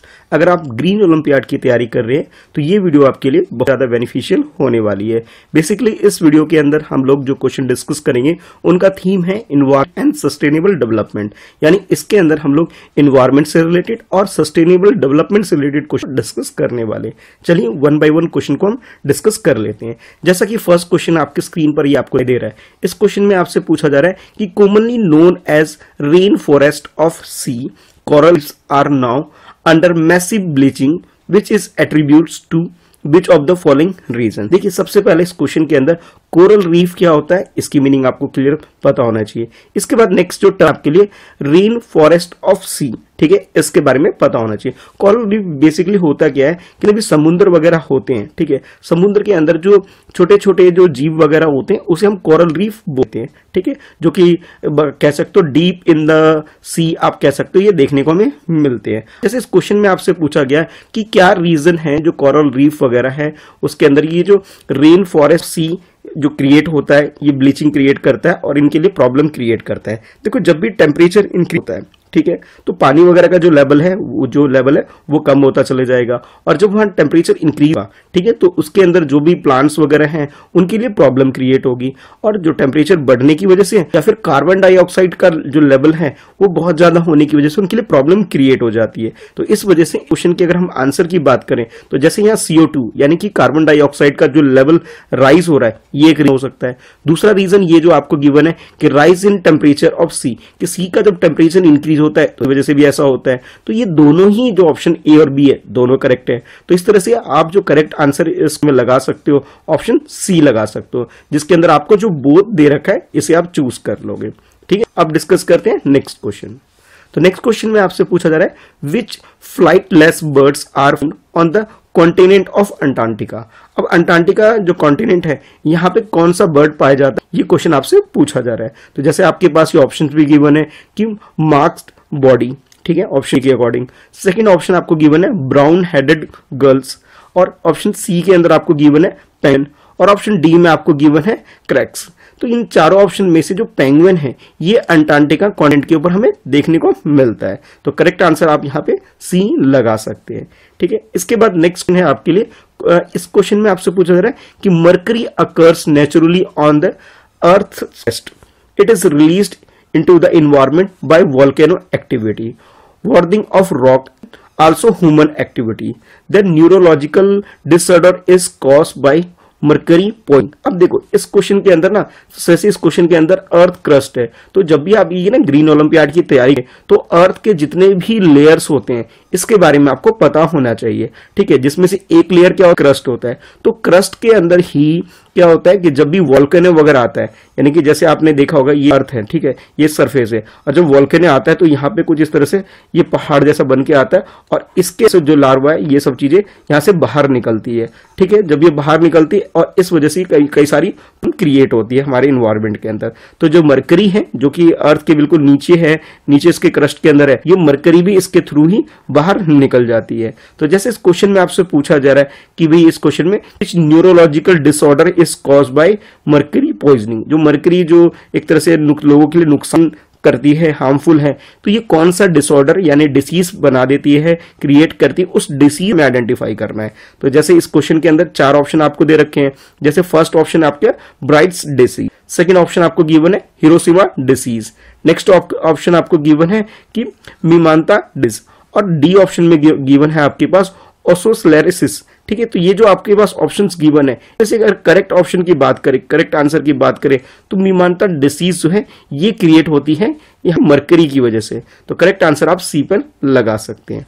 इसके बाद नेक्स्ट है आपके लिए, इस क्वेश्चन में आपसे which of the following best describe the geological formation of aquifer. Aquifer जो फॉर्मेशन होती है, जियोलॉजिकल फॉर्मेशन होती है, उसे बेस्ट तरीके से आप कैसे डिस्क्राइब कर सकते हो, बता सकते, क्वेश्चन में वो पूछा जा रहा है। तो जैसे यहाँ पे आपके पास 4 ऑप्शन दे रखे, एक एक करके आप सारे ऑप्शन को देखोगे। फर्स्ट ऑप्शन में आपको बोला जा रहा है डज नॉट कंटेन वाटर, कि जो जियोलॉजिकल फॉर्मेशन होता है उसके अंदर ये दे रहा है आपको ऑप्शन ए के अकॉर्डिंग कि इसमें वाटर कंटेन नहीं करता है, ठीक है। ऑप्शन बी में आपको जा रहा है कि वाटर तो कंटेन करता है बट ये ट्रांसमिट नहीं करता है। जैसे आप इस स्टेटमेंट भी पढ़ रहे हो उसके अंदर, तो इसमें आपको बोला जा रहा है contains water but does not transmit, कि वाटर तो होता है इस प्रोसेस के अंदर लेकिन इस वाटर को ये ट्रांसमिट नहीं करते हैं। और ऑप्शन सी में आपको बोला जा रहा है इट्स अ रॉक आउटक्रॉप, यानी कि ये जो जियोलॉजिकल फॉर्मेशन होता है ये क्या है, रॉक आउटक्रॉप है, ये आप बोला जा रहा है। यानी कि रॉक वगैरह जो पत्थर वगैरह जो होते हैं उसके ऊपर वाला जो हिस्सा उसको जो कट करते हैं, इस प्रोसेस को आप कह सकते हो जियोलॉजिकल फॉर्मेशन।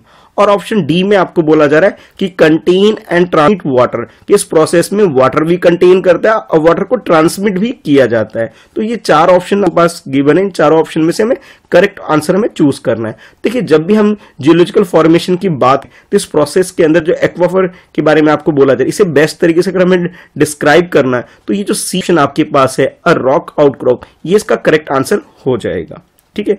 इसके बाद नेक्स्ट है आपके लिए, इस क्वेश्चन में आपसे पूछा जा रहा है कि 1958 के अंदर से चाइना में कुछ प्रोसेस स्टार्ट हुआ था, एक कैंपेन वगैरह स्टार्ट हुए थे, उसी के रिगार्डिंग में क्वेश्चन भी पूछा जा रहा है आपसे। तो पहले एक बार इस क्वेश्चन को पढ़ लेते हैं।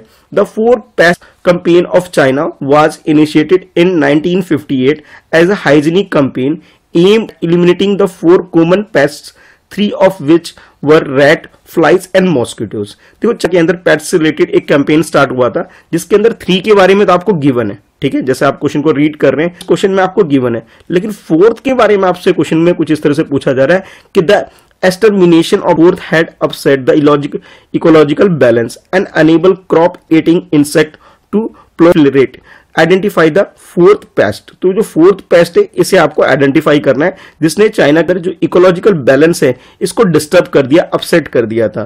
तो 3 तो आपको गिवन है, जैसे रेड से रिलेटेड है, फ्लाइज से रिलेटेड है, मॉस्किटो से रिलेटेड है। 4th के बारे में आपको चूज करना है और यहां आपके पास 4 ऑप्शन भी दे रहे हैं। फर्स्ट ऑप्शन में आपको बोला जा रहा है कि बीस ओलंपियाड, ठीक है। सेकेंड ऑप्शन बी में आपको गिवन है कि सिर्फ वर्म से रिलेटेड है ये, और ऑप्शन सी में आपको बोला जा रहा है बेड बग से रिलेटेड है, और ऑप्शन डी में बोला जा रहा है ये स्पैरो से रिलेटेड है। तो इन चारों में से अगर करेक्ट आंसर की बात करें तो बेड बग्स जो है इसका आंसर हो जाएगा, यानी सी ऑप्शन जो आपको दे रखा है ये वाला सी ऑप्शन, ये आपका आंसर हो जाएगा, ठीक है। तो आप ध्यान में रखना है कि चाइना में जो 4 पेट्स से रिलेटेड जो कैंपेन स्टार्ट हुए थे वो किस चीजों से रिलेटेड है, तो इन चारों के बारे में आपको नाम याद होने चाहिए। अब 4 में से 3 यहां दे रखे थे और एक आपको अपने हिसाब चूज करके बताना था, जो कि आपने चूज कर लिया ऑप्शन सी, ठीक है। तो आई होप आपको ये जितने क्वेश्चन मैंने आपको अभी एक्सप्लेन किए ये सारे क्वेश्चन आपको अच्छे से समझ में आ गए होंगे। बेसिकली ये जो क्वेश्चंस थे ये मैंने आपको सस्टेनेबल डेवलपमेंट से रिलेटेड क्वेश्चंस आपको एक्सप्लेन किए, जो आपको अच्छे से क्लियर हो गया होगा। अगर आपको समझ में आ रहा है, अच्छे से क्लियर हो रहा है तो ठीक है, तो इस वीडियो को लाइक जरूर करना, ताकि ऐसी और वीडियो इन्वायरमेंट और सस्टेनेबल डेवलपमेंट से रिलेटेड जो क्वेश्चन मैं आपके लिए इस तरह की वीडियो बना के लेके आऊं। तो इस चैनल को, यानी मेरे नाम से जो चैनल है मिस्टर कृष्णा शाह, इस चैनल को भी सब्सक्राइब कर लीजिए। इसके साथ साथ जो मेरा मेन चैनल है मेरे नाम से के अलावा जो friends@preparation, उस चैनल को भी सब्सक्राइब कर लो, ताकि जब भी मैं वीडियो अपलोड करूं तो आपके पास नोटिफिकेशन रिसीव हो सके। ठीक है, तो चलो फिर मिलते हैं नेक्स्ट वीडियो में। आज के लिए इस वीडियो में इतना ही है। Thanks for watching, bye bye.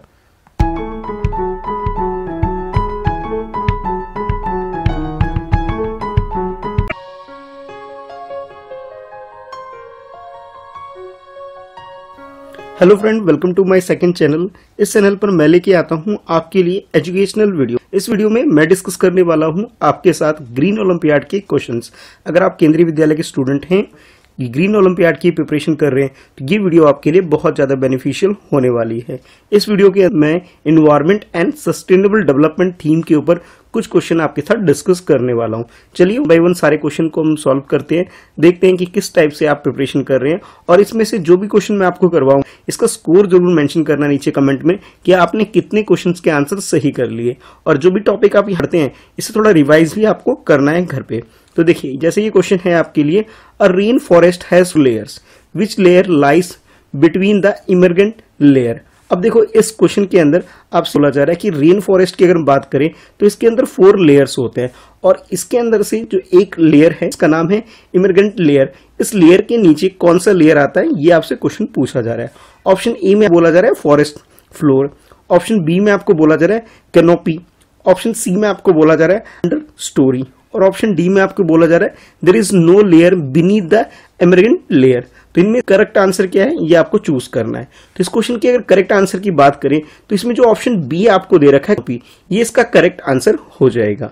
ठीक है, तो आप वन बाय वन ये सारे क्वेश्चंस के आंसर भी आप नोट डाउन करें रिवीजन के लिए, तो आपके लिए बहुत ज्यादा बेनिफिशियल भी होगा। इसके बाद नेक्स्ट क्वेश्चन है आपके लिए, बहुत इजी सा क्वेश्चन है, डेली लाइफ में भी हम लोग इसे यूज करते हैं, एलईडी। तो क्वेश्चन भी एलईडी बेस्ड है कि LED is a efficient semiconductor light source used as indicator lamps in many device as well as in household and for other lighting purpose. It is energy efficient, durable and long lasting. What does LED stand for? अब यहाँ जो LED है, जो कि आपके घर में भी यूज होता है, इसके बारे में आपको बहुत सारी बातें यहाँ क्वेश्चन में पता भी लग रही है कि इसके बारे में आपको पता लग रहा है कि ये LED क्या है, एफिशिएंट सेमीकंडक्टर लाइट सोर्स आप बोल सकते हैं। और ये खासतौर पे इंडिकेटर लैंप की तरह यूज होता है बहुत सारी डिवाइस में, घर में भी होता है और घर के बाहर भी आपने बहुत सारी जगह लाइट पर्पस आपने से जरूर देखा होगा। इस क्वेश्चन में आपसे एलईडी की फुल फॉर्म पूछी जा रही है। तो जैसे यहाँ आपके पास 4 ऑप्शन है, चारों ऑप्शन में आपके पास एलईडी के 4 डिफरेंट फुल फॉर्म्स गिवन है, जिसमें से हमें करेक्ट वाले को चूज करना। फर्स्ट में आपको ऑप्शन ए में बोला जा रहा है कि light emitting diode, option B में आपको बोला जा रहा है लाइट एफिशिएंट डायोड, और ऑप्शन सी में आपको बोला जा रहा है कि लाइट एनर्जी डायोड, और ऑप्शन डी को बोला जा रहा है लाइट इमिशन डायोड। तो ये जो 4 ऑप्शंस आपको गिवन है, इसमें से करेक्ट इसकी फुल फॉर्म क्या, ये आपको चूज करना है।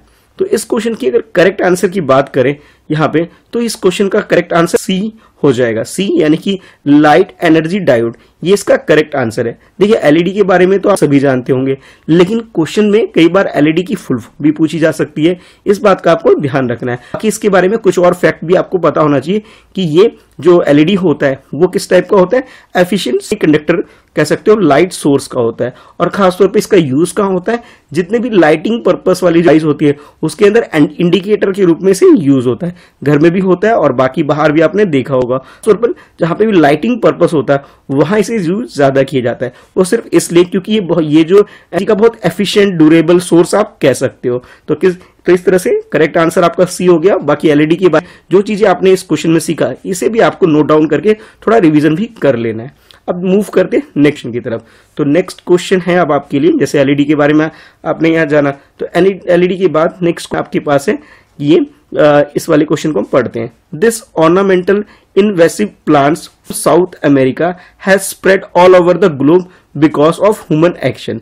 एक प्लांट के बारे में बोला है और इस प्लांट के बारे में आपको बताया जा रहा है कि ये जो प्लांट है ऑर्नामेंटल इन्वेसिव प्लांट की कैटेगरी के अंदर आता है, जो कि साउथ अमेरिका से पूरे वर्ल्ड में यानी पूरे ग्लोब में इसने ट्रेवल किया। स्टार्टिंग कहां से हुई, यानी इनिशियली ये जो प्लांट कहाँ का है, साउथ अमेरिका का है, यानी कि साउथ अमेरिका कॉन्टिनेंट है, वहां पे ये प्लांट देखने होता था। उसके बाद ह्यूमन एक्टिविटी हुई, लोगों ने ट्रेवल किया और इस प्लांट को डिफरेंट लोकेशन में लेके गए। और फिर फर्दर आपको बताया जा रहा है the dense mats of this plant which grow on the water, fresh water bodies chokes out native vegetation and fish by reducing dissolved oxygen content of the water. Which is this plant? तो ये plant कौन सा है? इस plant को आपको identify करना है कि उस प्लांट के बारे में जिसके बारे में हम लोग जान रहे हैं कि इनिशियली ये जो प्लांट है साउथ अमेरिका वाला जो एरिया है, ये जो साउथ अमेरिका कॉन्टिनेंट के अंदर जितनी भी कंट्री आती हैं उसके आसपास एरिया में ये देखने को मिलती थी, लेकिन ह्यूमन एक्टिविटी की वजह से या ह्यूमन एक्शन की वजह से यानी लोगों ने इसे अलग अलग जगह लेके गए। तो इस प्लांट के बारे में आपको बताना है कि ये प्लांट कौन सा है, यानी किस प्लांट की हम लोग बात कर रहे हैं। तो इस क्वेश्चन की अगर हम करेक्ट आंसर की बात करें तो जैसे ये 4 ऑप्शन है, पहले ऑप्शन को देख लेते हैं। तो चारों ऑप्शन में आपको बोला जा रहा है कि फर्स्ट ऑप्शन है वाटर हैकिंस, उसके बाद नेक्स्ट बी ऑप्शन में बोला जा रहा है वाटर लिली, और सी ऑप्शन में वो आपको बोला जा रहा है लोटस, और डी ऑप्शन में आपको बोला जा रहा है ब्लू आइरिस। तो इसमें से करेक्ट आंसर जो है इसका वो ऑप्शन ए यानी वाटर हाइसिंथ इसका करेक्ट आंसर हो जाएगा। ठीक है, तो ये एक ऐसा प्लांट है जो कि ऑल ओवर द वर्ल्ड ये ट्रेवल लोगों ने लेके से किया और डिफरेंट लोकेशन में इसे जाके लगाना स्टार्ट कर दिया। इनिशियली यानी स्टार्टिंग में ये जो लैटिन अमेरिकन कंट्री है यानी साउथ अमेरिकन कंट्री जितनी भी है वहां पर था, लेकिन ह्यूमन एक्शन की वजह से पूरे वर्ल्ड में ये स्प्रेड हो गया। तो आप मूव करते हैं नेक्स्ट क्वेश्चन की तरफ। The grey blanket over Australia refer to the wide spread of a particular animal which cause extensive agricultural damage to Australia every year.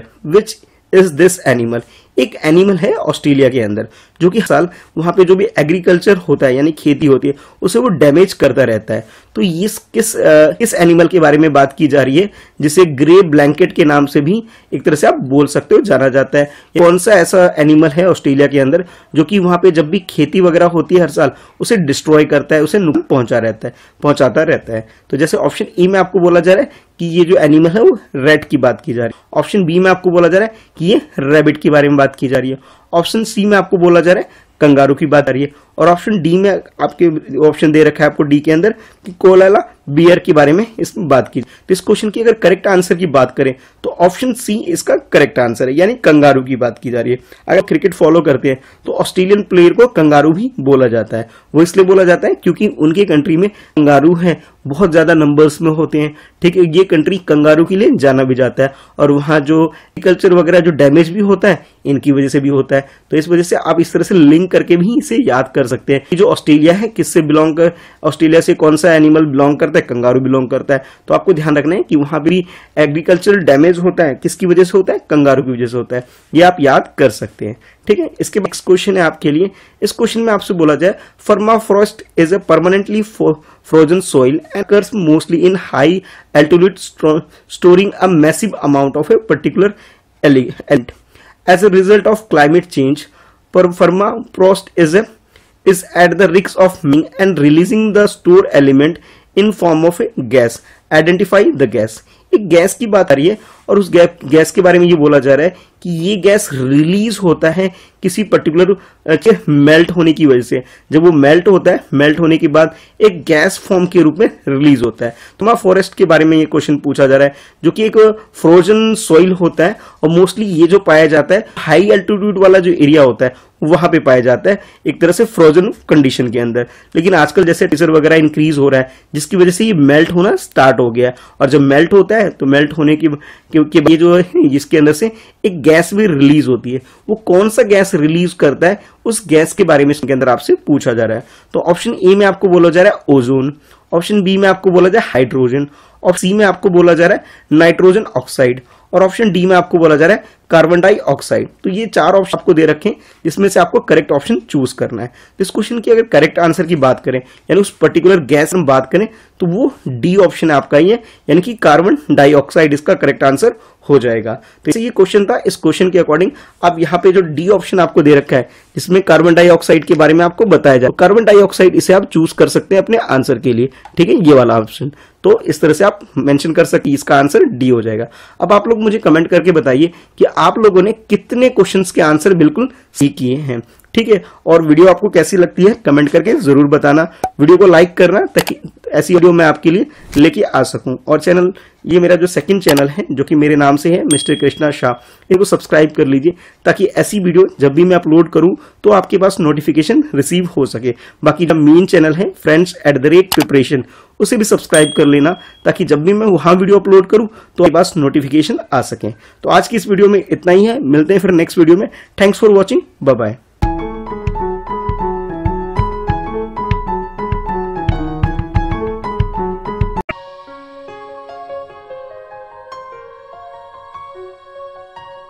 Hello friend, welcome to my second. इस channel पर मैं लेके आता हूं आपके लिए एजुकेशनल वीडियो। इस video में मैं आपको ग्रीन ओलंपियाड से जुड़े क्वेश्चंस को एक्सप्लेन करने वाला हूं। ये प्रीवियस ईयर का क्वेश्चन पेपर है जो कि आप यूज कर सकते हैं अपने प्रैक्टिस के लिए। इस वीडियो के अंदर हम लोग ग्रीन स्किल से रिलेटेड क्वेश्चंस को डिस्कस करेंगे। जैसा कि ये फर्स्ट क्वेश्चन स्क्रीन पर देख सकते हैं। क्वेश्चन कुछ इस तरीके से है। The ministry of environment, forest and climate change, government of India launch an ambitious skill development initiative in 2017. This aimed to train and orient youth to enable them to gain employment or take for self-employment. Name the initiative. अब देखिए 2017 में हमारी country में जो government of India जो है, इसमें एक डिपार्टमेंट है ministry of environment, forest and climate change. इन्होंने इनिशिएटिव लिया था स्किल डेवलपमेंट से रिलेटेड। अब स्किल डेवलपमेंट से रिलेटेड उन्होंने जो प्रोग्राम लॉन्च किया था, उस प्रोग्राम के बारे में यानी उस इनिशिएटिव के बारे में आपसे पूछा जा रहा है, जिसका मेन पर्पस ये था कि जो भी यूथ वो एम्प्लॉयमेंट गेन करे, यानी वो किसी भी सेक्टर में काम करे और खासतौर पे वो सेल्फ एम्प्लॉयमेंट गेन कर सके, एक अपना सेटअप स्टार्ट कर सके। उस चीज को ध्यान में रखते हुए एक इनिशिएटिव स्टार्ट किया गया था। इसका बेसिकली जो मेन एम्बिशियस था या एम था, स्किल डेवलपमेंट था। तो वो कौन सा प्रोग्राम, कौन सा इनिशिएटिव था, ये आपको चूज करके बताना है। आपके पास ऑप्शन ए में आपको दिया जा रहा है answer national environment science fellow. Option B में आपको बताया जा रहा है national forest action programme. Option C में आपको बताया जा रहा है the green skill development programme, जिसे शॉर्ट में GSP भी बोलते हैं। और ऑप्शन डी में आपको बोला जा रहा है कि बायोस्फीयर रिजर्व प्रोग्राम। यानी कि इन चारों में कौन सा प्रोग्राम यानी कौन सा इनिशिएटिव गवर्नमेंट ऑफ इंडिया के department of ministry and environment, forest and climate change ने इनिशिएटिव स्टार्ट किया था, उस इनिशिएटिव को आपको चूज करना है। और ये लॉन्च हुआ था 2017 में हुआ था। इन चारों में से करेक्ट आंसर आपने चूज करना है। तो इस क्वेश्चन की अगर करेक्ट आंसर की बात करें तो इसमें जो सी ऑप्शन आपको दे रखा है the green skill development programme, इस प्रोग्राम को यानी इस इनिशिएटिव गवर्नमेंट ऑफ इंडिया ने लॉन्च किया था अपने ministry of environment, forest and climate change, जिसका मेन एम ये कि जो भी यूथ है, ठीक है, जो स्कूल से या कॉलेज से जो पास आउट होते हैं, उनका स्किल डेवलपमेंट करना है कि वो अपने लिए जॉब वगैरह खुद से क्रिएट कर सके, अपने आप को एम्प्लॉयमेंट दे सके। इस को ध्यान में रखते हुए स्किल ये जो इनिशिएटिव लिया गया था। तो इसका करेक्ट आंसर सी हो गया। वैसे जब घर पे इस प्रैक्टिस कर रहे हैं, अपना रिवीजन कर रहे हैं और इसकी तैयारी कर रहे हैं, तो जितने भी इस तरह के प्रोग्राम्स हैं, जैसे ये ऑप्शन दे रखे हैं, तो इन चारों जो ऑप्शन के अंदर डिफरेंट जो इनिशिएटिव दे रखा है, इन सारे इनिशिएटिव के आपको पढ़ना है। ठीक है, एग्जाम में कोई सा भी क्वेश्चन आ जाए तो आप अच्छे से अटेम्प्ट कर सको।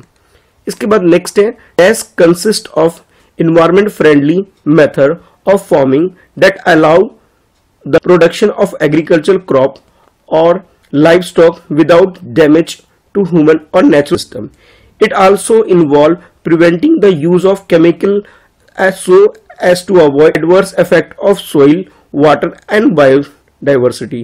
अब इस क्वेश्चन के अंदर ना आपको एक इको फ्रेंडली या फिर इन्वायरमेंट फ्रेंडली मेथड के बारे में आपसे पूछा जा रहा है कि उसका नाम बताओ। ऐसा कौन सा है जिसके अंदर जो फार्मिंग की जाती है, यानी जो खेती की जाती है, उसके अंदर ना तो जो एग्रीकल्चर क्रॉप होता है उसको कोई नुकसान पहुंचता है, और ना ही जो लाइफ स्टॉक है, यानी वो जो जानवर जो कि खेती करते हैं, लोग अपने घर में पालते हैं, उनमें से किसी को भी कोई डैमेज नहीं होता। ना ही तो इंसानों को कोई नुकसान होता है, नेचुरल सिस्टम है, इसमें कोई डैमेज देखने को मिलता है। तो कौन सा मेथड है वो इको फ्रेंडली जो मेथड है, इस आपको चूज करना है इन चारों ऑप्शन के अंदर। और इससे ना तो सोइल में कोई डिस्टर्बेंस आता है, ना पानी में कोई डिस्टर्बेंस आता है, ना ही जो हमारी बायोडाइवर्सिटी है इसके अंदर कोई फर्क पड़ता है। यानी कि आप ये कह सकते हैं ये बहुत ज्यादा इको फ्रेंडली यानी कि इन्वायरमेंट फ्रेंडली मेथड है जो आपको चूज करना है।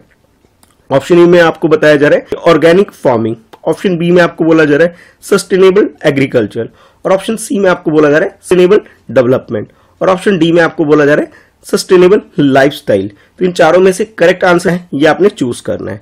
तो देखिए इस क्वेश्चन की अगर करेक्ट आंसर की बात करें तो इसका करेक्ट आंसर बी है, जिसके अंदर जो ऑप्शन आपको दे रखा है सस्टेनेबल एग्रीकल्चर। ये एक तरह का मेथड होता है जो कि बहुत ज्यादा इको फ्रेंडली मेथड है, जिसमें ना तो लाइफ स्टॉक को कोई नुकसान होता है, ना क्रॉप को कोई नुकसान होता है, और ना ही इसके अंदर ह्यूमन या फिर नेचुरल सिस्टम में कोई डिस्टर्बेंस आती है। तो सोइल, वाटर, बायोडाइवर्सिटी, इनमें किसी भी तरह का कोई भी फर्क नहीं पड़ता, और खासतौर पर इसके अंदर किसी भी तरह का केमिकल वगैरह यूज नहीं किया जाता है। जब केमिकल ही नहीं होगा तो इस तरह का कोई नुकसान नहीं होता है। तो करेक्ट आंसर आपका ये बी हो जाएगा। इसके बाद नेक्स्ट क्वेश्चन है आपके लिए, what are professionals who passes knowledge and skill for design of solar panel and appliance also known as. देखिए आप में से बहुत सारे ऐसे होंगे जिन घर में सोलर पैनल वगैरह शायद लगा भी होगा। जैसे अगर मैं अपने स्कूल की बात करूं तो मेरे स्कूल के अंदर भी छत के ऊपर सोलर पैनल वगैरह लगे हुए हैं, ताकि हम लोगों को भी जो इलेक्ट्रिसिटी है कहीं और से लाने की नहीं पड़ती, बल्कि खुद से ही तैयार हो जाता है। जो छत पे लगे हुए हैं इससे इलेक्ट्रिसिटी जनरेट होता है और उसके क्लासरूम में लाइट फैन वगैरह जो यूज होता है इसके लिए हम लोग यूज कर लेते हैं। तो ये जो काम करते हैं यानी कि सोलर पैनल को सेटअप करना और इससे रिलेटेड जो भी काम होता है इसे करने वाले लोगों को क्या जाता है, यानी कि इस तरह के जो प्रोफेशनल्स होते हैं जो अपना नॉलेज पास करते हैं, जो स्किल पास करते हैं दूसरों के घर में जाके, ऑफिस में जाके इस तरह का जो सेटअप लगाते हैं, इनको बोला क्या जाता है, ये आपसे क्वेश्चन में पूछा जा रहा है। और आपके पास ये ऑप्शंस दे दिए गए। फर्स्ट ऑप्शन में आपको बोला जा रहा है कि सस्टेनेबल वर्कर होते हैं ये। ऑप्शन बी में आपको जा रहा है कि सोलर टेक्नीशियंस होते हैं ये। और ऑप्शन सी में आपको बोला जा रहा है कि सोलर कैंपर होते हैं ये। और डी में आपको बोला जा रहा है ये सोलर स्कॉलर्स होते हैं। तो करेक्ट आंसर इसमें से क्या है ये आपने चूज करना है। देखिए इस क्वेश्चन की अगर करेक्ट आंसर की बात करें, यानी कि ये सोलर से जुड़ा है, ये तो कंफर्म है कि जो सोलर से जुड़ा है, सोलर का काम है, तो सोलर वर्ड तो इसके आंसर में आ जाएगा। ठीक है, अब जैसे ये टेक्नीशियन है जो ये सारे काम करते हैं, का जो सेटअप करते हैं, तो आप इस तरीके से आंसर को चूज कर सकते हैं कि करेक्ट आंसर आपका ये बी हो जाएगा। यानी कि ये बोल सकते हैं कि सोलर टेक्नीशियन जो होते हैं वो अपने नॉलेज को पास करते हैं, सोलर पैनल वगैरह या उसके रिलेटेड जो अप्लाई वगैरह होते हैं उसे सेटअप करते हैं और लगाते हैं जहां भी इसकी जरूरत होती है। ठीक है, तो करेक्ट आंसर हमारा यहाँ पे बी हो जाएगा। इसके बाद नेक्स्ट क्वेश्चन है आपके लिए, विच of the following action does not support sustainable agriculture. अब देखिए सस्टेनेबल एग्रीकल्चर में भी कौन सी चीजों को सपोर्ट नहीं किया जाता है। देखिए जब ऑप्शन पढ़ेंगे ना, क्वेश्चन में कई बार क्या होता है सपोर्ट वर्ड लिख करके आप आंसर को ढूंढना स्टार्ट कर देंगे ऑप्शन में से, लेकिन यहाँ पे वर्ड है जो आप देख सकते हैं कि नॉट लिखा हुआ है। नॉट का मतलब है कि यहाँ ध्यान रखना है, आपको ये मिस्टेक नहीं करना। क्वेश्चन थोड़ा अपोजिट हो गया है यहाँ पे कि सपोर्ट नहीं करने वाला, आप सपोर्ट वाला देखने लग जाएंगे तो गड़बड़ हो सकती है। एक्शन को आपको आइडेंटिफाई करना है जो कि सस्टेनेबल एग्रीकल्चर को सपोर्ट नहीं करते हैं। तो जैसे ऑप्शन ए में आपको बताया extensive use of chemical fertiliser. देखो सस्टेनेबल एग्रीकल्चर की बात करें तो वहां पे तो एग्रीकल्चर वगैरह एक्टिविटी की जाती है, उसके अंदर जो केमिकल फर्टिलाइजर वगैरह होता है इसे तो यूज नहीं करने के लिए कहा जाता है कि इसे भी बिल्कुल भी यूज नहीं करना चाहिए। ठीक है, ये हमारा आंसर हो सकता है, लेकिन फिर भी हम लोग बी सी वाले जो ऑप्शन है इसे भी रीड करेंगे। अब देखिए सेकेंड ऑप्शन जो आपके पास है, discrete use of chemical fertiliser developed using green method, कि ग्रीन मेथड से थ्रू जो भी फर्टिलाइजर वगैरह बनाए जाते हैं, तैयार किया जाता है, उसे यूज करते हैं। तो आप ये कह सकते हो सस्टेनेबल डेवलपमेंट के अंदर इसे ये जो मेथड है इस मेथड को ये सपोर्ट करता है। ठीक है, अब नेक्स्ट है सी ऑप्शन। देखो यूजिंग ऑर्गेनिक मैन्योर। देखो ऑर्गेनिक चीजें जितनी भी यूज करेंगे इससे किसी भी तरह का एग्रीकल्चर पे या नेचर में कोई भी नुकसान होगा, यानी कि एक तरह से कह सकते हो कि सस्टेनेबल एग्रीकल्चर को सपोर्ट करता है। और लास्ट में ऑप्शन डी में आपको बोला जाए कि सेलिंग एंड बाइंग, जैसे बाइंग और selling organic fruits. Organic fruits में ये होता है कि जो भी के अंदर जो फर्टिलाइजर वगैरह होता है वो खुद फार्म के अंदर ही तैयार किए जाते हैं। ठीक है, यानी कि कहीं बाहर से कोई केमिकल वगैरह डालकर नहीं की जाती है। यानी कि आप ये कह सकते हो कि ये भी सस्टेनेबल एग्रीकल्चर को सपोर्ट करते हैं। तो बी सी और डी जो है सपोर्ट करने वाले हैं। ठीक है, लेकिन हमें क्वेश्चन में पूछा गया जो कि नहीं सपोर्ट करते हैं, तो इस तरीके से हमारा आंसर जो है वो आंसर ए हो जाएगा। बाकी इस क्वेश्चन को ध्यान में रखते हुए तीनों चीजें आपको याद भी रखनी है कि सस्टेनेबल एग्रीकल्चर में क्या क्या चीजें सपोर्ट की जाती है। ठीक है, चलिए अब मूव करते हैं नेक्स्ट क्वेश्चन की तरफ। तो नेक्स्ट क्वेश्चन है इसके बाद, जैसे नेक्स्ट क्वेश्चन को कंप्लीट कर लिया तो ये है आपके लिए क्वेश्चन।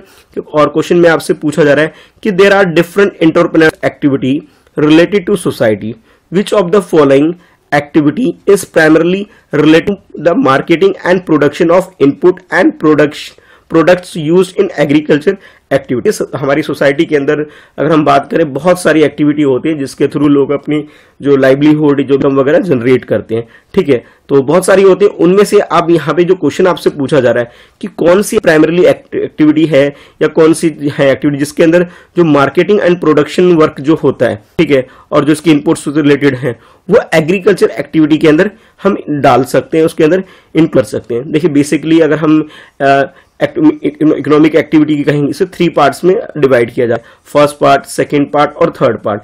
फर्स्ट पार्ट के अंदर तो देखो एग्रीकल्चर बेस्ड चीजें होती है, सेकंड में प्रोडक्शन से रिलेटेड होती है, और उसके बाद थर्ड जो होता है ये सर्विस से रिलेटेड होता है।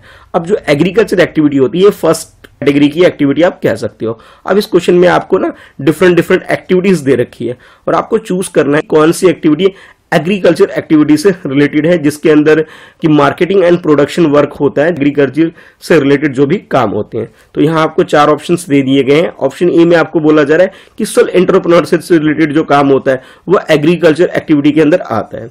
ऑप्शन बी में आपको बोला जा रहा है कि एग्रीकल्चर एंटरप्रेन्योरशिप जो है उससे रिलेटेड है। अच्छा, ऑप्शन सी में आपको बोला जा रहा है फिशरी वर्क हो, यानी कि मछली वगैरह जो पालते हैं और उसको सेल वगैरह करते हैं, वो एक्टिविटी इसके अंदर आती है। और ऑप्शन डी में बोला जा रहा है कि सारे के सारे यानी कि ए, बी और सी जितने भी हैं, ऑल ऑप्शंस लिस्टेड हियर, यानी कि जितने भी ऑप्शन आपको दे रखे हैं तीनों, यानी सोशल एंटरप्रेन्योरशिप, एग्रीकल्चर एंटरप्रेन्योरशिप और फिशरी, ये सब के सब होता है एग्रीकल्चर एक्टिविटी से रिलेटेड है। ठीक है, ये 4 ऑप्शन आपको दिए। तो इसमें अगर करेक्ट आंसर की बात करें तो इसका जो ऑप्शन बी आपको दे रखा है, जिसके अंदर बिल्कुल क्लियर मेंशन किया गया है कि एग्रीकल्चर एंटरप्रेन्योरशिप, यानी कि एग्रीकल्चर में जो भी चीजें हम प्रोड्यूस करते हैं उन सबको एक तरह से सेल वगैरह का, ये सारी चीजें किसके अंदर आती है, एग्रीकल्चर के अंदर ही आती है। तो करेक्ट आंसर की अगर हम बात करें इस क्वेश्चन का, बी ऑप्शन जो आपको दे रखा है ये बिल्कुल करेक्ट हो जाएगा। ठीक है, तो अब आप लोग मुझे कमेंट करके बताइए कि आपने कितने इसके आंसर सही किए। और देखिए, जो भी टॉपिक्स इसके अंदर क्वेश्चन के अंदर मैं आपको डिस्कस कर रहा हूं, ये सारे क्वेश्चंस आप लोग अच्छे से याद भी कर लेने हैं और साथ के साथ जो भी टॉपिक हो रहा है इन टॉपिक को आपको स्टडी भी करना है। ठीक है, तो वीडियो को कर दीजिए ताकि ऐसी और वीडियो मैं आपके लिए लेके आ सकूं।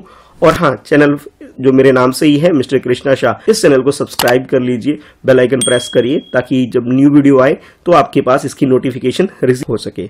और इसके अलावा जो मेरा मेन चैनल है, यानी जो मेरा फर्स्ट चैनल है friends@प्रिपरेशन, इसे भी सब्सक्राइब कर लो ताकि जब मैं इस चैनल पे वीडियो अपलोड करूं तो आपके पास उसका नोटिफिकेशन आ सके। इस वीडियो में इतना ही है। Thanks for watching, bye bye.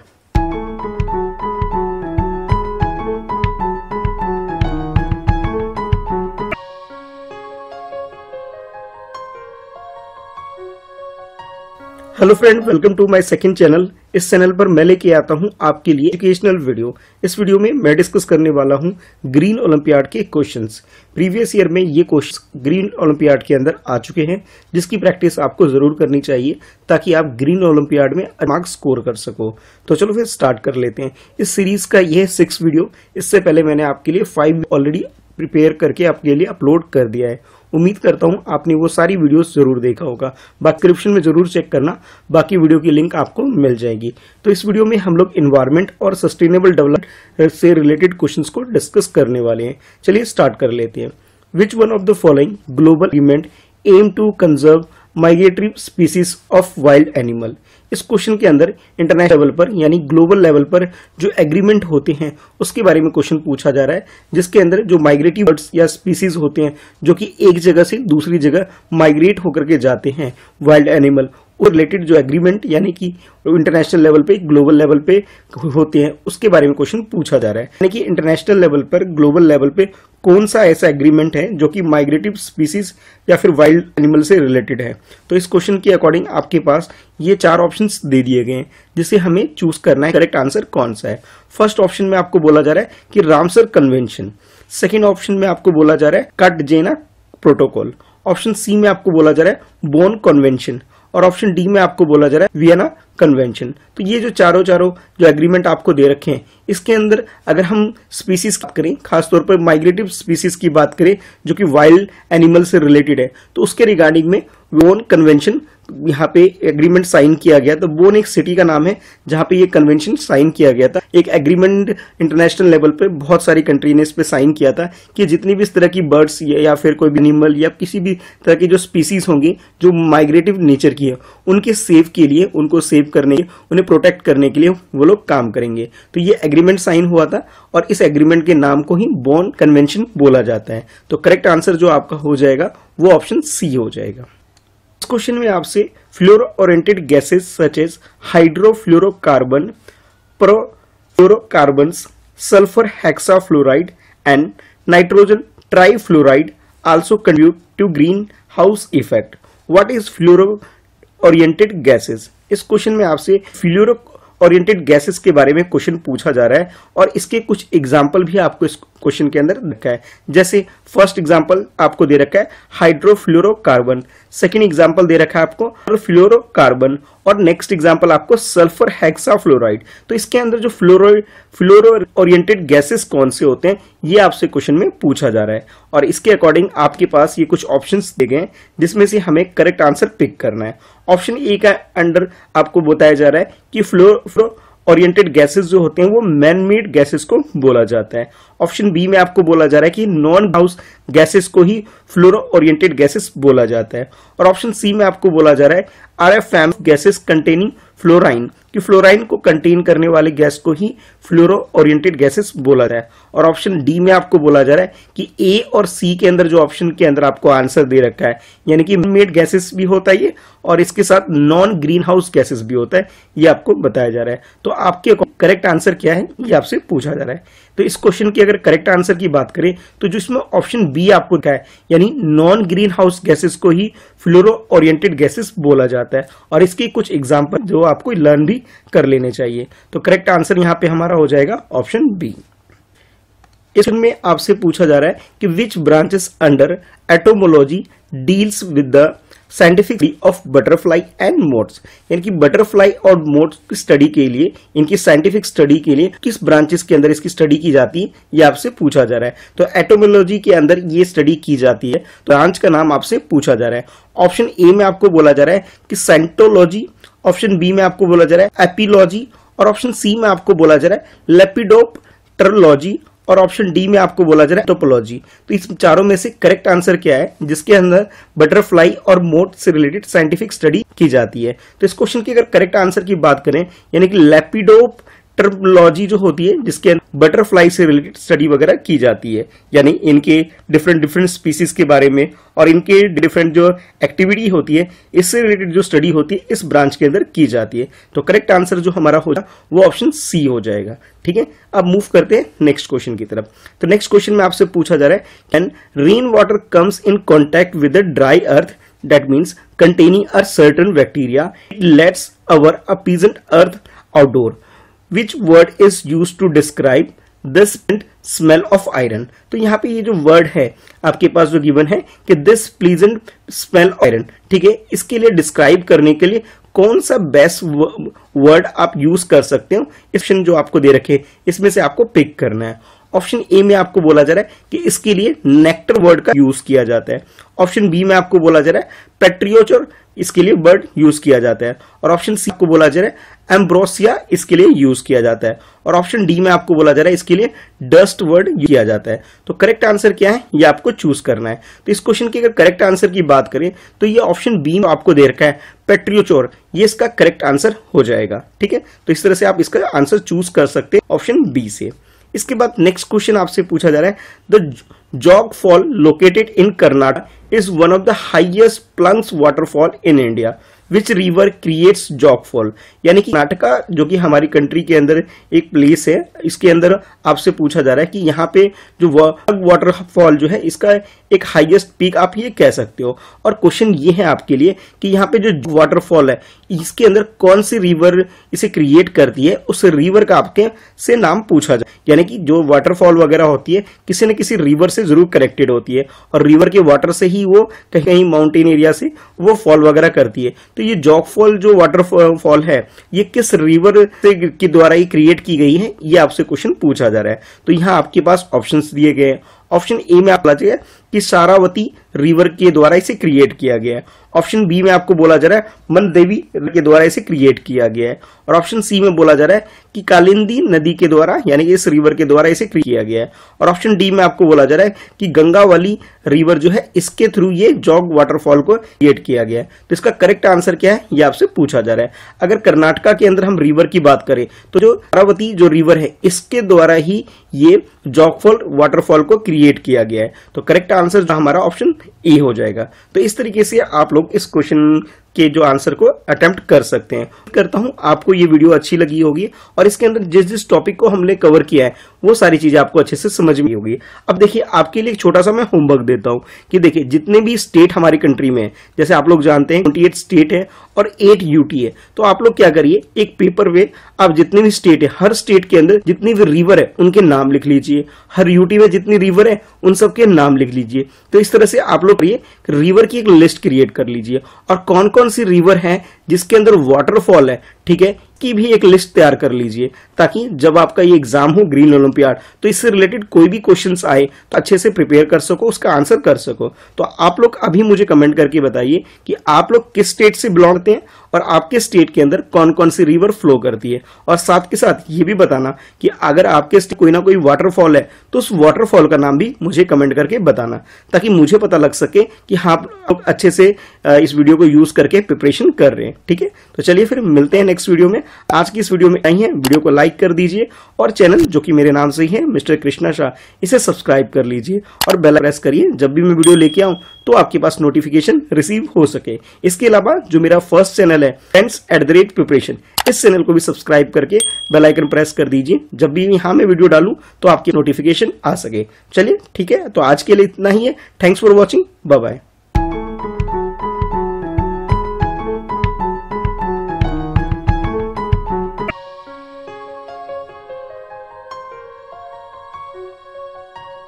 Hello friend, welcome to my second channel. इस चैनल पर मैं लेके आया हूं आपके लिए ग्रीन ओलंपियाड से रिलेटेड ये वीडियो, जिसे आप यूज कर सकते हैं अपने ग्रीन ओलंपियाड की प्रिपरेशन के लिए।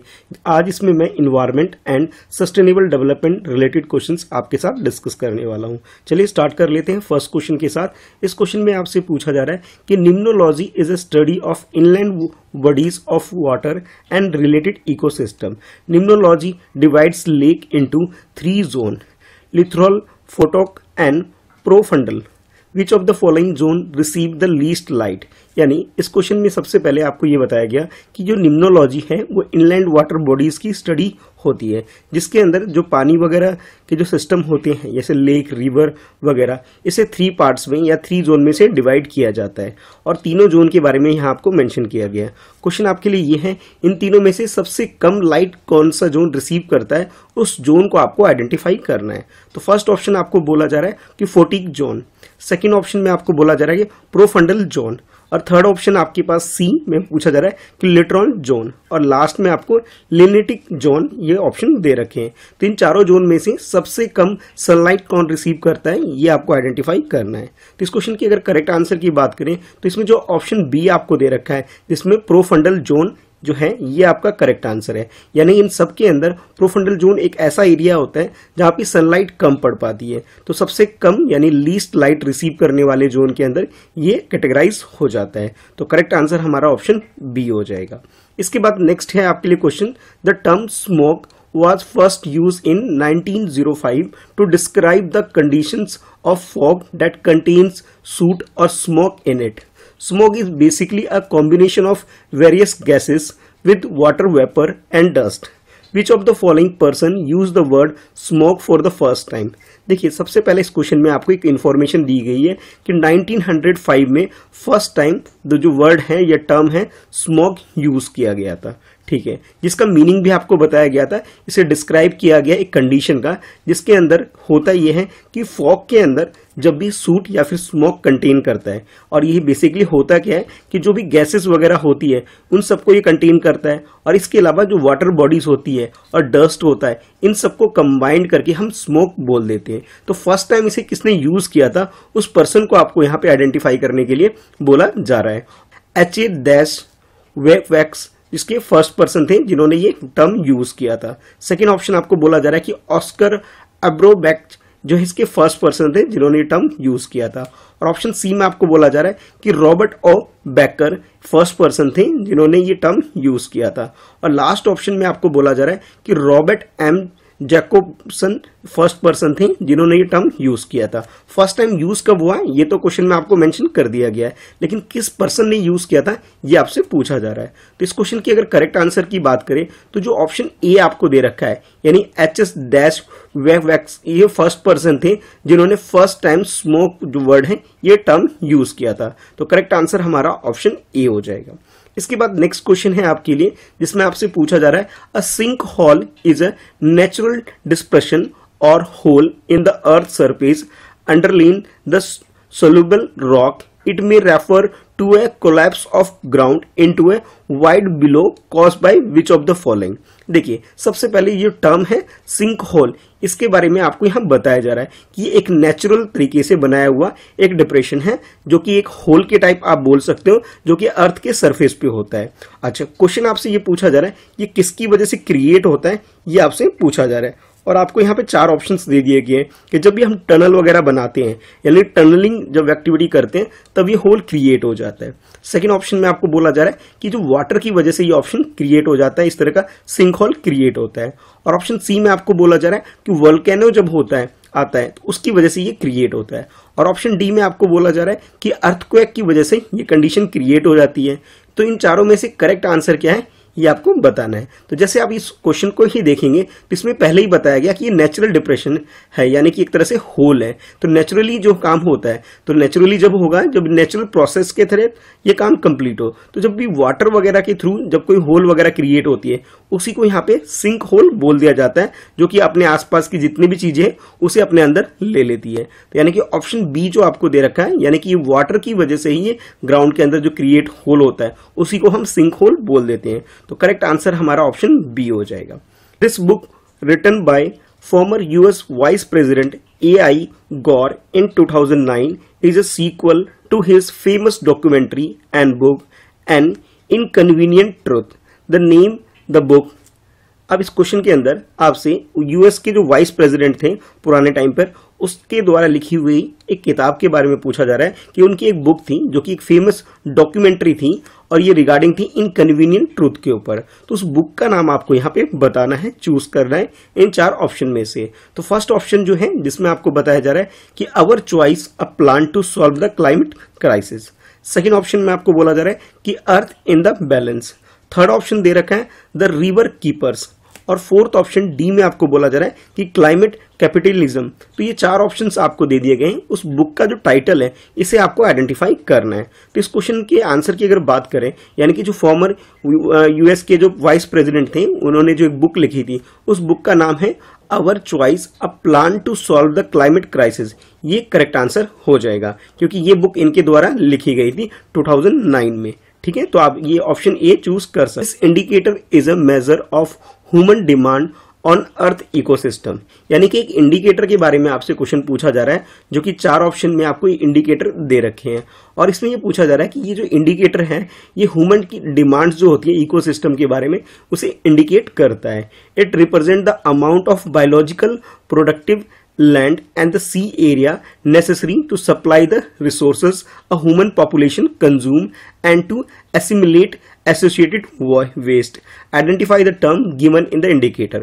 यानी आपको एक इंडिकेटर को आइडेंटिफाई करना है इन चारों में से जो कि ये डिफाइन करता है कि जो ह्यूमन नीड्स होती है, ह्यूमन डिमांड्स होती है इकोसिस्टम, उसके बारे में डिफाइन करता है। बेसिकली इसके अंदर जो हमारी बायोलॉजिकल प्रोडक्टिव लैंड होती है यानी कि हमें कितना खाने के लिए यानी कि जो हमारे फसल वगैरह होती है क्रॉप्स के लिए कितनी ज़रूरत है और वाटर बॉडीज़ के लिए कितनी लैंड की ज़रूरत है और ह्यूमन नीड के लिए कितनी ज़रूरत होती है, इन सबको इंडिकेट करने वाला उस इंडिकेटर को आपको आइडेंटिफाई करना है। ऑप्शन ए में आपको बोला जा रहा है इस इंडिकेटर का जो नाम है वो है पॉपुलेशन फुटप्रिंट। सेकेंड ऑप्शन में आपको बोला जा रहा है कि ग्रोथ फुटप्रिंट।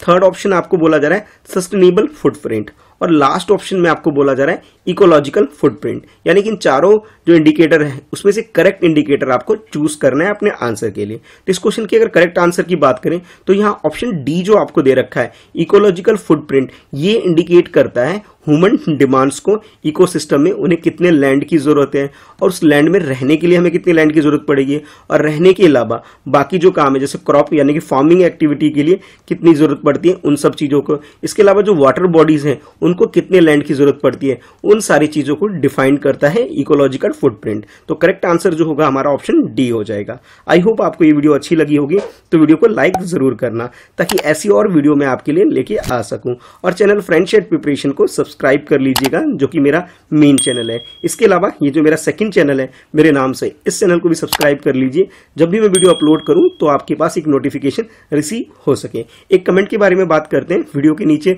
बहुत सारे बच्चे कमेंट करते हैं, कुछ कुछ पूछते हैं, तो मैं आपको बता दूं ये जो आपका ग्रीन ओलंपियाड का जो एग्जाम होना है ये कई सारे लेवल में एग्जाम होने वाले हैं। जो फर्स्ट लेवल की अगर हम बात करें तो फर्स्ट लेवल के अंदर क्लास 4th के स्टूडेंट और क्लास 5th के जो स्टूडेंट है उनके लिए ये एग्जाम होता है। सेकंड लेवल की बात करें तो क्लास 6 से लेकर के क्लास 8 तक के जो स्टूडेंट है उनका सेकंड लेवल का एक पेपर आता है। और थर्ड लेवल की बात करें तो इसके अंदर क्लास 9th और क्लास 10th के जो स्टूडेंट होते हैं, ठीक है, उनका एग्जाम कंडक्ट किया जाता है, और क्लास 11th एंड 12th के जो स्टूडेंट होते हैं उसे लेवल 4 में डाला जाता है। तो अब तक आपको ये जो लेवल्स हैं डिफरेंट ये क्लियर हो गए होंगे।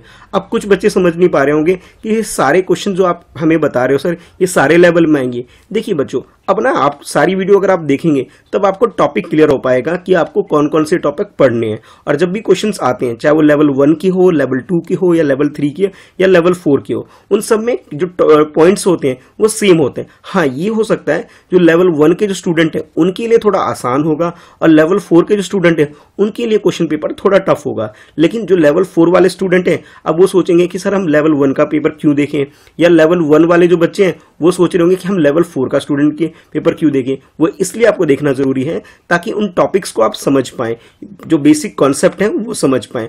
तो आई होप आपको अब ये सारी चीजें क्लियर हो गई होगी कि अब आपको कि किस किस लेवल का ये क्वेश्चन पेपर आता है। और मैं तो कहूंगा कि जितने भी लेवल के क्वेश्चंस आपके लिए फ्रेम किए जा रहे हैं आप सबकी प्रैक्टिस करिए, ताकि कहीं से भी क्वेश्चन फ्रेम किया जाए आपके लिए तो आप उसके आंसर कर सको। ठीक है, तो चलो फिर मिलते हैं नेक्स्ट वीडियो में।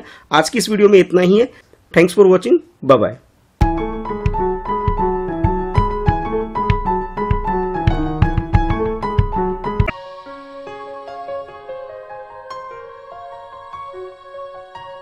Hello friend, welcome to my second channel. इस चैनल पर मैं लेके आया हूं आपके लिए ग्रीन ओलंपियाड से रिलेटेड ये वीडियो, जिसे आप यूटिलाइज कर सकते हो ग्रीन ओलंपियाड के प्रिपरेशन के लिए। चलिए स्टार्ट कर लेते हैं फर्स्ट क्वेश्चन के साथ। क्वेश्चन है आपके लिए, यहाँ पे डिफरेंट टर्म्स आपको 4 ऑप्शंस में दे रखे हैं। इन टर्म्स से रिलेटेड ये बातें किसके बारे में बताई जा रही है ये आपको गेस करना है, बताना है अपने आंसर में। चलिए एक बार क्वेश्चन को पढ़ते हैं कि technical skill, knowledge, value and attitudes needed in the workforce to develop and support sustainable social, economic and environmental outcomes in business, industry and the community are termed as। अब ये जो एक तरह से डेफिनेशन के टाइप की आपको जो चीजें दे रखी है किस टर्म की है ये आपको आइडेंटिफाई करना है। और आपके पास ये 4 ऑप्शंस दे दिए गए हैं कि फर्स्ट ऑप्शन में बताया जा रहा है ये एक तरह से डेफिनेशन है एंटरप्रेन्योरशिप स्किल से रिलेटेड ये है। सेकंड आपसे बोला जा रहा है कि ग्रीन स्किल से रिलेटेड ये टर्म की डेफिनेशन आपको दे रखी है। और नेक्स्ट ऑप्शन में आपको बोला जा रहा है ये सेल्फ मैनेजमेंट स्किल से रिलेटेड ये टर्म्स है। और फाइनली लास्ट में आपको बोला जा रहा है कि ये information and communication technology skills के बारे में यहाँ आपको बताया जा रहा है। तो ये 4 ऑप्शंस आपको दे दिए गए, इनमें से आपको करेक्ट आंसर पिक करना है। अगर हम इसकी करेक्ट आंसर की बात करें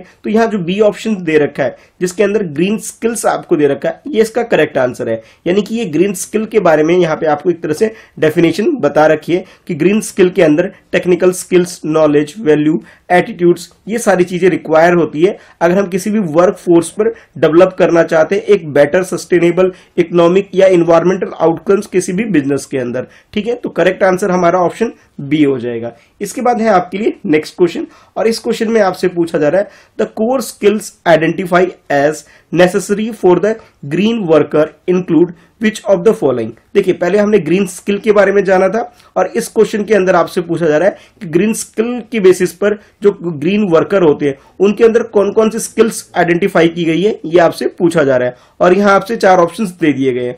फर्स्ट ऑप्शन में बोला जा रहा है कि जो ग्रीन वर्कर होते हैं उनके अंदर जो स्किल्स होनी चाहिए वो इन्वायरमेंटल अवेयरनेस होना चाहिए। सेकंड ऑप्शन में आपको बोला जा रहा है कि willingness to learn about sustainable development, यानी सस्टेनेबल डेवलपमेंट से रिलेटेड जो भी चीजें उसके सामने आए उसके लिए उसकी विलिंगनेस होनी चाहिए उसे लर्न करने के लिए। और थर्ड ऑप्शन में आपको दिया जा रहा है कि डिसीजन मेकिंग एबिलिटी, यानी जिसके अंदर अच्छी डिसीजन मेकिंग स्किल्स होंगे, एबिलिटी होगी, वो अच्छा ग्रीन वर्कर हो सकता है। और लास्ट ऑप्शन में आपको बोला जा रहा है ऑल ऑप्शन लिस्टेड हेयर, यानी कि ए बी सी ये जो तीनों ऑप्शंस दे रखे हैं ये सारे के सारे एक तरह से कह सकते हो स्किल्स हैं जो कि आइडेंटिफाई की गई हैं ग्रीन वर्कर के अंदर होगी। तो आपके हिसाब से करेक्ट आंसर क्या है ये आपको चूज करना है। तो जैसे यहाँ 4 ऑप्शन है, इन चारों ऑप्शन में से एक आंसर आपको पिक करना है। तो इस क्वेश्चन की अगर करेक्ट आंसर की बात करें तो यहाँ जो ऑप्शन डी दे रखा है, यानी ये तीनों ही जो आपको इससे पहले जो दे रखे हैं स्किल्स के बारे में आइडेंटिफाई किए, ये तीनों ही करेक्ट है। यानी कि इन्वायरमेंटल अवेयरनेस होनी चाहिए सबसे पहले, दूसरा विलिंगनेस होनी चाहिए जब भी कोई सस्टेनेबल डेवलपमेंट से रिलेटेड कोई भी चीजें सामने आए उसे लर्न करने के लिए, और थर्ड जो आपके पास है ये डिसीजन मेकिंग एबिलिटी। ये सारी चीजें आइडेंटिफाई की गई है ग्रीन वर्कर के लिए। यानी कि हमारा जो करेक्ट आंसर हो जाएगा वो हो जाएगा ऑल ऑप्शंस लिस्टेड हियर, यानी कि ये ए बी सी ये तीनों के तीनों बिल्कुल करेक्ट है। तो इस हिसाब से ऑप्शन डी हमारा आंसर हो जाएगा। Dash is the activity of consequently addressing environmental and social problem and needs and coming up with brilliant innovation experimental ideas that will bring a solution to them। अब देखिए यहाँ पे ना, यहाँ पे इस क्वेश्चन के अंदर आपसे बोला जा रहा है कि ये जो 4 टॉपिक आपको दे रखे हैं इन 4 टॉपिक में से किसी एक टॉपिक यानी किसी एक ऑप्शन को आपको पिक करना है जो कि डील करता है कि इन्वायरमेंट से रिलेटेड कोई भी प्रॉब्लम्स जो हमारे सामने आती है उसके सोल्यूशन के रूप में। ठीक है, तो ये 4 ऑप्शंस क्या क्या है एक बार इन्हें देख लेते हैं। फर्स्ट ऑप्शन में बोला जा रहा है कि ये जो एक्टिविटी है यानी कि ये जो इनोवेशन एक तरह से एक आइडिया जो आता है एक तरह से वो ग्रीन एंटरप्रेन्योरशिप से रिलेटेड है। सेकंड आपसे बोला जा रहा है ये टेक एंटरप्रेन्योरशिप से रिलेटेड है।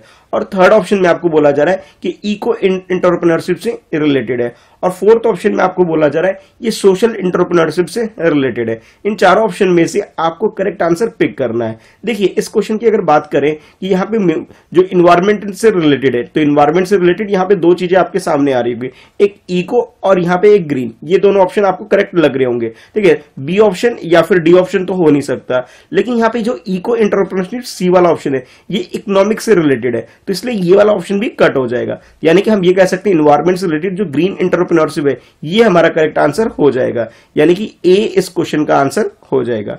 इसके बाद मूव करते हैं नेक्स्ट क्वेश्चन की तरफ, और इस क्वेश्चन में आपसे पूछा जा रहा है कि based on climate requirements which of the following vegetables fall under the category of temperate vegetable. अब देखिए यहाँ पे डिफरेंट वेजिटेबल्स के नाम आपको दे दिए गए ऑप्शन के रूप में, और क्वेश्चन पूछा जा रहा है कि ये कौन सा वेजिटेबल ऐसा है जो कि क्लाइमेट रिक्वायरमेंट के हिसाब से इस कैटेगरी के अंदर आते हैं, जो कि आप कह सकते हो कि टेम्परेट वेजिटेबल की कैटेगरी के अंदर आते हैं। और ऑप्शंस आपको कुछ इस टाइप से दे रखे हैं। फर्स्ट ऑप्शन में आपको बोला जा रहा है कि रेडिश, सेकेंड ऑप्शन में आपको दे रखा है कि पोटैटो, और थर्ड ऑप्शन में आपको दे रखा है कैरेट, और फोर्थ ऑप्शन जो डी ऑप्शन है इसके अंदर आपको बोला जा रहा है कि ये जो तीनों जो ऑप्शंस दिए गए थे ये सारे के सारे ऑप्शन यानी कि ऑल ऑप्शन लिस्टेड हियर, यानी ए बी सी ये तीनों ऐसे वेजिटेबल है जो कि आप कह सकते हो कि टेम्परेट वेजिटेबल की कैटेगरी के अंदर आते हैं। तो यहां आपको अपने ऑप्शन चूज करना है अपने आंसर के रूप में। तो इस क्वेश्चन की अगर करेक्ट आंसर की बात करें तो इसके अंदर जो रेडिश, पोटैटो और कैरेट ये तीनों ऐसे वेजिटेबल हैं जो कि टेम्परेट वेजिटेबल की कैटेगरी के अंदर आते हैं। यानी कि करेक्ट आंसर की हम बात करें तो ऑप्शन डी, यानी कि ये तीनों ही ऑप्शन जो आपको दे रखे हैं ये तीनों ही ऑप्शन बिल्कुल करेक्ट है, यानी कि करेक्ट आंसर हमारा ऑप्शन डी हो जाएगा। आई होप आपको ये क्वेश्चन भी अच्छे से समझ में आ गया होगा। तो इस तरीके से आप भी घर पे बैठ करके इन क्वेश्चंस की प्रैक्टिस करिए और उसके बाद मुझे कमेंट करके बताइए कि आपने कितने क्वेश्चंस के आंसर बिल्कुल करेक्ट किए, यानी बिल्कुल सही किए। तो नीचे कमेंट में जरूर लिखिएगा। बाकी आप कौन से टॉपिक पे क्वेश्चंस की प्रैक्टिस करना चाहते हैं वो टॉपिक भी नीचे मुझे सजेस्ट कर सकते हैं ताकि मैं आपके लिए वो वीडियो लेके आ सकूं। ठीक है, तो वीडियो को लाइक कर दीजिए ताकि ऐसी और वीडियो मैं आपके लिए चैनल पे अपलोड करूं, और चैनल जो कि मेरे नाम से ही है मिस्टर कृष्णा शाह, इस चैनल को सब्सक्राइब कर लीजिए, बेल आइकन जरूर प्रेस करिए ताकि जब भी मैं वीडियो अपलोड करूं तो आपके पास नोटिफिकेशन रिसीव हो सके। इसके अलावा मेरा जो मेन चैनल है जो कि friends@preparation नाम से है, जिसका लिंक नीचे डिस्क्रिप्शन में भी है। आप उस चैनल को भी सब्सक्राइब कर लो और बेल आइकन प्रेस करो ताकि जब मैं वहां वीडियो अपलोड करूं तो आपके पास नोटिफिकेशन आ सके। तो आज के लिए इस वीडियो में इतना ही है, मिलते हैं फिर नेक्स्ट वीडियो में। बाकी इस तरह की और भी वीडियो देखने के लिए एक बार डिस्क्रिप्शन जरूर चेक करिएगा, जहां पे मैंने ग्रीन ओलंपियाड से रिलेटेड जितने भी वीडियोस हैं उनकी एक तरह से लिस्ट दे रखी है, एक प्लेलिस्ट दे रखी है, जहां क्लिक करके बाकी क्वेश्चंस की भी आप प्रैक्टिस कर सकते हैं। ठीक है, तो thanks for watching, bye bye.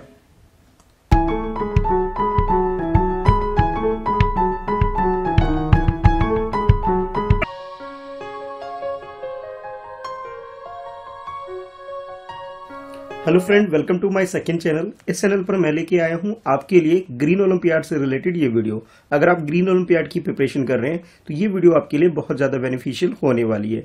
आज हम लोग क्वेश्चंस डिस्कस करने वाले हैं जिसका थीम है इन्वायरमेंट एंड सस्टेनेबल डेवलपमेंट। तो इस वीडियो को आप यूटिलाइज करिए अपने ग्रीन ओलंपियाड की प्रिपरेशन के लिए, क्वेश्चन की प्रैक्टिस करिए और लास्ट में कमेंट करके बताइए कि आपने कितने क्वेश्चन के आंसर बिल्कुल सही किया है। तो जैसे आपकी स्क्रीन पर ये फर्स्ट क्वेश्चन है, इस क्वेश्चन में आपसे पूछा जा रहा है कि which term is used to describe a type of pollination whereby pollen of a plants is distributed by insect। यानी कि इस क्वेश्चन के अंदर आपसे टाइप ऑफ पोलिनेशन के बारे में क्वेश्चन पूछा जा रहा है और ये बोला जा रहा है कि यहाँ पे जो इंसेक्ट्स होते हैं इनके द्वारा प्लांट के अंदर ये डिस्ट्रीब्यूटेड किया जाता है। तो जैसे ये चार ऑप्शंस आपकी स्क्रीन पर आपको दिखाई दे रहे हैं, तो इन चारों ऑप्शन में से करेक्ट आंसर आपको चूज करना है। फर्स्ट ऑप्शन में आपको बोला जा रहा है कि हाइड्रोफिली, ये टाइप यहाँ पे आप बोल सकते हैं। और सेकेंड में आपसे बोला जा रहा है जूफिली, और थर्ड ऑप्शन में आपको बोला जा रहा है एंथोमोफिली, और फोर्थ ऑप्शन में आपको एनोमोफिली। तो ये चार ऑप्शंस आपको दे रखे हैं। टाइप ऑफ पॉलिनेशन आपको आइडेंटिफाई करना है जो इंसेक्ट के द्वारा डिस्ट्रीब्यूट किए जाते हैं प्लांट के अंदर। तो इन चारों ऑप्शन में से अगर करेक्ट आंसर की बात करें, जो ऑप्शन सी आपको दे रखा है यानी एंथोमोफिली, ये आपका करेक्ट आंसर है। तो इस तरह से आप इस क्वेश्चन के अंदर जो सी ऑप्शन है इसे चूज कर सकते हैं एज ए करेक्ट आंसर।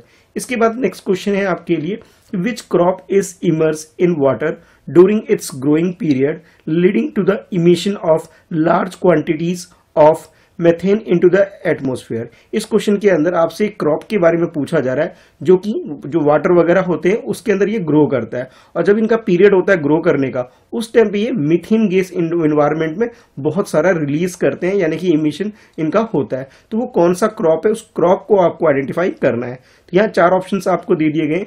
इन चारों ऑप्शन में से यानी कि जो चार डिफरेंट क्रॉप्स के नेम आप लोग देख रहे हैं, इनमें से चूज करना है कि कौन सा क्रॉप ऐसा है जो कि वाटर के अंदर ग्रो करता है और मीथेन गैस को ये रिलीज करता है, इसका इमिशन होता है एटमॉस्फेयर के अंदर। तो फर्स्ट ऑप्शन में आपको बोला जा रहा है कि ये वीट के बारे में यहाँ पे बात की जा रही है। सेकेंड ऑप्शन में आपको बोला जा रहा है मेज के बारे में यहाँ पे बात की जा रही है, और थर्ड ऑप्शन में आपको बोला जा रहा है कि राइस जब ग्रो करता है तो ये सारी चीजें होती है। और नेक्स्ट लास्ट ऑप्शन में आपको बोला जा रहा है कि बर्ली जो है ये ऐसा क्रॉप है जो कि मेथेन गैस को रिलीज करता है और ये वाटर के अंदर ग्रो करता है। तो इस क्वेश्चन की अगर करेक्ट आंसर की बात करें, क्योंकि आप लोग जानते हैं राइस एक ऐसा क्रॉप है जो कि वाटर के अंदर ही ग्रो करता है, अगर वाटर की शॉर्टेज होगी तो ग्रो करना इसके लिए पॉसिबल नहीं है। तो करेक्ट आंसर हमारा राइस हो जाएगा। और जब ये ग्रो करता है तो इस टाइम वो एटमोस्फेयर के अंदर इमिशन करता है मेथेन गैस को। ठीक है, तो करेक्ट आंसर हमारा ऑप्शन सी यानी राइस हो जाएगा। इसके बाद नेक्स्ट क्वेश्चन है आपकी स्क्रीन पर, जैसा कि आप यहाँ देख सकते हो, यहाँ एक टर्म के बारे में आपसे क्वेश्चन पूछा जा रहा है और चारों टर्म यानी कि जैसे आप देख सकते हो 4 टर्म्स डिफरेंट गिवन है आपके पास। जैसे ए में एक टर्म है, बी में और सी में, और लास्ट में बोला जा रहा है कि इनमें से कोई भी टर्म नहीं है। ठीक है, जो यहाँ लिस्ट की गई है। तो उसके अकॉर्डिंग यहाँ क्वेश्चन है, क्वेश्चन कुछ इस तरीके से है कि Thomas Malthus introduce a term to define maximum population size our environment can sustain indefinitely, what is the term. अब इस क्वेश्चन के अंदर टर्म के बारे में जैसे आपको पूछा गया है, उस टर्म के बारे में आपको बताना है जो कि एक मैक्सिमम पॉपुलेशन साइज के बारे में बताता है, जिसे हमारा एनवायरमेंट सस्टेन कर सकता है इनडेफिनेट पीरियड के लिए। ठीक है, तो आपके पास ये जो चार ऑप्शन हैं, जैसे फर्स्ट ऑप्शन में आपको बोला जा रहा है कि कार्बन फुटप्रिंट को डिफाइन करने के लिए थॉमस माल्थus ने ये टर्म को डिफाइन किया था, और सेकेंड ऑप्शन में आपको बोला जा रहा है कि कैरिंग कैपेसिटी को डिफाइन करने के लिए थॉमस माल्थus ने ये टर्म यूज किया है, और उसके बाद नेक्स्ट ऑप्शन यानी सी में आपको बोला जा रहा है कि इकोलॉजिकल फुटप्रिंट को डिफाइन करने के लिए उन्होंने ऐसा डिफाइन किया था। और लास्ट ऑप्शन डी में आपको बोला जा रहा है कि जितने भी ऑप्शंस आपको दे रखे थे ए बी सी, ये सारे ऑप्शन नहीं है, यानी कि नन ऑफ लिस्टेड ऑप्शंस, यानी कि ये जो ऑप्शंस दे रखे हैं ये सब करेक्ट आंसर नहीं है, बल्कि उस जो ऑप्शंस हैं वो मिसिंग है यहाँ पे, तो इनमें से कोई नहीं है। तो ये जो चार ऑप्शन आपको दे रखे हैं, इन चारों में से करेक्ट आंसर आपको चूज करना है। तो इस क्वेश्चन की अगर करेक्ट आंसर की बात करें, जैसे ये थॉमस माल्थus ने जिस टर्म को डिफाइन किया था, जो मैक्सिमम पॉपुलेशन साइज को सस्टेन कर सकता है हमारा इन्वायरमेंट, उसके बारे में, तो करेक्ट आंसर हमारा यहाँ पे ऑप्शन बी, यानी कि कैरिंग कैपेसिटी को इन्होंने डिफाइन करने के लिए बोला था कि जब भी मैक्सिमम पॉपुलेशन साइज को जो सस्टेन कर सकता है हमारा इन्वायरमेंट, उसे हम बोल सकते हैं कैरिंग कैपेसिटी। तो करेक्ट आंसर हमारा ऑप्शन बी हो जाएगा। इसके बाद नेक्स्ट क्वेश्चन है, यानी कि क्वेश्चन ये जो आपकी स्क्रीन पर आपको दिखाई दे रहा है, इसके अंदर भी एक डेफिनेशन टाइप की है जिसमें से कीवर्ड मिसिंग है, और उसके बारे में यहाँ चार ऑप्शंस आपको दे रखे हैं, और इन चारों ऑप्शन में से आपको करेक्ट ऑप्शन जो है वो पिक करना है। पहले क्वेश्चन को पढ़ लेते हैं ताकि हमें समझ में आ सके इस क्वेश्चन में फिल क्या करना है। चलिए पढ़ते हैं। Considering the current pattern of over consumption, individual living in developed countries have in general dash ecological footprint than those living in developing country। यानी इस क्वेश्चन के अंदर आपसे जो डेवलप कंट्री है उसके बारे में, और इसके अलावा जो डेवलपिंग कंट्री है, जैसे देखिए डेवलप कंट्री की बात करें तो सबसे पहले हमारे दिमाग में रशिया का नाम आ जाता है, और डेवलपिंग कंट्री की बात करें तो हमारी कंट्री यानी इंडिया के बारे में बात कर सकते हैं हम लोग। तो इस क्वेश्चन में आपसे बोला जा रहा है कि जब हम किसी भी चीज को कंजम्पशन की बात करें, ओवर कंजम्पशन की बात करें या फिर लिविंग स्टैंडर्ड की बात करें इंडिविजुअल की, उसके बारे में यहाँ पे कंपैरिजन करने के लिए बोला जा रहा है कि किस कंट्री में ज्यादा है। ठीक है, तो उसके अकॉर्डिंग यहाँ पे चार ऑप्शंस आपको दे रखा है कि अगर हम डेवलप कंट्री में बात करें तो वहां लेस है, जैसे ऑप्शन ए में आपको बोला जा रहा है लेस है, ऑप्शन बी में आपको जो बोला जा रहा है हाइयर कि वहां ज्यादा कंजम्पशन होती है, और ऑप्शन सी में आपको बोला जा रहा है मोर और लेस द सेम, यानी कि ऑलमोस्ट इक्वली होता है दोनों टाइप की कंट्री में, और ऑप्शन डी में आपको बोला जा रहा है एग्जैक्टली अप्रोप्रिएट, यानी कि जितने रिक्वायरमेंट होते हैं उसके अकॉर्डिंग होता है, ऐसा ऑप्शन डी में दिया जा रहा है। तो इन चारों क्वेश्चंस की बात करें, ये चारों ऑप्शंस की बात करें, तो इसमें जो अगर हम डेवलप कंट्री की और डेवलपिंग कंट्री का कंपैरिजन करें तो देखिए डेवलप कंट्री में ऑलमोस्ट सारे रिसोर्सेज होते हैं, उनको सारी चीजों का एक्सेस होता है, और डेवलपिंग कंट्री में कुछ ना कुछ प्रॉब्लम होती है, यानी कि जिसकी वजह से हम कह सकते हैं वो प्रॉपरली पूरी तरह से डेवलप नहीं है। तो यानी कि कंजप्शन पैटर्न की बात करें तो जो डेवलप कंट्री होती है, जैसे फॉर एग्जांपल हमने यूएसए लिया है, ठीक है, इस तरह की कंट्री में क्या होता है, जो कंजम्पशन जो होता है वो ओवर होता है। तो यानी कि इस क्वेश्चन के करेक्ट आंसर की बात करें तो ये जो ऑप्शन बी आपको दे रखा है हाइयर, ये इसका करेक्ट आंसर हो जाएगा। यानी कि आप यहां पे लिख सकते हैं in general a higher ecological footprint than the those living in developing world. Developing world की कंपैरिजन में डेवलप वर्ल्ड में जो कंजम्पशन होता है वो ओवर कंजम्पशन होता है। तो करेक्ट आंसर हमारा यहाँ ऑप्शन बी हो जाएगा। इसके बाद नेक्स्ट क्वेश्चन है आपकी स्क्रीन पर, जैसा कि आप ये देख रहे हैं, इस क्वेश्चन में आपसे पांडा के बारे में क्वेश्चन पूछा जा रहा है, और क्वेश्चन कुछ इस टाइप से है, the giant panda and the distantly related red panda share characteristic of both bear and raccoon. देखिए यहाँ पे आपसे बोला जा रहा है जो गैंड पांडा होता है उसमें उसके अंदर ना रेड पांडा वाला भी एक तरह से आप कह सकते हो कैरेक्टरिस्टिक्स होता है, और इसके अलावा यहाँ पे बोला जा रहा है कि ये बियर, जैसे बियर के अंदर जो कैरेक्टरिस्टिक्स होते हैं और जो रैकून के अंदर जो कैरेक्टरिस्टिक्स होते हैं, ये दोनों कैरेक्टरिस्टिक्स इसके अंदर मिलते हैं। तो अब क्वेश्चन ये है आपके लिए कि of these two which is found in India in its natural habitat. अब इंडिया के अंदर यानी कि जैसे आपके दो चीजें बताई गई, एक तो बियर बताया गया और खासतौर पे रेड बियर की अगर हम बात करें, ठीक है, या फिर रेड पांडा की बात करें, और दूसरा यहाँ रैकून के बारे में बातचीत की गई है। तो इसमें से आपसे पूछा जा रहा है कि हमारी कंट्री में इनमें से कौन सी स्पीसीज पाई जाती है, उसके बारे में आपको बताना है। ठीक है, इंडिया के बारे में बताना है आपको, और खासतौर पर ध्यान रखना है कि ये हमारे नेचुरल हैबिटेट में पाया जाता है। ऐसा नहीं किसी जू में लाके उनको रख दिया गया है तो हम उसे अपनी कंट्री का मान लें, बल्कि ये किसी और कंट्री से इंपोर्ट किया गया है। लेकिन हमारी कंट्री की अगर हम बात करें तो हमारी कंट्री में कौन सा ऐसा स्पीसीज है जो कि नेचुरली हैबिटेट उसका होता है, ये आपको यहाँ ऑप्शन में चूज करना है। ऑप्शन ए में आपको बोला जा रहा है कि गैंड पांडा जो है ये हमारी कंट्री में पाया जाता है अपने नेचुरल हैबिटेट में। सेकंड ऑप्शन में आपको बोला जा रहा है कि रेड पांडा की बात की जा रही है, और सी ऑप्शन में बोला जा रहा है कि बोथ, यानी कि दोनों की दोनों ही हमारी कंट्री में पाए जाते हैं। और लास्ट ऑप्शन डी में आपको बोला जा रहा है none of the listed option, या ना तो ए पाया जाता है ना बी पाया जाता है, ऐसा आपसे बोला जा रहा है। तो इनके अकॉर्डिंग आप लोगों ने चूज करना है कि इस क्वेश्चन का राइट आंसर क्या होगा। तो इस क्वेश्चन की अगर राइट आंसर की बात करें तो हमारी कंट्री में यानी इंडिया के अंदर रेड पांडा जो है ये पाया जाता जाता है अपने नेचुरल हैबिटेट के अंदर। यानी कि इस तरह से आप क्वेश्चन का जो आंसर है वो बी चूज कर सकते हैं। ठीक है, तो इस तरह से इस क्वेश्चन का आंसर आप लिख सकते हैं। अब आप लोग मुझे कमेंट करके बताइए कि आपने इनमें से कितने क्वेश्चंस के आंसर बिल्कुल सही करें। ऐसी और वीडियो देखने के लिए इस चैनल को सब्सक्राइब कर लीजिए और बेल आइकन जरूर प्रेस करिए, जो कि मेरे नाम से ही है, मिस्टर कृष्णा शाह, ताकि जब भी मैं वीडियो अपलोड करूं तो आपके पास नोटिफिकेशन रिसीव हो सके।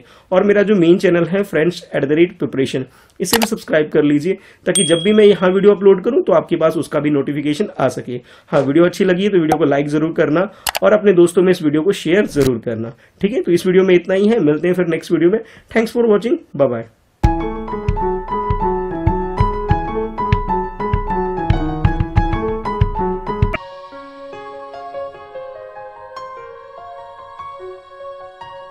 Hello friend, welcome to my second channel. इस चैनल पर मैं लेके आता हूं आपके लिए ग्रीन ओलंपियाड से रिलेटेड ये वीडियो, जिसके अंदर मैं डिस्कस करने वाला हूं ग्रीन ओलंपियाड में किस टाइप के क्वेश्चन आपसे पूछे जा सकते हैं। इस वीडियो को आप यूटिलाइज कर सकते हो अपने ग्रीन ओलंपियाड की प्रिपरेशन के लिए। चलिए स्टार्ट कर लेते हैं। इसके अंदर मैं क्वेश्चंस होंगे जिसकी प्रैक्टिस आप करेंगे और नीचे कमेंट करके जरूर बताइएगा कि आपका आंसर क्या है। जैसे ये फर्स्ट क्वेश्चन आपकी स्क्रीन पर है, पहले इस क्वेश्चन को पढ़ लेते हैं और उसके अकॉर्डिंग जो भी आंसर होगा आपको उसे अटेम्प्ट करना है। क्वेश्चन है, established in 1972 and with its headquarter in Bonn, Germany, the International Federation of Organic Agriculture Movement, that is IFOAM, Organic International, is the worldwide umbrella organization for dash movement, which represent close to 800 affiliates in 117 countries। अब इस question को थोड़ा detail में समझते हैं। इसमें जैसे इस क्वेश्चन के अंदर आपको ये 4 ऑप्शंस दे रखे हैं, इन 4 ऑप्शन के अंदर यहाँ पे 4 डिफरेंट टॉपिक्स आपको मेंशन किए गए हैं। इन टॉपिक्स में से आपको पहचानना है कि किस टॉपिक पर या किस मूवमेंट को ध्यान में रखते हुए 1972 में एक ऑर्गेनाइजेशन को स्टैब्लिश किया गया था, जिसका हेडक्वार्टर जर्मनी की एक सिटी बॉन के अंदर ये है। ठीक है, उस ऑर्गेनाइजेशन का नाम है the international federation of organic agriculture movement, जिसे शॉर्ट में एक और नाम से भी जाना जाता है IFOAM, ऑर्गेनिक इंटरनेशनल। तो इस ऑर्गेनाइजेशन को किस मूवमेंट के तहत इसे एस्टेब्लिश किया गया था और ये खास तौर पे किस चीज को लेकर के ये अम्ब्रेला ऑर्गेनाइजेशन है। अम्ब्रेला ऑर्गेनाइजेशन का मतलब होता है कि किसी भी फील्ड का एक हेड जो ऑर्गेनाइजेशन होती है उसे अम्ब्रेला ऑर्गेनाइजेशन बोला जाता है, जिसके अंदर 800 एफिलिएट्स है, यानी 800 डिफरेंट कंट्री, यानी जैसे यहाँ मेंशन भी आपको किया गया है कि 117 कंट्री में डिफरेंट जो इंस्टीट्यूशंस हैं वो इसके अंडर में रजिस्टर्ड है। तो उस टॉपिक के बारे में, उस मूवमेंट के बारे में आपसे यहाँ पूछा जा रहा है। तो जैसे ये 4 ऑप्शंस आपको दे रखे हैं, इसमें से आपको चूज करना है। तो सबसे पहले फर्स्ट ऑप्शन में आपको बोला जा रहा है कि ये जो ऑर्गेनाइजेशन है ये ऑर्गेनिक एग्रीकल्चर के ऊपर काम करती है। सेकेंड ऑप्शन आपको बोला जा रहा है कि मोनोक्रॉप कल्चर के ऊपर ये काम करती है। थर्ड ऑप्शन में आपको बोला जा रहा है कि सिंथेटिक एग्रीकल्चर के ऊपर काम करने वाली ये ऑर्गेनाइजेशन है। और लास्ट में आपको बोला जा रहा है ये GMO एग्रीकल्चर के ऊपर काम करने वाली ऑर्गेनाइजेशन है। तो ये 4 ऑप्शंस हैं जिसमें से आपको सही आंसर पिक करना है। तो इस क्वेश्चन की अगर करेक्ट आंसर की बात करें तो इसमें जो फर्स्ट ऑप्शन आपको दे रखा है, यानी ऑर्गेनिक एग्रीकल्चर के ऊपर काम करने वाली ये ऑर्गेनाइजेशन है, जो कि एक इंटरनेशनल लेवल पर ये मेन ऑर्गेनाइजेशन है, जिसे आप अम्ब्रेला ऑर्गेनाइजेशन भी कह सकते हो। और इसी के अंदर 117 कंट्री की डिफरेंट ऑर्गेनाइजेशन जो है, इंस्टीट्यूशन जो है, इसके अंदर एफिलिएट्स हो रखे हैं, यानी कि रजिस्टर्ड हो रखे हैं। ठीक है, तो इस हिसाब से करेक्ट आंसर आपका ऑप्शन ए हो जाएगा। अब हम मूव करते हैं नेक्स्ट क्वेश्चन की तरफ। जैसे यहाँ GMO है तो एक क्वेश्चन आपसे ये भी पूछा जा सकता है कि ये GMO क्या है। जैसे ये क्वेश्चन आप देख रहे हैं, या लास्ट में आपको बोला जा रहा है व्हाट इज GMO, लेकिन उससे पहले एक डिटेल में क्वेश्चन को पढ़ लेते हैं कि certified organic products can not contain genetically engineered ingredients because the latter we manipulate in lab. जैसे इस क्वेश्चन के अंदर आपको बोला जा रहा है कि इस क्वेश्चन में सबसे पहले तो आप ये बताइए कि GMO होता क्या है। उसके बाद फर्दर ये बोला जा रहा है कि कोई भी प्रोडक्ट होता है जिसमें अगर हम सर्टिफाइड, अगर वो एक बार हो चुका है ऑर्गेनिक प्रोडक्ट के अंदर, तो उसके अंदर जो उसका जेनेटिक है उसको मॉडिफाई नहीं कर सकते, ये आपको बोला जा रहा है। तो यहाँ पे जो GMO है इसकी फुल फॉर्म क्या है ये आपको बतानी है। तो फर्स्ट ऑप्शन में आपको इसकी फुल फॉर्म दे रखी है, जैसे कि genetically modified organism. Second option में आपको दे रखा है जेनेटिकली म्यूटेड ऑर्गेनिज्म। और थर्ड ऑप्शन में आपको बोला जाए कि जनरल मुटाजेनिक ऑर्गेनिज्म। और लास्ट ऑप्शन में आपको बोला जा रहा है कि जनरेटेड मॉडिफाई ऑर्गेनिज्म। तो ये 4 ऑप्शन आपको जीएमओ की फुल फॉर्म दे रखी है, जिसमें से 3 ऐसे ऑप्शन है जो कि गलत है और एक ऑप्शन जो है वो करेक्ट है। तो करेक्ट फुल फॉर्म क्या है जीएमओ की, ये आपको इस क्वेश्चन के आंसर में चूज करना है। तो 4 ऑप्शन है, जैसे 4 ऑप्शन में अगर हम फर्स्ट ऑप्शन की बात करें यानी कि जेनेटिकली मॉडिफाई ऑर्गेनिज्म, ये इसका करेक्ट आंसर है। देखिए अब जेनेटिकली तो यहां समझ गए होंगे कि किसी भी क्रॉप के अंदर जो सीड्स के अंदर जो प्रोडक्ट होता है, जब हम उसे कोई चेंजेस नहीं करते हैं, ठीक है, वो नॉर्मल क्रॉप होती है तो उसे हम ऑर्गेनिक क्रॉप बोल देते हैं। लेकिन जब उसके अंदर लैब में ले जाके उसके अंदर कुछ चेंजेस लाते हैं, ठीक है, उसके जीन्स वगैरह में चेंजेस लाते हैं, तो उसे जेनेटिकली मॉडिफाइड ऑर्गेनिज्म बोल देते हैं, जिसे शॉर्ट फॉर्म में जीएमओ यहां बोला जा रहा है। तो करेक्ट आंसर जो है वो आपका ऑप्शन ए हो जाएगा। इसके बाद नेक्स्ट क्वेश्चन की तरफ मूव करते हैं। यहाँ एक नेशनल पार्क के बारे में आपसे क्वेश्चन पूछा जा रहा है।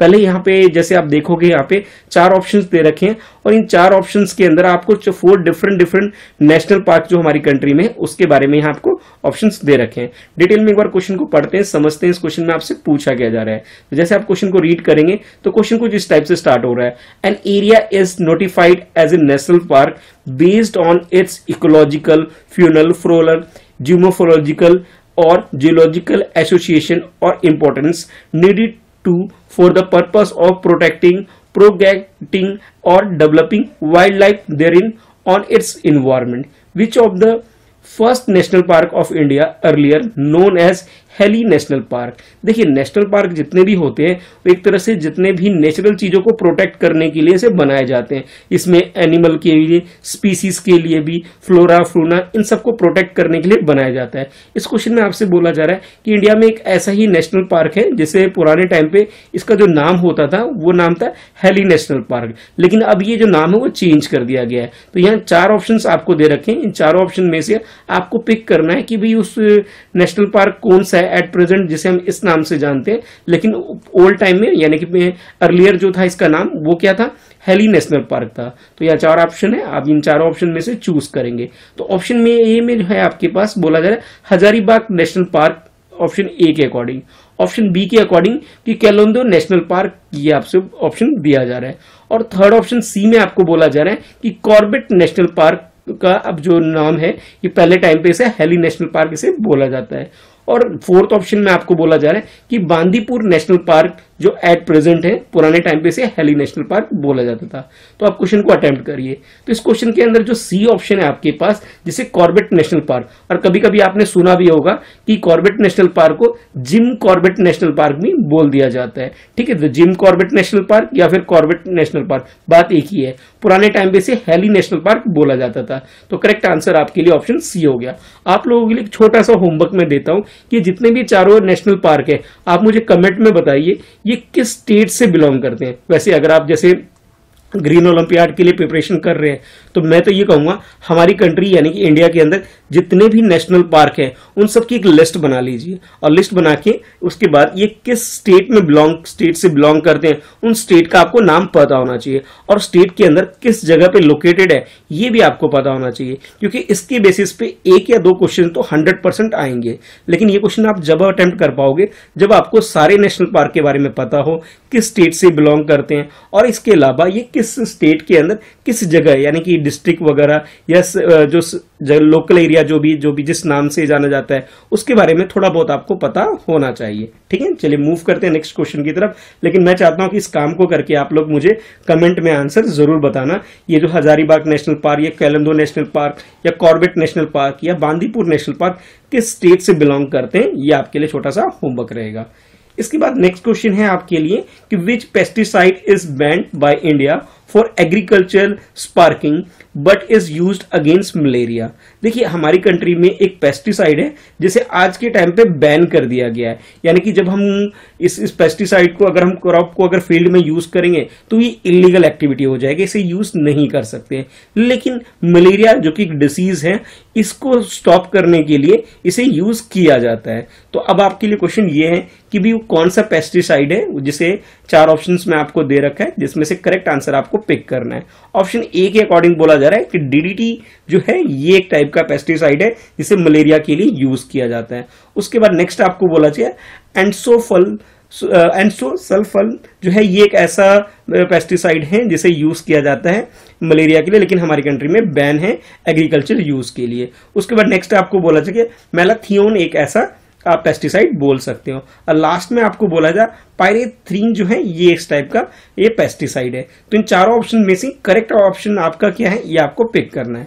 इस क्वेश्चन की अगर करेक्ट आंसर की बात करें तो इसके अंदर जो ऑप्शन ए आपको दे रखा है, यानी कि डीडीटी एक ऐसा पेस्टिसाइड है जिसका एग्रीकल्चर यूज यानी कि खेतों में हम इसे यूज नहीं कर सकते, इसे हमारी कंट्री में बैन कर दिया गया है। ठीक है, लेकिन मलेरिया के अगेंस्ट में इसको यूज कर सकते हैं। ठीक है, तो करेक्ट आंसर जो हो जाएगा वो हमारा ऑप्शन ए हो जाएगा। इसके बाद मूव करते हैं नेक्स्ट क्वेश्चन की तरफ। इस क्वेश्चन में आपको पूछा जा रहा है कि डिड यू नो, जैसे आप यहाँ पे 4 ऑप्शंस देख रहे हैं, इस 4 ऑप्शन के अकॉर्डिंग यहाँ पे एक स्पीसीज के बारे में आपसे पूछा जा रहा है कि did you know that a beach in Orissa India serve as a nesting site for turtle in mass number, कि हमारी कंट्री में उड़ीसा एक जगह है, स्टेट है, जहां पर ये एक एरिया है, ये ऐसा बीच है जहां पे जो टर्टल वगैरह होते हैं वो अपने एग्स वगैरह को यहाँ पे छोड़ते हैं, यानी कि नेस्टिंग के लिए फेमस है। तो क्वेश्चन आपके लिए ये है कि female of this species return to the same beach from where they has to lay their eggs. तो यहाँ पे जो फीमेल टर्टल है वो यहाँ पे आते हैं और अपने अंडे वगैरह को यहाँ पे दे के जाते हैं, यानी कि ये एक तरह से आप कह सकते हो कि ये एक ऐसा एरिया, एक ऐसा बीच है हमारी कंट्री में उड़ीसा के अंदर जहाँ पे ये फीमेल टर्टल आते हैं और अपने अंडे देते हैं। They lay their eggs in conical nest about 1.5 feet deep, और ये जो नेस्ट यानी अंडे देते हैं वो जमीन से, यानी कि जो ये आप कह सकते हो बीच के जो नियर बाई एरिया होता है, जमीन के 1.5 फीट नीचे जाकर नीचे वो लोग अपने अंडे वगैरह दे देते हैं, which they laboriously dig with their hind flippers.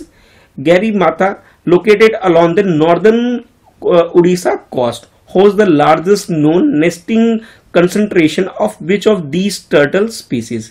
यानी इस क्वेश्चन के अंदर आपको टर्टल की वो स्पीसीज आइडेंटिफाई करनी है जो कि उड़ीसा के बीचेस वाले जो एरिया है वहां पे आते हैं और जमीन के आप कह सकते हो 1.5 फीट नीचे अपना अंडा वगैरह देती हैं। ठीक है, तो 4 ऑप्शंस आपको दे रखे हैं, इन चारों ऑप्शन में से आपको पिक करना है कि वो कौन सी स्पीसीज है टर्टल की, ये आपको बताना है। देखो इस क्वेश्चन को अगर आप पढ़ लिया आपने अच्छे से तो यहाँ जैसे 4 ऑप्शंस दे रखे हो, तो जैसे सी ऑप्शन है, यहाँ आपको बोला जा रहा है ग्रेट इंडियन बस्टर्ड, यानी टर्टल तो है ही नहीं, इसको तो वैसे ही काट दो, ये आंसर हो ही नहीं सकता। फिर आपको बोला जा रहा है मुगर क्रोकोडाइल, क्रोकोडाइल की तो बात ही नहीं हो रही क्वेश्चन के अंदर, तो ये 2 आंसर तो हो ही नहीं सकते। बाकी जो आपके पास ऑप्शन ए और ऑप्शन बी बचा, यहां टर्टल के बारे में बातचीत हो रही है, तो टर्टल की आपको यहां पे क्या करना है, स्पीसीज आइडेंटिफाई करनी है। तो ये 2 ऑप्शन आपके रह गए, इन दोनों में से चूज करना थोड़ा आपके लिए आसान होगा। जब भी इस टाइप के क्वेश्चन आप अटेम्प्ट करेंगे तो आप ध्यान रखेंगे कि यहाँ पे कुछ ऑप्शंस को अगर आप इजिली इलिमिनेट कर सकते हैं तो इस तरह से इलिमिनेट कर सकते हैं। क्रोकोडाइल की तो बात ही नहीं हो रही है, या ग्रेट इंडियन बस्टर्ड की भी बातचीत नहीं हो रही है, टर्टल की बात हो रही है, तो यानी कि ये तो कंफर्म हो गया कि ए और बी में से हमारा आंसर होगा। अब आपको कमेंट करके बताना है कि ये इसका आंसर क्या है। तो हमारी कंट्री में जो ऑलिव रिडले जो टर्टल है, ये जो इसकी जो स्पीसीज है वो उड़ीसा के कोस्टल एरिया में आके अपने अंडे वगैरह दे के जाती है। लेकिन जो फर्स्ट ऑप्शन आपको दे रहा है लॉन्गर हेड टर्टल, ये हमारा आंसर नहीं है, यानी कि करेक्ट आंसर जो है वो हमारा ऑप्शन बी है। और जो उड़ीसा का ये कोस्टल एरिया है ये काफी फेमस है इस चीज के लिए कि यहाँ पे जो टर्टल वगैरह बहुत ज्यादा होते हैं और अपने अंडे वगैरह यहाँ देते हैं। तो करेक्ट आंसर जो हो जाएगा वो हमारा ऑप्शन बी हो जाएगा। अब आप लोग मुझे कमेंट करके बताइए कि आपने कितने क्वेश्चंस के आंसर सही करे। ठीक है, और कोई डाउट है तो नीचे कमेंट में लिख के पूछ सकते हो। ऐसी और वीडियो देखने के लिए मेरे इस चैनल को सब्सक्राइब कर लीजिए, जो कि मेरे ही नाम से है, मिस्टर कृष्णा शाह, ताकि जब भी मैं वीडियो अपलोड करूं तो आपके पास नोटिफिकेशन रिसीव हो सके। वीडियो को लाइक कर दीजिए ताकि ऐसी वीडियो मैं टाइम टू टाइम आपके लिए लेके आ सकूं। और इसके अलावा जो मेरा मेन चैनल है friends@preparation, उसे भी सब्सक्राइब कर लो ताकि जब भी मैं वहां वीडियो अपलोड करूं तो आपके पास नोटिफिकेशन आ सके। ठीक है, तो मिलते हैं फिर नेक्स्ट वीडियो में। इस वीडियो में इतना ही है। Thanks for watching, bye bye.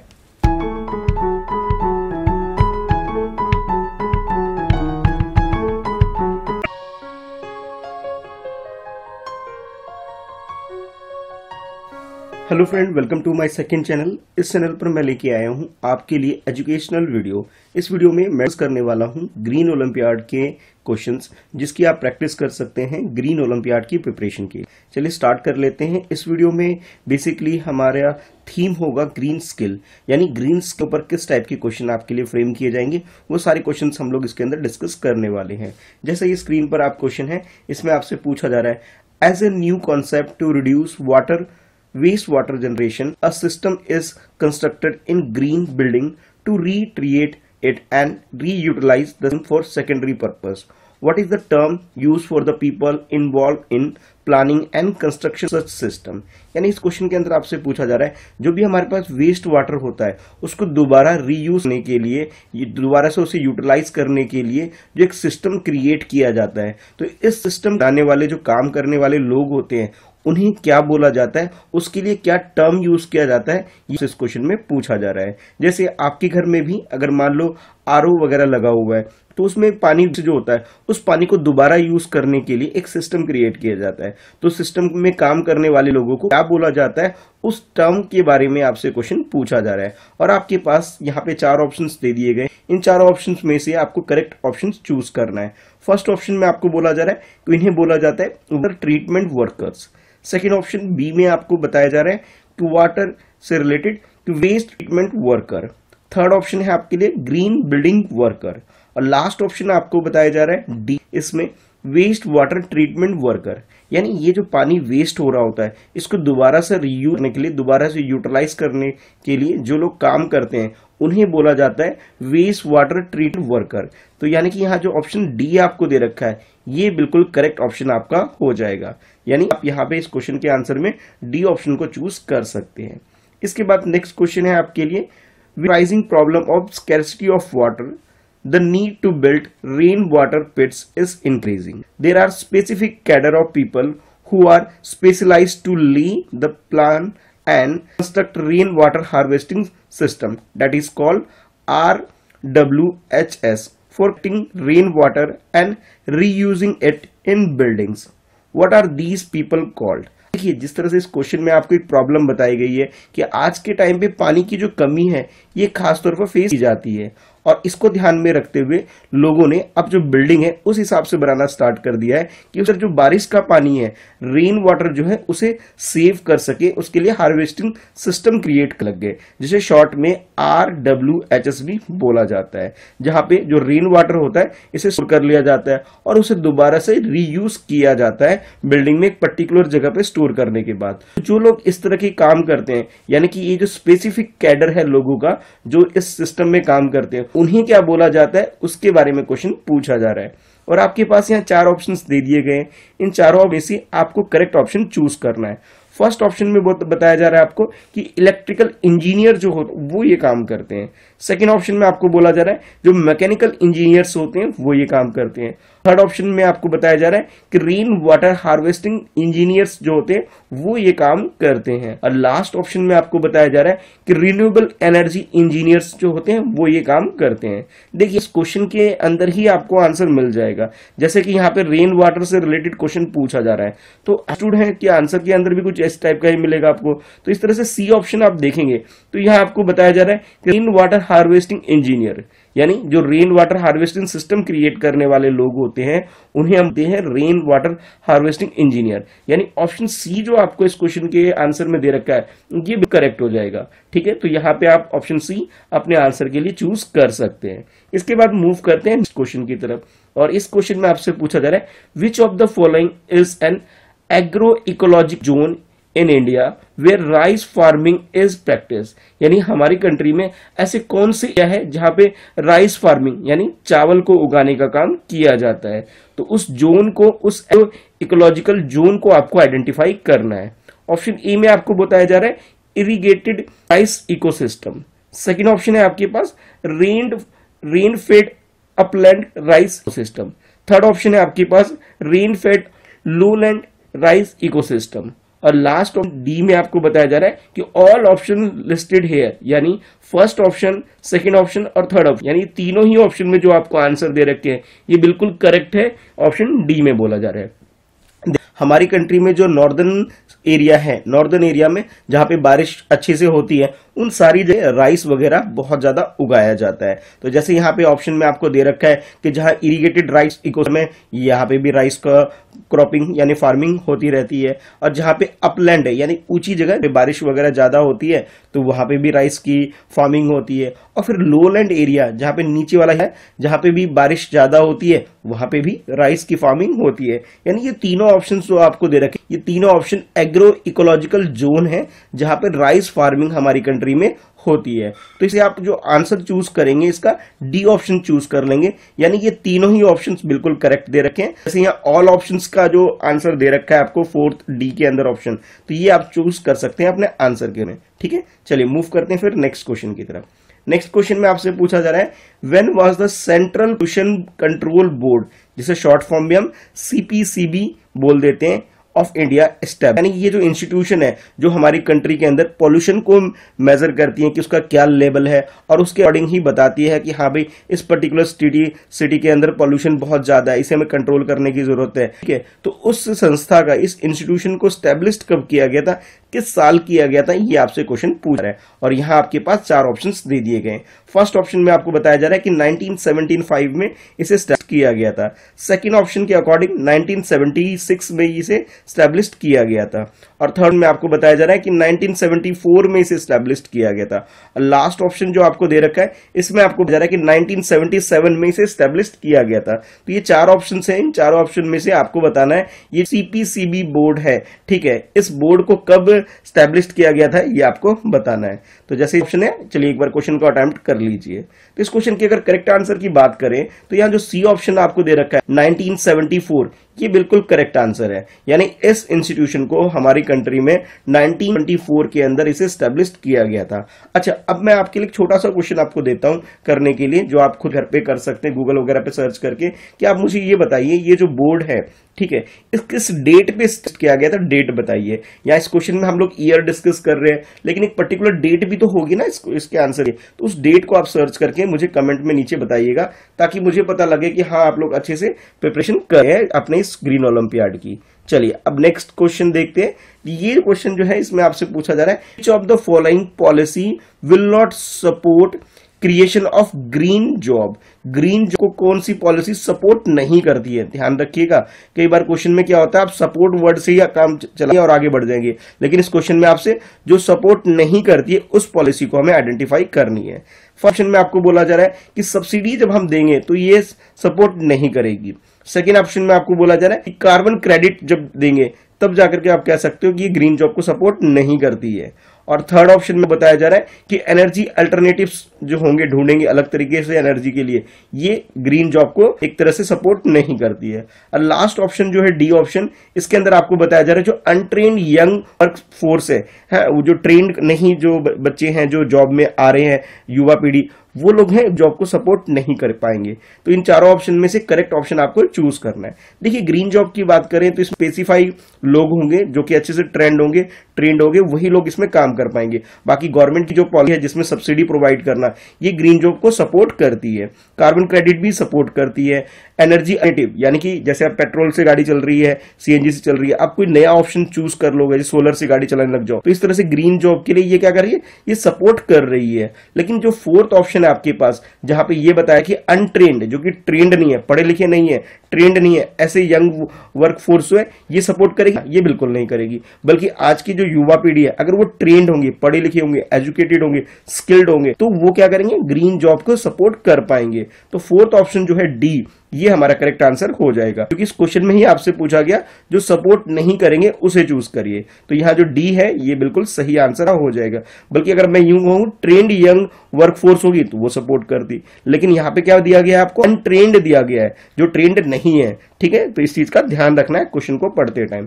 तो यहाँ पे करेक्ट आंसर जो आपका ऑप्शन डी हो जाएगा। अब आप लोग मुझे कमेंट करके बताइए कि आपने कितने क्वेश्चंस के आंसर बिल्कुल सही कर। ठीक है, वीडियो अच्छी लग रही है तो वीडियो को लाइक जरूर करिएगा ताकि मैं आपके लिए ऐसी और वीडियो लेकर आ सकूं।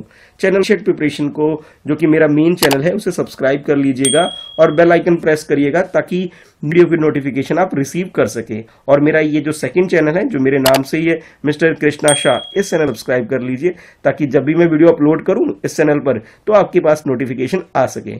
ठीक है, चलिए फिर नेक्स्ट वीडियो में। आज की इस वीडियो में इतना ही है। Thanks for watching, bye bye.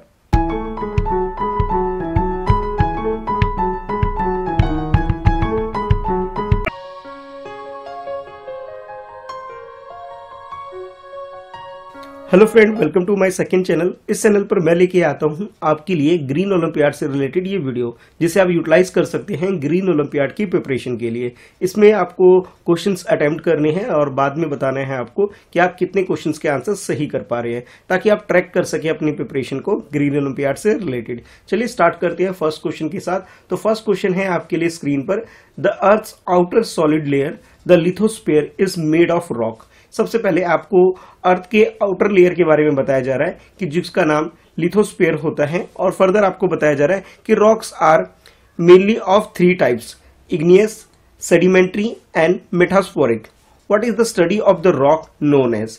Further इस क्वेश्चन में आपसे पूछा जा रहा है कि रॉक की जो स्टडी होती है उसे बोला क्या जाता है, किस नाम से जाना जाता है, ये आपसे क्वेश्चन में पूछा जा रहा है। ऑप्शन ए के अकॉर्डिंग आपको बोला जा रहा है पेट्रोलॉजी, ऑप्शन बी के अकॉर्डिंग आपसे बताया जा रहा है लिथोलॉजी, और ऑप्शन सी में आपको बोला जा रहा है जियोलॉजी, और ऑप्शन डी में आपको बोला जा रहा है पेट्रोग्राफी। तो ये 4 ऑप्शंस आपके सामने हैं। आपको आइडेंटिफाई करना है कि जो रॉक वगैरह होता है इसकी स्टडी को किस नाम से जाना जाता है। तो इसका जो करेक्ट आंसर है वो है ऑप्शन ए जो आपको यहाँ पे गिवन है, पेट्रोलॉजी। यानी पेट्रोलॉजी बोला जाता है जब भी हम अर्थ के रॉक के बारे में स्टडी करते हैं, तो इस चीज को हम पेट्रोलॉजी बोल देते हैं।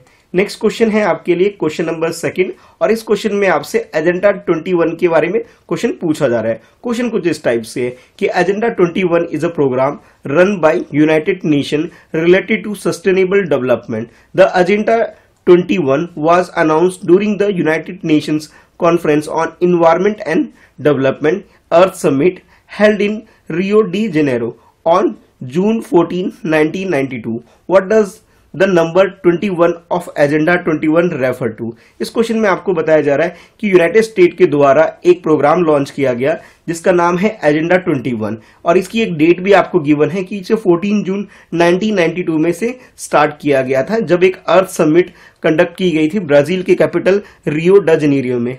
और उसके बाद ये कॉन्सेप्ट आया था कि एजेंडा 21 का। तो यहाँ पे एजेंडा 21 में ये 21 जो है नंबर, और ये एजेंडा होता क्या है, ये किस चीज को रेफर करता है, ये आपसे क्वेश्चन पूछा जा रहा है। ऑप्शन ए के अकॉर्डिंग बोला जा रहा है कि एजेंडा फॉर 21 ईयर, यानी कि 21 ईयर के लिए एक एजेंडा तैयार किया जा रहा है। ये ऑप्शन ए में आपको बताया जा रहा है। ऑप्शन बी में आपको बोला जा रहा है एजेंडा फॉर 21 मंथ्स, यानी कि 21 मंथ्स के लिए यहाँ पे एक एजेंडा तैयार किया जा रहा है। इसके बारे में यहाँ आपको इन्फॉर्मेशन दी जा रही है। और सी ऑप्शन में आपको बोला जा रहा है कि 21 points agenda for the earth summit, यानी ये जो अर्थ समिट कंडक्ट की गई थी इसके 21 ऐसे पॉइंट डिसाइड किए गए थे एजेंडा के रूप में। और ऑप्शन डी में आपको बोला जा रहा है agenda for the 21st century, यानी कि उसके बाद जैसे ये 21st सेंचुरी स्टार्ट होने वाली थी उस टाइम पे, तो इसलिए यहाँ पे इस एजेंडा का नाम ही रख दिया गया था कि एजेंडा 21 सेंचुरी के हिसाब से। तो करेक्ट आंसर आपके अकॉर्डिंग क्या है, ये आपको अपने आंसर में चूज करना है। तो देखिए, सबसे पहले तो इस क्वेश्चन को अटेम्प्ट करने से पहले आपको बहुत सारी चीजें यहाँ पे क्वेश्चन में इंफॉर्मेशन के रूप में दी गई है। कभी अगर ये क्वेश्चन आ जाए कि यूनाइटेड नेशन के द्वारा या फिर किस कंट्री के द्वारा एजेंडा 21 प्रोग्राम लॉन्च किया गया था, तो आप ये यूएसए बता सकते हो। ये कब लॉन्च हुआ था, ये भी क्वेश्चन आपके लिए फ्रेम किया जा सकता है। ये 1992 में जून 14 को ये प्रोग्राम लॉन्च किया गया था। कहां पे लॉन्च किया गया था, तो ब्राजील की कैपिटल रियो डी जेनेरियो में इसे लॉन्च किया गया था। कौन सी सबमिट हो रही थी वहां पे, तो आप ये भी बता सकते हो कि अर्थ सबमिट हो रही है। तो इस क्वेश्चन की प्रैक्टिस करने के आपको बहुत सारे बेनिफिट हो गए, कई सारे पॉइंट्स आपके यहाँ पे क्लियर हो गए। अब क्वेश्चन के आंसर की बात करते हैं। तो इस क्वेश्चन का करेक्ट आंसर है ऑप्शन डी, यानी कि 21st सेंचुरी जब स्टार्ट होने वाली थी उस टाइम पे, तो उससे पहले यूनाइटेड नेशन ने एक डिसाइड किया था कि भाई हम लोग एक एजेंडा लेके आएंगे और इसमें 21st सेंचुरी को ध्यान में रखते हुए अर्थ के रिगार्डिंग में 21 सेंचुरी को ध्यान में रखते हुए एजेंडा तैयार किया गया था, और इसी का नाम यहाँ पे एजेंडा 21 रखा गया है। तो करेक्ट आंसर यहाँ पे ऑप्शन डी आपके लिए हो जाएगा। इसके बाद नेक्स्ट क्वेश्चन है क्वेश्चन 3। इस क्वेश्चन में आपसे पूछा जा रहा है Rachel Louise Carson is primarily known for her book Silent Spring, published in 1962. This groundbreaking book on pesticide highlighted environmental concern and eventually led to the creation of very important environmental organization in United States. Mention the name of the organization. देखिए एक author हुआ करती थी जिसका नाम यहाँ पे दिया गया आपको रिचल लुइस कार्सन, और उन्होंने एक बुक पब्लिश की थी, एक बुक लिखा था जिसका नाम है साइलेंट स्प्रिंग। अब इस बुक के अंदर जो पेस्टिसाइड्स वगैरह है उससे रिलेटेड जो इन्वायरमेंट में प्रॉब्लम्स हो रही, कंसर्न हो रहा है, उसे यहाँ पे बताया गया, तो उसके बारे में इंफॉर्मेशन दी गई थी। इस चीज को ध्यान में रखते हुए यूनाइटेड नेशन यानी कि यूनाइटेड स्टेट अमेरिका जो है उन्होंने एक डिपार्टमेंट या फिर कह सकते हैं एक ऑर्गेनाइजेशन को ही उसके बाद स्टैब्लिश किया था। कौन सा ऑर्गेनाइजेशन था, उस ऑर्गेनाइजेशन का नाम आपसे इस क्वेश्चन में पूछा जा रहा है, और यहां आपको 4 ऑप्शंस दे दिए गए हैं। ऑप्शन ए में आपको बोला जा रहा है US fish and wildlife service. Option B में आपको बोला जा रहा है DEFRA, डेफरा भी आप बोल सकते हो शॉर्ट में से, और ऑप्शन सी में आपको बोला जा रहा है यूएस इन्वायरमेंटल प्रोटेक्शन एजेंसी, और ऑप्शन डी में आपको बोला जा रहा है यूएस डिपार्टमेंट ऑफ इंटीरियर। तो ये 4 ऑप्शन आपको दे दिए गए, आपको करेक्ट आंसर पिक करना है। इस क्वेश्चन की अगर करेक्ट आंसर की बात करें तो इस क्वेश्चन का करेक्ट आंसर यहाँ पे ऑप्शन सी हो जाता है, यानी कि यूनाइटेड स्टेट के अंदर इन्वायरमेंट प्रोटेक्शन एजेंसी इसके बाद स्टार्ट की कर दी गई थी, यानी कि एक तरह से इसे स्टैब्लिश कर दिया गया था इस कंट्री में। इस बुक में जो प्रॉब्लम्स हाईलाइट की गई थी पेस्टिसाइड को रिलेटेड, उसके बाद वहां की गवर्नमेंट ने डिसाइड किया कि हमारी कंट्री के अंदर इस तरह की एक एजेंसी होगी जो पेस्टिसाइड वगैरह पे काम करा करेगी। तो इस तरह से आप क्वेश्चन का आंसर सी चूज कर सकते हैं। देखिए इस क्वेश्चन में भी आपको काफी इंफॉर्मेशन मिल गई। कई बार क्वेश्चन ये भी आ सकता है कि ये साइलेंट स्प्रिंग के राइटर कौन है, तो आप ये बता सकते हो। ये बुक पब्लिश कब हुई थी, ये भी आप बता सकते हो। तो इस तरह की जो इंफॉर्मेशन है इसके आप नोट्स वगैरह भी घर पे बैठ के तैयार कर सकते हैं।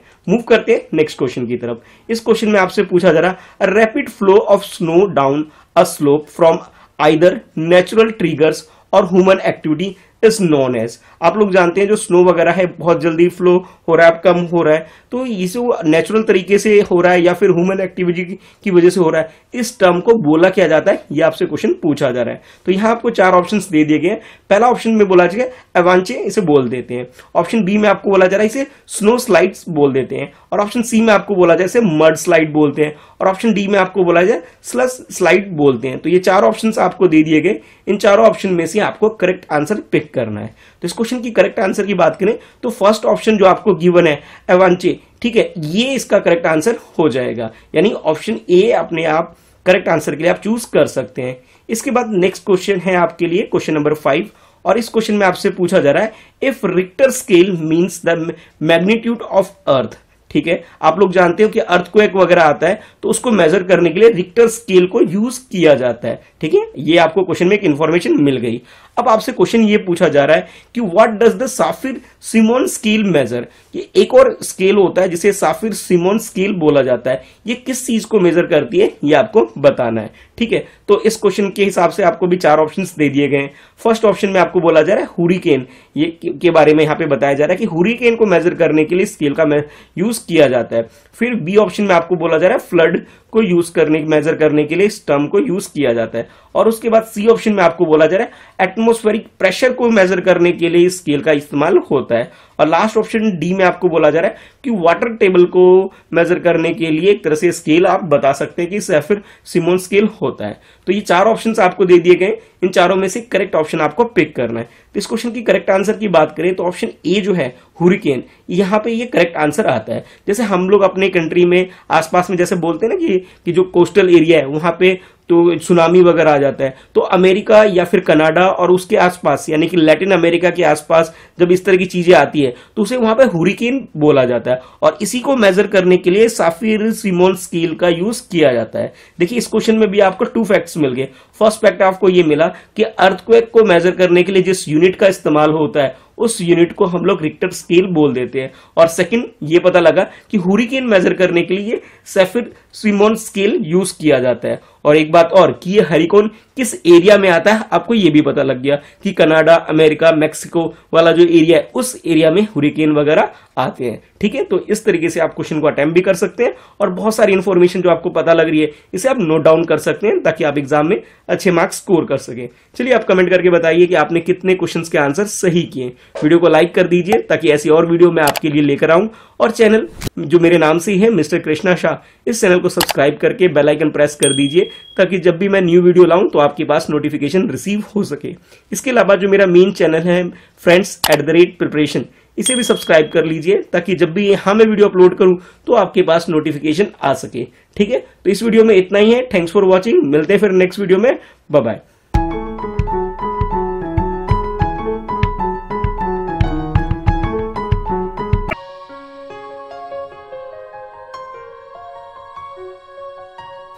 Hello friend, welcome to my second channel. इस चैनल पर मैं लेके आया हूं आपके लिए एजुकेशनल वीडियो।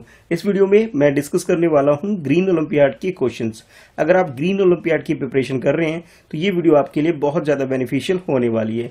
इसे आप यूटिलाइज कर सकते हैं ग्रीन ओलंपियाड की प्रिपरेशन के लिए। आइए क्वेश्चन को अटेम्प्ट करते हैं, देखते हैं कि आप कितने क्वेश्चन के आंसर आप सही कर पाते हैं। तो ये है आपके लिए फर्स्ट क्वेश्चन, और इस क्वेश्चन में आपसे पूछा जा रहा है, who said these words the earth has enough for everyone's needs but not for everyone's greed। ये एक सेंटेंस है, स्टेटमेंट है, किसी फेमस पर्सनैलिटी ने ये स्टेटमेंट दिया था। अब स्टेटमेंट के बारे में क्वेश्चन आपसे पूछा जा रहा है कि ये स्टेटमेंट किसने दिया था। जैसे कि आप स्टेटमेंट से ही समझ पा रहे हैं, स्टेटमेंट में अर्थ के बारे में बताया गया है कि ये जो अर्थ है इसमें हमारी जो नीड है, हर किसी की नीड ये पूरी कर सकता है, लेकिन हर किसी की जो ग्रीड यानी कि जो लालच है, लालच को ये पूरा नहीं कर सकता है। तो किस फेमस पर्सनैलिटी ने ये स्टेटमेंट यानी कि ये वर्ड्स बोले थे, ये आपसे क्वेश्चन में पूछा जा रहा है। फर्स्ट ऑप्शन में आपको बताया जा रहा है कि रविन्द्रनाथ टैगोर, जिसे हम गुरुदेव रविन्द्रनाथ टैगोर भी बोलते हैं, उन्होंने ये बात बोली थी। सेकंड ऑप्शन में आपको बोला जा रहा है कि जवाहरलाल नेहरू यानी हमारी कंट्री के first prime minister Jawaharlal Nehru के बारे में बताया जा रहा है कि इन्होंने ये बात बोली थी। उसके बाद सी ऑप्शन में आपको बोला जा रहा है महात्मा गांधी, जिसे हम फादर ऑफ द नेशन भी बोलते हैं, कि महात्मा गांधी ने ये बात बोली थी। और लास्ट ऑप्शन डी में आपको बोला जा रहा है इंदिरा गांधी, कि इंदिरा गांधी जी ने ये बात बोली थी। तो करेक्ट आंसर क्या है ये आपको बताना है। इन चारों ऑप्शन में से करेक्ट आंसर की बात करें तो ये जो सी ऑप्शन है यानी कि राष्ट्रपिता महात्मा गांधी ने ये बात बोली थी कि जो हमारी पृथ्वी यानी जो अर्थ है, इसकी बात करें तो जितनी भी हमारी नीड है, हमारी सारी नीड को ये फुलफिल कर सकता है। लेकिन अगर हम सोचें कि हमारे सारे लालच यानी कोई पूरा कर पाए तो ये पूरा नहीं कर पाएगा। हमारी सारी जरूरतें पूरी कर सकता है बट हमारे लालच को पूरा नहीं कर सकता है। तो यहाँ पे करेक्ट आंसर जो हो जाएगा वो ऑप्शन सी हो जाएगा। इसके बाद नेक्स्ट क्वेश्चन है आपके लिए कि birds fly from one part of the world to another in search of food and habitat, what do we call this. अब देखिए, आप लोगों ने बहुत बार देखा होगा जो बर्ड्स वगैरह होते हैं वो एक प्लेस से यानी कि किसी भी एक प्लेस से किसी दूसरी प्लेस पे यानी कि सेकंड प्लेस पे वो जाते रहे और उड़ के चले जाते हैं। वो इसलिए जाते हैं ताकि वहां पे उन्हें खाने को मिल जाए और रहने की कोई जगह अच्छी सी मिल जाए, इसलिए वो हमेशा मूव करते रहते हैं। तो इस तरह के जो बर्ड्स वगैरह होते हैं उन्हें बोलते क्या हैं, ये क्वेश्चन में आपसे पूछा जा रहा है। फर्स्ट आंसर या फर्स्ट ऑप्शन आपको बोला जा रहा है इसे इवैक्यूएशन बोलते हैं। सेकंड ऑप्शन में आपको बोला जा रहा है इसे माइग्रेशन बोलते हैं, और थर्ड ऑप्शन में आपको बोला जा रहा है इसे इमिग्रेशन बोला जाता है, और फोर्थ ऑप्शन यानी डी ऑप्शन में आपको बोला जा रहा है इसे एक्सपोर्ट बोला जाता है। तो करेक्ट आंसर क्या है ये आपको चूज करना है। जब भी कोई भी एनिमल या फिर स्पीसीज या फिर बर्ड वन प्लेस से अनदर प्लेस किसी भी सेकंड प्लेस पे जाके मूव करता है फूड के लिए या फिर अपने रहने के ठिकाने के लिए, तो इस तरह के जो मूव होते हैं यानी कि एक प्लेस से दूसरी प्लेस जो ये शिफ्ट करते हैं तो इसे माइग्रेशन बोला जाता है। और इस तरह के जो बर्ड्स हैं उन्हें हम माइग्रेटरी बर्ड्स भी बोल देते हैं। तो इस हिसाब से करेक्ट आंसर आपका ये ऑप्शन बी हो गया। इसके बाद नेक्स्ट क्वेश्चन है आपके लिए ये वाला जो आप स्क्रीन पर आप देख रहे हैं कि there are 7 continents that make our world, name the largest continent. देखिए बहुत इजी सा क्वेश्चन है, बहुत आसान क्वेश्चन है कि आप लोग जानते हो कि हमारे अर्थ के ऊपर 7 कॉन्टिनेंट बने हुए हैं। इसमें से आपसे पूछा जा रहा है कि सबसे लार्जेस्ट, अब largest in terms of area के बारे में बोला जा रहा है कि लार्जेस्ट कौन सा कॉन्टिनेंट है ये आपको आइडेंटिफाई करना है। ऑप्शन ए में आपको बोला जा रहा है कि अफ्रीका कॉन्टिनेंट जो है ये सबसे लार्जेस्ट है। सेकंड ऑप्शन में बोला जा रहा है कि एशिया कॉन्टिनेंट सबसे लार्जेस्ट है, और थर्ड ऑप्शन सी में आपको बोला जा रहा है कि यूरोप जो है ये कॉन्टिनेंट सबसे लार्जेस्ट है, और नॉर्थ अमेरिका ये आपको फोर्थ ऑप्शन में दिया जा रहा है। यानी कि ये 4 ऑप्शंस हैं और इनमें से आपको चूज करना है कि कौन सा ऐसा कॉन्टिनेंट है जो कि साइज में सबसे ज्यादा यानी लार्जेस्ट है। तो इस क्वेश्चन के अगर करेक्ट आंसर की बात करें तो आप लोग जानते ही हो कि जिस कॉन्टिनेंट में हमारी कंट्री इंडिया एग्जिस्ट करती है, यानी कि कह सकते हो कि एशिया जो कॉन्टिनेंट है सबसे लार्जेस्ट है इन टर्म्स ऑफ एरिया, और अब तो पॉपुलेशन में भी सबसे ज्यादा लार्जेस्ट आप कह सकते हो कि एशिया कॉन्टिनेंट के अंदर सबसे ज्यादा लोग रहते भी हैं। तो करेक्ट आंसर जो हो जाएगा इस क्वेश्चन का वो हो जाएगा ऑप्शन बी हो जाएगा। इसके बाद मूव करते हैं नेक्स्ट क्वेश्चन की तरफ। अब ये भी क्वेश्चन बहुत इजी सा क्वेश्चन है, आप इजीली से अटेम्प्ट कर सकते हैं। जैसे क्वेश्चन में पूछा जा रहा है कि I am not a bird but I can fly, who I am.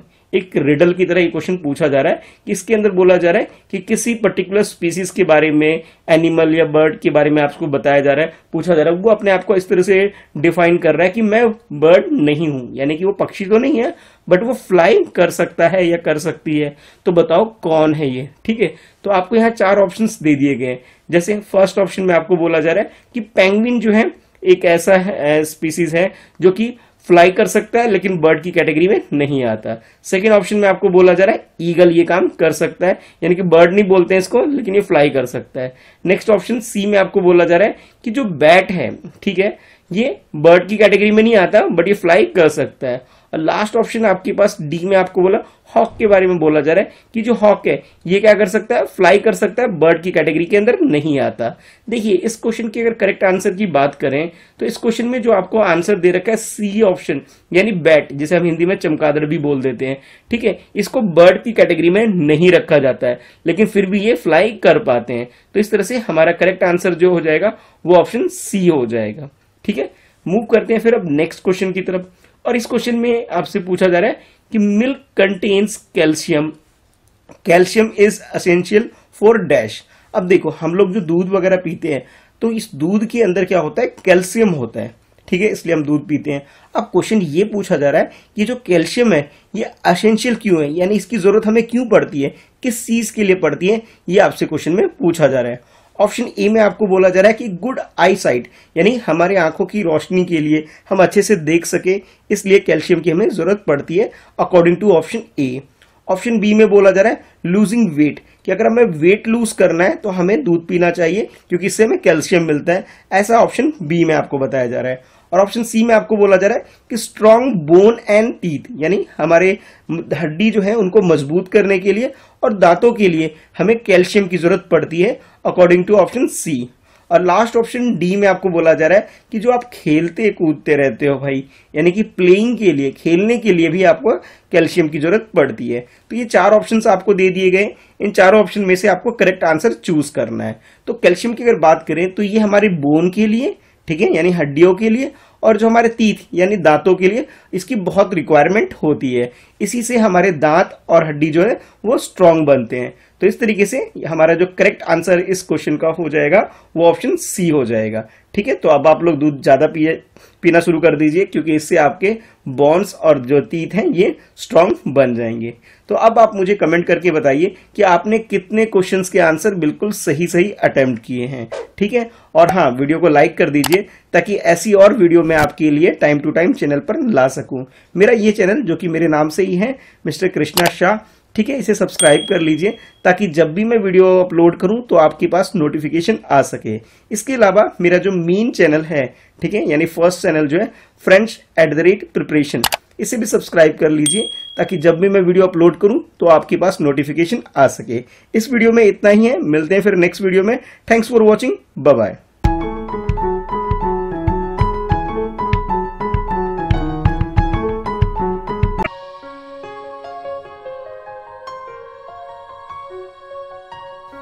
Hello friend, welcome to my second channel. इस चैनल पर मैं लेके आया हूं आपके लिए ग्रीन ओलंपियाड से रिलेटेड ये वीडियो, जिसे आप यूटिलाइज कर सकते हैं ग्रीन ओलंपियाड की प्रिपरेशन के लिए। आइए इस क्वेश्चन की इस वीडियो में क्वेश्चंस अटेम्प्ट करते हैं और चेक करते हैं कि आप किस लेवल की प्रिपरेशन ग्रीन ओलंपियाड की कर रहे हैं। ठीक है, तो इस वीडियो को आप बहुत अच्छे से यूटिलाइज कर सकते हो अपने ग्रीन ओलंपियाड की प्रिपरेशन के लिए। तो जैसे ये स्क्रीन पर आपको ये क्वेश्चंस दिखाई देंगे तो आपको इस क्वेश्चंस को अटेम्प्ट करना है और लास्ट में आपको बताना है कि आपने कितने क्वेश्चंस के आंसर सही किए हैं। तो जैसा देखिए, ये फर्स्ट क्वेश्चन है आपके लिए, विच of the following is the most environment friendly way of bathing. यहाँ पे आपको 4 ऑप्शंस दे रखे हैं और उन 4 ऑप्शंस में से आपको आइडेंटिफाई करना है कि नहाने का यानी कि बात करने का सबसे बेस्ट वे कौन सा है, ये आपको आइडेंटिफाई करना है अगर हम इन्वायरमेंट फ्रेंडली वे की अगर बात करें उसके अंदर। तो फिर सबसे पहले ऑप्शन ए में आपको बताया जा रहा है कि शावर फॉर 10 मिनट्स, कि 10 मिनट तक शावर लेना, यानी कि जो हम लोग नहाते वगैरह है वॉशरूम में जाकर के, तो 10 मिनट तक अगर आप टैब के नीचे जैसे शावर के नीचे बैठ के नहा रहे हैं तो ये बेस्ट वे आपको ऑप्शन ए के अकॉर्डिंग बताया जा रहा है। ऑप्शन बी में आपको बताया जा रहा है using a bucket of water, कि आप बाल्टी भर करके पानी से जो नहाते हैं ये बेस्ट वे है। और ऑप्शन सी में आपको बोला जा रहा है कि शावर फॉर 8 मिनट्स, यानी कि आप 8 मिनट तक शावर के नीचे नहा करके जो तैयार होते हैं एक तरह से, तो ये बेस्ट वे आपको बताया जा रहा है। लास्ट ऑप्शन डी में आपको बोला जा रहा है कि sitting under the tab for 5 minutes, कि जो टैब होता है हमारे वॉशरूम के अंदर उसके 5 मिनट तक उसे ऑन करके चालू करके उसके नीचे अगर हम नहाते हैं तो ये बेस्ट वे है। तो ये 4 ऑप्शंस आपको दे रखे हैं जिसमें आपको आइडेंटिफाई करना है कि most environment friendly way of bathing कौन सा है, ये आपको आइडेंटिफाई करना है। तो इस क्वेश्चन की अगर सही आंसर की बात करें तो ये जो ऑप्शन बी आपको दे रखा है कि आप एक बाल्टी भर लीजिए और उसके बाद नहाना स्टार्ट करिए, ये सबसे बेस्ट वे है, क्योंकि बाकी जो तरीके हैं इन सब के अंदर पानी ज्यादा बर्बाद होता है, लेकिन जो बी ऑप्शन है इसमें हम लोग बहुत कम पानी बर्बाद करते हैं, तो ये सबसे बेस्ट तरीका नहाने का है। तो करेक्ट आंसर जो है वो ऑप्शन बी हो जाएगा। इसके बाद नेक्स्ट क्वेश्चन आपके लिए है, what is the name for energy that does not run out और गेट फिनिश्ड। यहाँ पे आपको टाइप ऑफ एनर्जीज आपको दे रखी है जिसमें से आपको एक ऐसी एनर्जी आइडेंटिफाई करना है जो कि कभी खत्म नहीं होगी, ये आपसे क्वेश्चन पूछा जा रहा है। तो सबसे पहले ऑप्शन ए में आपको बोला जा रहा है कि फॉसिल एनर्जी, जैसे ह्यूमन बीइंग या फिर कोई एनिमल या कोई स्पीसीज जब मर जाती है तो जमीन में जाकर के जो फॉसिल एनर्जी इसकी बन जाती है, ये आपको ऑप्शन ए में बोला जा रहा है। उसके बाद ऑप्शन बी में आपको बोला जा रहा है कि कमर्शियल एनर्जी जो होती है ये लॉन्ग लास्ट होता है, यानी कि ज्यादा टाइम तक रहती है। और उसके बाद ऑप्शन सी में आपको बोला जा रहा है रिन्यूएबल एनर्जी, जैसे धूप से जो हम लोग सोलर से जो एनर्जी क्रिएट करते हैं या फिर जो विंड वगैरह से एनर्जी क्रिएट करते हैं, इस टाइप की एनर्जी को यहाँ पे बताया जा रहा है एज ए रिन्यूएबल एनर्जी। और लास्ट ऑप्शन में आपको डी में आपको बोला जा रहा है कि न्यू एनर्जी। तो ये 4 ऑप्शंस आपको दे दिए गए, इन 4 ऑप्शन में से आपको करेक्ट आंसर पिक करना है। देखिए इस क्वेश्चन की अगर करेक्ट आंसर की बात करें तो यहाँ जो सी ऑप्शन दे रखा है ये बिल्कुल करेक्ट है, यानी कि जो रिन्यूएबल एनर्जी होती है ये ज्यादा टाइम तक रहेगी, ठीक है, तो इसको यूज हमें करना चाहिए। तो इस तरह से आप इस क्वेश्चन का आंसर सी यूज कर सकते हैं। इसके बाद नेक्स्ट क्वेश्चन है, यानी कि जिसमें एक इलनेस या डिसीज के बारे में क्वेश्चन आपको पूछा जा रहा है कि which disease will you get if you eat food that is not cooked and served in clean condition, कि आपको ये आइडेंटिफाई करना है कि वो कौन सा डिसीज या इलनेस है जैसे जो कि हमारे खाना खाने से, यानी कि अगर वो प्रॉपर कुक्ड नहीं है और क्लीन नहीं है, यानी कि उसके अंदर साफ सफाई का ध्यान नहीं रखा गया है और प्रॉपरली उसे कुक नहीं किया गया है, तो हमें ये डिसीज होने के चांसेस होते हैं। ऑप्शन ए में आपको बोला जा रहा है डायरिया, ऑप्शन बी में आपको बोला जा रहा है मलेरिया, ऑप्शन सी में आपको बोला जा रहा है कि वायरल फीवर, और ऑप्शन डी में आपको बोला जा रहा है रेड स्वॉलन आइज। तो ये 4 ऑप्शंस आपको दे दिए गए, यहां आपको आइडेंटिफाई करना है। इस क्वेश्चन के भी अगर करेक्ट आंसर की बात करें तो इसमें जो ए ऑप्शन दे रखा है ये बिल्कुल करेक्ट है, यानी कि जैसे हम लोग कई बार घर से बाहर जब खाना खाते हैं तो वो खाना जो होता है प्रॉपरली कुक्ड नहीं होता है या फिर ये हाइजीनिक नहीं होता है, क्लीन फूड नहीं होता है, क्लीन कंडीशन में नहीं होता है, और इसकी वजह से अक्सर आपने सुना होगा किसी न किसी को डायरिया होते हुए। तो डायरिया होने की ये दोनों वजह है कि अगर फूड को अच्छे से कुक ना किया जाए या फिर उसे क्लीन इन्वायरमेंट में नहीं रखा जाए, यानी कि गंदी जगह पे और प्रॉपरली अगर कुक्ड फूड नहीं है तो डायरिया होने के पूरे चांसेस रहते हैं। तो करेक्ट आंसर यहाँ आपका ऑप्शन ए हो जाएगा, ठीक है। इसके बाद नेक्स्ट क्वेश्चन है कि doctor Salim Ali who is well known ऑर्थोनोलॉजिस्ट is associated with which of the following. यहाँ पे एक पर्सन जो कि डॉक्टर सलीम अली जिनका नाम है, इसके बारे में क्वेश्चन पूछा जा रहा है, जो कि एक अच्छे जाने पहचाने ऑर्थोनोलॉजिस्ट हैं। तो आपसे ये क्वेश्चन पूछा जा रहा है कि किस फील्ड से एसोसिएटेड है, उस फील्ड को आपको आइडेंटिफाई करना है। ऑप्शन ए में आपको बोला जा रहा है कि स्टडी ऑफ मैमल्स, और ऑप्शन बी में आपको बोला जा रहा है स्टडी ऑफ इंसेक्ट्स, और ऑप्शन सी में आपको बोला जा रहा है स्टडी ऑफ बर्ड्स, और लास्ट ऑप्शन सी डी में आपको बोला जा रहा है कि स्टडी ऑफ रेप्टाइल्स। तो ये 4 ऑप्शंस आपको इस क्वेश्चन के आंसर में दे दिए गए, आपको करेक्ट आंसर पिक करना है। तो इस क्वेश्चन की करेक्ट आंसर की बात करें, यानी कि ऑर्थोनोलॉजिस्ट की अगर बात करें तो वो लोग बर्ड्स की स्टडी करते हैं, तो यहाँ पे करेक्ट आंसर जो हो जाएगा वो ऑप्शन सी हो जाएगा। इसके बाद मूव करते हैं नेक्स्ट क्वेश्चन की तरफ, और नेक्स्ट क्वेश्चन है आपके लिए स्क्रीन पर देखिए ये रहा आपके लिए नेक्स्ट क्वेश्चन, जिसमें आपसे पूछा जा रहा है कि डिटेल में कि 4 आवर्स के बारे में। तो पहले क्वेश्चन को अच्छे से पढ़ लेते हैं, समझ लेते हैं इस क्वेश्चन में है क्या, उसके अकॉर्डिंग फिर आप लोग क्वेश्चन अटेम्प्ट करेंगे। It is important that we keep our surrounding free of waste, which of the following we term as the best outcome of adopting the practice of 4 hours. देखिए पहले 4 आवर्स क्या है, पहले इसको जान लेते हैं। 4 आवर्स में से reduce, reuse, refuse and recycle, ये 4 आर है। अब ये जो प्रैक्टिस हम लोग करते हैं 4 आवर्स की, किस चीज को अडॉप्ट करने के लिए कहते हैं, किस चीज का ये बेस्ट आउटकम के लिए हम यूज करते हैं, किस फील्ड में यूज करते हैं, ये क्वेश्चन आपको पूछा जा रहा है। तो पहले आपने क्वेश्चन को समझा, इसमें 4 आवर का हम लोग डे टू डे लाइफ में जो यूज करते हैं, किस चीज के लिए करते हैं, ये क्वेश्चन आपसे पूछा जा रहा है। ऑप्शन ए में आपको बोला जा रहा है we protect our households from disaster, कि अपने घर वगैरह को हम किसी डिजास्टर से बचाने के लिए 4 आवर की जो टेक्निक है इसकी प्रैक्टिस हम लोग करते हैं, इसको हमने अडॉप्ट कर रखा है। ऑप्शन बी में आपको बोला जा रहा है वी कंजर्व नेचुरल रिसोर्सेज, जो नेचुरल रिसोर्सेज है उनको प्रोटेक्ट करने के लिए, उसे कंजर्व करने के लिए हम 4 आवर की प्रैक्टिस करते हैं।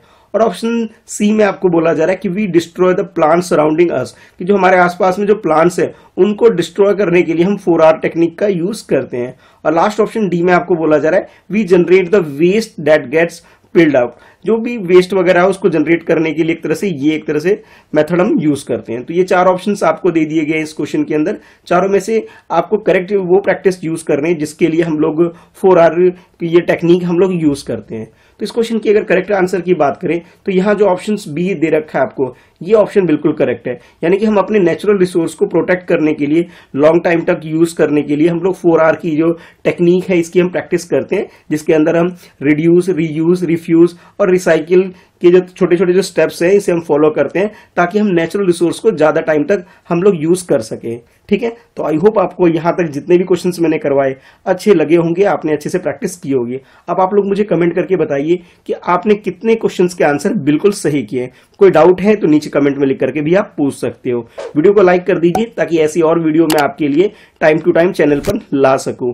और हाँ, मेरा इस चैनल को यानी कि मिस्टर कृष्णा शाह, जो कि मेरे नाम से चैनल है, इस चैनल को सब्सक्राइब कर लीजिए ताकि जब भी मैं वीडियो अपलोड करूं तो आपके पास नोटिफिकेशन रिसीव हो सके। इसके अलावा जो मेरा मेन चैनल है, जो कि आपकी स्क्रीन पर ये रिफ्लेक्ट हो रहा है, friends@प्रिपरेशन, इस चैनल को भी सब्सक्राइब करके बेल आइकन प्रेस कर दीजिए ताकि जब भी मैं यहाँ वीडियो अपलोड करूं तो आपके पास नोटिफिकेशन आ सके। तो इस वीडियो में इतना ही है, मिलते हैं फिर नेक्स्ट वीडियो में। ग्रीन ओलंपियाड से रिलेटेड और भी वीडियो देखने के लिए एक बार डिस्क्रिप्शन जरूर चेक करिए, यहाँ मैंने ग्रीन ओलंपियाड से रिलेटेड आपके लिए प्लेलिस्ट भी शेयर कर रखा है और ऐसी और वीडियो का लिंक भी शेयर कर रखा है जिसे आप देख करके अच्छे से प्रैक्टिस कर सकते हैं। ठीक है, तो थैंक्स फॉर वॉचिंग, मिलते हैं फिर नेक्स्ट वीडियो में। आज के लिए इस वीडियो में इतना ही है, बाय बाय।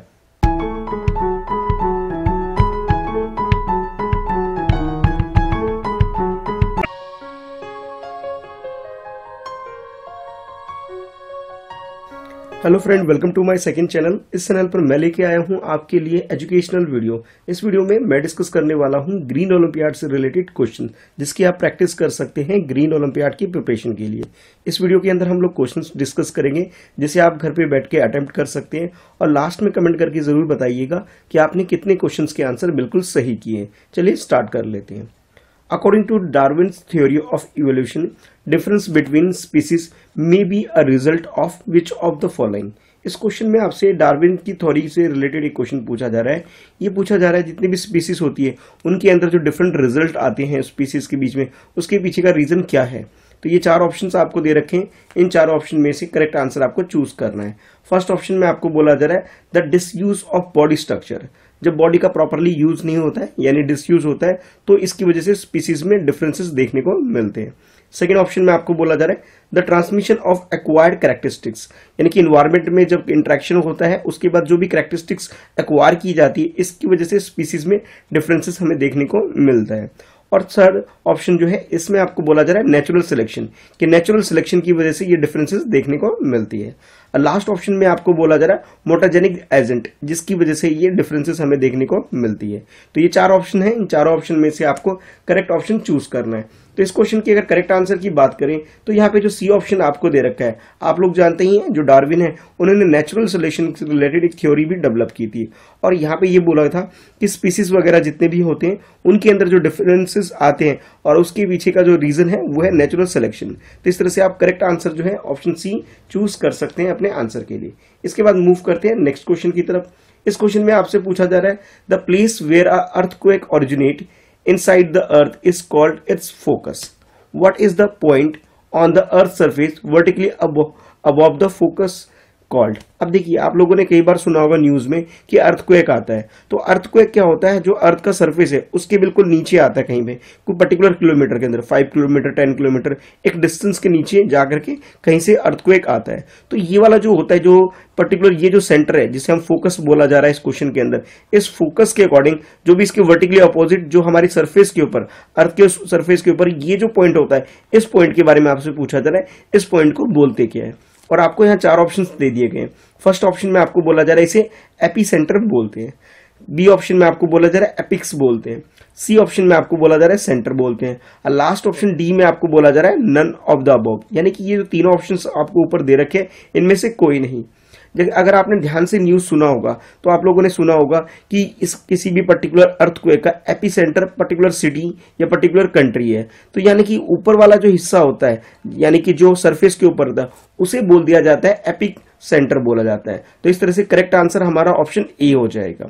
और नीचे वाला जो हिस्सा जहां से ये ओरिजिनेट होती है अर्थक्वेक, उसे फोकस बोला जाता है। यानी फोकस तो नीचे होता है और ऊपर वाला जो हिस्सा होता है इसे एपिक सेंटर बोल दिया जाता है। बस ये छोटी छोटी बातें हैं जो आपको ध्यान रखनी है, जब भी आपसे एग्जाम में इस तरह के क्वेश्चन पूछे जाए तो आप अच्छे से आंसर कर सको। इसके बाद नेक्स्ट क्वेश्चन आपसे मरकरी के बारे में पूछा जा रहा है कि mercury occurs naturally on earth's crust. It is released into the environment by volcanic activity, weathering of rock, and also human activity. Which neurological disorder is caused by dash mercury poisoning? अब देखिए, इस question के अंदर आपसे mercury के बारे में पूछा जा रहा है कि ये जो मरकरी होता है, अर्थ का जो सरफेस है उसमें जो क्रस्ट वाला एरिया है, उस क्रस्ट के अंदर ये मरकरी पाया जाता है। लेकिन इन्वायरमेंट में कब आता है, जब कोई वोल्केनिक एक्टिविटी होती है, या फिर वेदरिंग ऑफ रॉक्स होती है, या फिर ह्यूमन कोई एक्टिविटी हमारे द्वारा की जाती है, तब जाकर के ये चीजें ऊपर आती है। अब क्वेश्चन ये है आपके लिए कि न्यूरोलॉजिकल डिसऑर्डर जो होता है वो किसकी वजह से होता है, उसके पीछे का रीजन क्या है, और जिसकी वजह से मरकरी जो है वो पॉइजनस हो जाता है, तो वो रीजन क्या है, ये आपको क्वेश्चन में पिक करना है अपने आंसर के रूप में। तो देखिए, ये 4 ऑप्शंस आपको दे दिए गए, इनमें से आपको करेक्ट डिसीज जो है वो आपको पिक करना है। ऑप्शन ए में आपको बोला जा रहा है कि ब्राइट डिसीज होता है इससे। सेकंड ऑप्शन में बोला जा रहा है हिरोशिमा डिसीज बोला जा रहा है। थर्ड ऑप्शन में आपको बोला जा रहा है मीनामाता डिसीज, और लास्ट ऑप्शन फोर्थ में आपको बोला जा रहा है ऑस्टोस्क्लेसिस ये डिसीज होता है। तो ये 4 ऑप्शंस हैं जिसके आपको चूज करना है कि मरकरी की वजह से ये डिसीज हमें हो सकते हैं। तो ये 4 ऑप्शन में से करेक्ट आंसर की अगर हम बात करें तो इस क्वेश्चन में जो सी ऑप्शन आपको दे रखा है कि मीनामाता डिसीज, ये डिसीज हो जाती है मरकरी की वजह से। तो करेक्ट आंसर जो हमारा है वो ऑप्शन सी हो गया। ये जो क्वेश्चन है, ये क्वेश्चन कई बार रिपीट हो चुका है। 2022 के क्वेश्चन पेपर में भी आपको ये देखने को मिल जाएगा, 2021 के क्वेश्चन पेपर में भी आपको दिखने को मिल जाएगा। तो इसलिए इस क्वेश्चन को ध्यान से समझिए, और इस तरह के क्वेश्चन की प्रैक्टिस आपको घर पे ज्यादा से ज्यादा बार करनी भी है।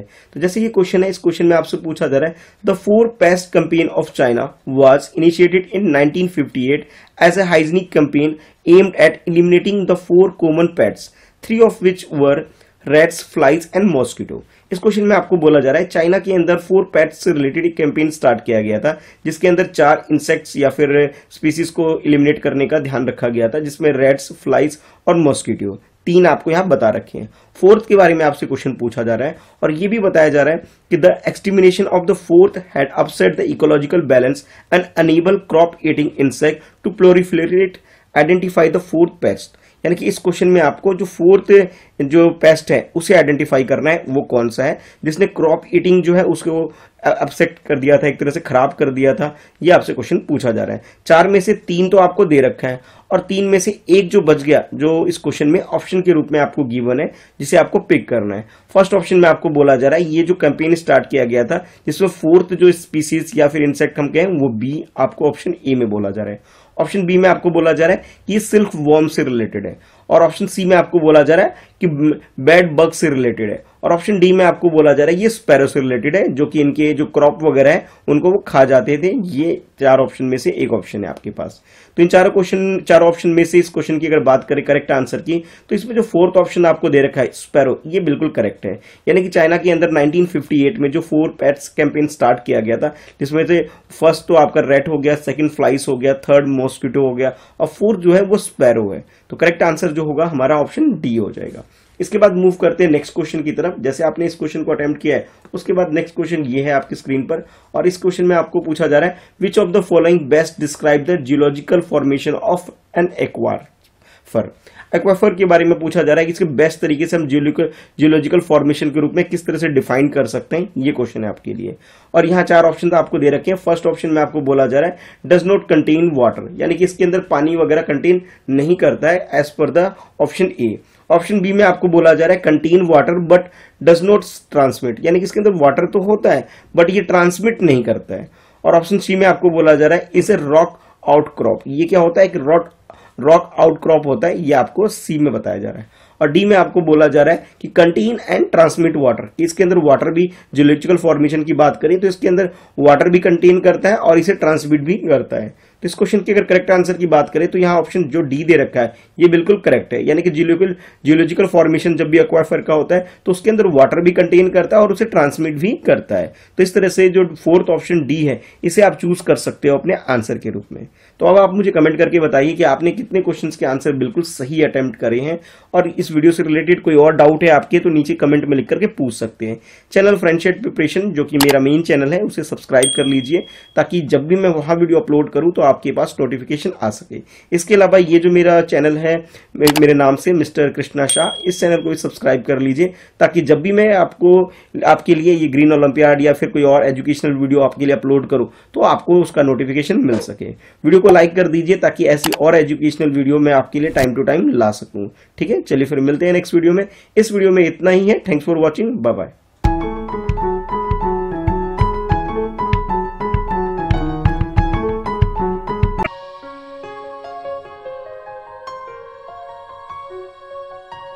Hello friend, welcome to my second channel. इस पर मैं लेके आता हूं आपके लिए एजुकेशनल वीडियो। इस वीडियो में मैं डिस्कस करने वाला हूं ग्रीन ओलंपियाड के प्रीवियस क्वेश्चंस जिसे आप यूज कर सकते हैं अपने ग्रीन ओलंपियाड की प्रिपरेशन के लिए। इस वीडियो में आपको क्वेश्चंस को अटेम्प्ट करना है और कमेंट करके बताना है कि आपके अकॉर्डिंग करेक्ट आंसर क्या है।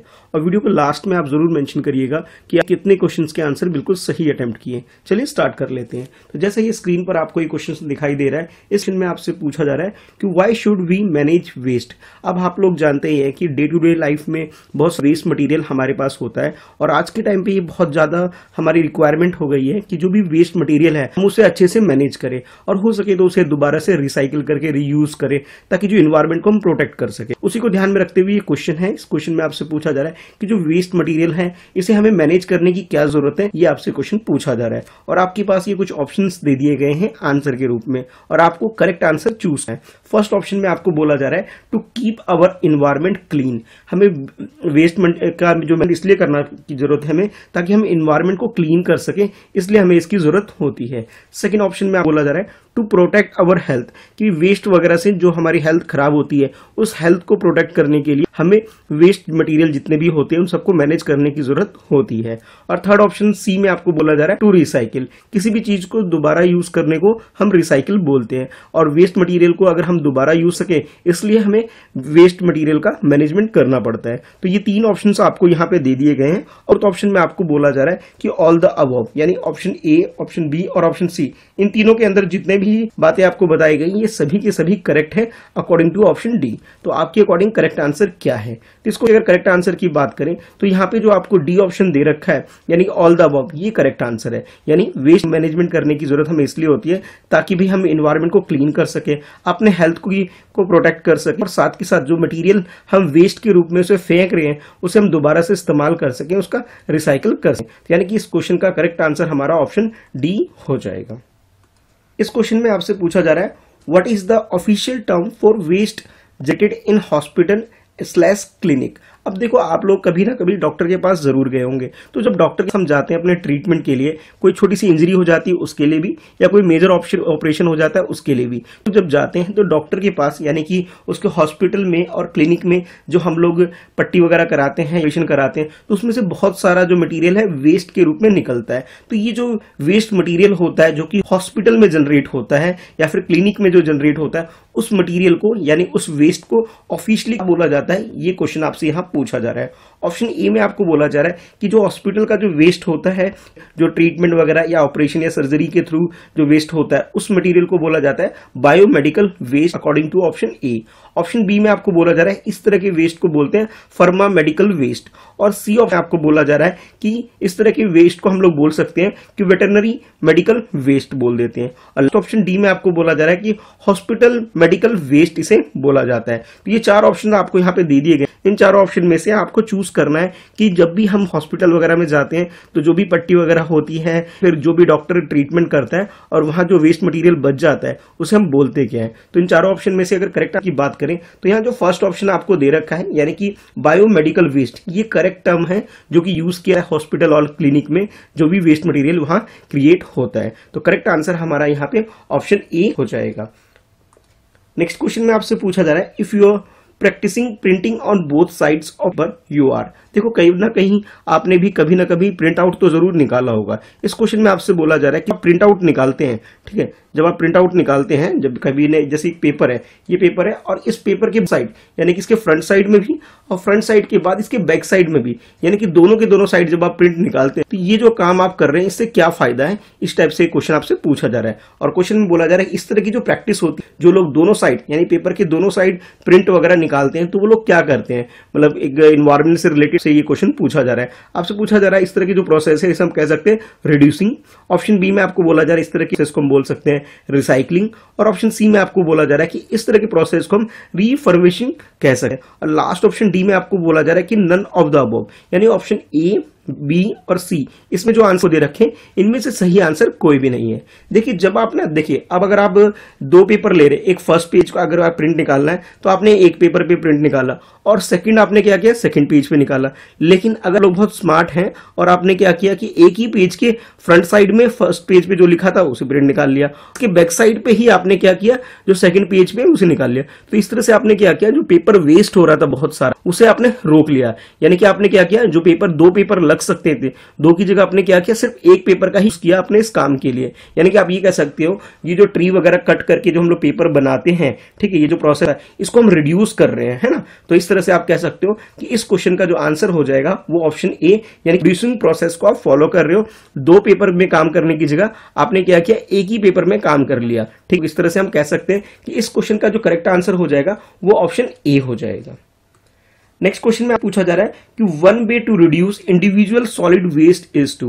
देखो कभी ना कभी आप लोगों ने बहुत कूड़ा कटकट कहीं ना कहीं फेंका होगा, कहीं डस्टबिन में जा करके या फिर कहीं ना कहीं जरूर फेंका होगा। तो वहां पे आपने देखा होगा कि बहुत सारा ऐसा मटेरियल होता है जो कि सॉलिड शेप में होता है, सॉलिड में होता है, जो कि एक तरह से कह सकते हो एक सॉलिड वेस्ट होता है। तो इस क्वेश्चन में उसी के रिगार्डिंग में आपसे पूछा जा रहा है कि one way to reduce individual waste, individual waste है उसको हम कैसे रिड्यूस कर सकते हैं, उसे कम कर सकते हैं, उसके बारे में क्वेश्चन पूछा जा रहा है। और यहां कुछ ऑप्शंस में आंसर दे दिए गए। फर्स्ट ऑप्शन में आपको बोला जा रहा है कि use reusable bag and bottle, यानी कि अगर ऐसे बैग का इस्तेमाल करें या बॉटल का इस्तेमाल करें जिसे दोबारा बार बार यूज कर सके, तो इससे क्या होगा, सॉलिड वेस्ट है वो कम हो सकेगा। आप लोगों ने बहुत सारे लोगों को देखा होगा कि पानी की बोतल लेते हैं, खरीदते हैं, पानी पीते और बोतल को फेंक देते हैं। ठीक है, इससे क्या होता है, फिर वो दोबारा परचेज करते हैं, फिर अगली बार और परचेज करते हैं। इससे बेटर है कि आप घर से ही पानी की एक बोतल लेके चलो और उसमें बार बार पानी भरो, पानी पियो, फिर भर लो, फिर पी लो। इस तरह से होगा कि जो बार बार जो बोतल को बनाने की जरूरत नहीं पड़ेगी आपके लिए, एक ही बोतल में आप बहुत लंबे टाइम तक आप यूज कर पाओगे। या आपने क्या किया, एक ही चीज को, एक ही मटेरियल को आपने बहुत बार रीयूज किया उसको, है ना। तो ये आपसे बोला जा रहा है कि यह इंडिविजुअल सॉलिड वेस्ट का एक प्रोसेस कह सकते हो, एक मेथड आप बोल सकते हो। सेकेंड ऑप्शन में आपको बोला जा रहा है यूज रिचार्जेबल बैटरीज। जो बैटरीज होती है, एक बैटरी तो वो होती है कि जैसे घड़ी वगैरह में डलती है कि एक बार यूज उसे फेंक दिया, और कुछ बैटरी ऐसी आने लग गई आज के टाइम पे जिसे एक बार यूज करते हैं और यूज करने के बाद दोबारा रिचार्ज कर और फिर दोबारा यूज कर लेते हैं। जैसे मोबाइल वगैरह की जो बैटरी होती है, एक बार यूज करते हैं, बैटरी डाउन हो जाती है, फिर हम रिचार्ज पर लेते हैं और जब वो चार्ज हो जाती है उसके बाद दोबारा यूज कर लेते हैं। यानी कि उसे आप मल्टीपल टाइम्स आप यूज कर रहे हो। और सी में आपको बोला जा रहा है कि कंपोस्ट ऑर्गेनिक वेस्ट। देखो जब भी हमारे घर में सब्जी वगैरह बनती है, फल वगैरह हम लोग लेके आए, तो उसके जो छिलके वगैरह होते हैं उससे हम क्या कर सकते हैं, कुछ खाद वगैरह बना सकते हैं, यानी कि उसे कंपोस्ट कर सकते हैं ऑर्गेनिक वेस्ट को। ठीक है, तो ये एक तरह से क्या किया आपने, इसको दोबारा यूज कर ले। एक तो ये कि सिंपली आपने डस्टबिन में फेंक दिया, और एक क्या है, उसे आपने कंपोस्ट करके उसका खाद वगैरह बना लिया। कहने का मतलब है कि आपने इससे क्या किया, दोबारा यूज कर लिया। तो ये भी एक कह सकते हो कि सॉलिड वेस्ट मैनेजमेंट का एक प्रोसेस कह सकते हो। तो 3 ऑप्शन यहाँ पे आपको दिए हैं, पहले ए बी सी, और फोर्थ ऑप्शन में आपको बोला जा रहा है कि जो आपने ऑप्शन ए बी और सी में जितने भी ऑप्शन देखे थे आपको दी गई थी तो वो सारे के सारे करेक्ट है, इसलिए मेंशन किया जा रहा है ऑल द अबव, यानी कि ऑप्शन ए भी करेक्ट है, बी भी है, सी भी करेक्ट है। इसलिए जब भी आपके पास कोई सॉलिड वेस्ट वगैरह हो तो उसे आप रिड्यूस करना चाहे तो सबसे अच्छा तरीका ये, उसे बार बार आप यूज कर सकते हैं, यानी कि ऑप्शन ए बिल्कुल करेक्ट है। बैटरी वगैरह है तो उसे हम दोबारा रिचार्ज करके यूज कर रहे हैं, ये भी एक तरह से कह सकते हो इंडिविजुअल मेथड है जिससे कि हम लोग किसी भी वेस्ट मटेरियल को कम कर सकते हैं। और जैसे आपको यहाँ बताया कि घर में जो खाने पीने की चीजें होती हैं जिससे अगर खाद बन सकती है तो उसे फेंकने की जगह हमें क्या करना चाहिए, उसका खाद वगैरह बना लेना चाहिए। यानी ये तीनों ही ऑप्शन आपको जो दे रखे हैं बिल्कुल करेक्ट है। तो इस तरह से आप कह सकते हो कि इसका जो करेक्ट आंसर हो जाएगा, जो जैसे यहाँ पे दे रखा है ऑल द अबव, यानी ऑप्शन डी जो है इसका करेक्ट आंसर हो जाए। इस क्वेश्चन में आपसे पूछा जा रहा है कि vermicomposting is another method of waste management, which of the following waste can not be use for vermicomposting. यहाँ पे सबसे पहले आपको बताया गया कि एक प्रोसेस है जिसका नाम है वर्मी कंपोस्टिंग, ठीक है, एक मेथड है जिससे वेस्ट चीज को मैनेज कर सकते हैं, उसे दोबारा रिसाइकिल करके रीयूज कर सकते हैं। अब क्वेश्चन में ये पूछा जा रहा है वर्मी कंपोस्टिंग का ये जो मेथड है उसमें से कौन सा मेथड है जो इस कैटेगरी के अंदर नहीं आता है, वो आपको चूज कर। ध्यान रहे, कई बार क्वेश्चन में आपको कैन लिखा हुआ आएगा, कई बार कैन नोट लिखा होगा, यानी कि नोट और कैन नोट, इस पे ध्यान है आपको। यहाँ पूछा जा रहा है कि जो करेक्ट आंसर होगा हमारा वो होगा जो वर्मी कंपोस्टिंग के अंदर नहीं आता है, ठीक है। तो जैसे ऑप्शन ए है, इसके अंदर बोला जा रहा है कि एक्सेल को जब हम दोबारा यूज कर लेते हैं वो बोला जा रहा है कि वर्मी कंपोस्टिंग के अंदर नहीं आता है। सेकंड ऑप्शन में आपको बोला जा रहा है कि जो ड्राइड लीव्स होते हैं इसे अगर हम दोबारा यूज कर ले तो वर्मी कंपोस्टिंग के अंदर नहीं आते हैं। नेक्स्ट आपसे ऑप्शन सी में आपको बोला जा रहा है कि सिंथेटिक फर्टिलाइजर जो होता है वर्मी कंपोस्टिंग के अंदर नहीं आते हैं। लास्ट ऑप्शन डी में आपको बोला जा रहा है कि फ्रूट पील्स जो होते हैं ये वर्मी कंपोस्टिंग नहीं आते हैं। देखिए अगर इस क्वेश्चन के करेक्ट आंसर की बात करें तो इसमें जैसे आपको यहाँ फर्स्ट ऑप्शन जो दे रखा है कि एग सेल हम दोबारा यूज करते हैं तो ये वर्मी कंपोस्टिंग के अंदर आते हैं। ड्राइड लीव्स को अगर हम दोबारा यूज कर ले ये भी वर्मी कंपोस्टिंग के अंदर आते हैं। लेकिन उसके बाद जो सी ऑप्शन आपको दे रखा है कि सिंथेटिक फर्टिलाइजर जो है ये वर्मी कंपोस्टिंग के अंदर नहीं आते हैं, ठीक है। और लास्ट ऑप्शन जो डी है ये भी वर्मी कंपोस्टिंग के अंदर आते हैं, यानी कि इसमें बी और डी जो है ये वर्मी कंपोस्टिंग की एक मेथड है जिससे कि हम इस वेस्ट को मैनेज कर सकते हैं। सी ऑप्शन है ये सिंथेटिक फर्टिलाइजर जो है ये वर्मी कंपोस्टिंग के अंदर नहीं आते हैं। अब ध्यान रहे, देखो इस क्वेश्चन के अंदर पूछा यही गया था कि कौन सा नहीं आता है, क्या नोट वाला क्वेश्चन पूछा गया, तो नोट वाले में कौन सा आ रहा है, सी आ रहा है। तो अपने आंसर के लिए यहाँ पे जो सी ऑप्शन है इसे हम यूज कर सकते हैं आंसर के लिए, तो करेक्ट आंसर हमारा ऑप्शन सी होगा, ठीक है। अब आप लोग कमेंट करके बताइए कि आपने कितने क्वेश्चंस के आंसर सही करे हैं। वीडियो को लाइक कर दीजिए, जब आप वीडियो करेंगे तो ऐसी और वीडियो मैं आपके लिए लेके आ सकूंगा और ताकि आप ग्रीन ओलंपियाड एग्जाम की अच्छी प्रिपरेशन कर सके, ठीक है। तो इस चैनल को जो कि मेरे नाम से ही है मिस्टर कृष्णा शाह, इस चैनल को सब्सक्राइब करके बेल आइकन प्रेस कर लीजिए ताकि मैं वीडियो अपलोड करूं तो आपके पास नोटिफिकेशन आ सके। कोई डाउट है, कुछ पूछना चाहते हो तो आप मुझे इंस्टाग्राम पे फॉलो कर सकते हो, मेरी है @Mr. कृष्णा शाह, जहां आप मैसेज करके चैट पर अपने डाउट्स मुझसे पूछ सकते हो। इस चैनल अब मेरा फर्स्ट चैनल है फ्रेंड्स @प्रिपरेशन, इस चैनल को सब्सक्राइब करके बेल आइकन प्रेस कर दो ताकि जब भी अपने फर्स्ट चैनल पे वीडियो अपलोड करूं तो उसकी नोटिफिकेशन भी आपके पास रिसीव हो सके, ठीक है। चलिए मिलते हैं फिर नेक्स्ट वीडियो। आज के लिए इस वीडियो में इतना ही है।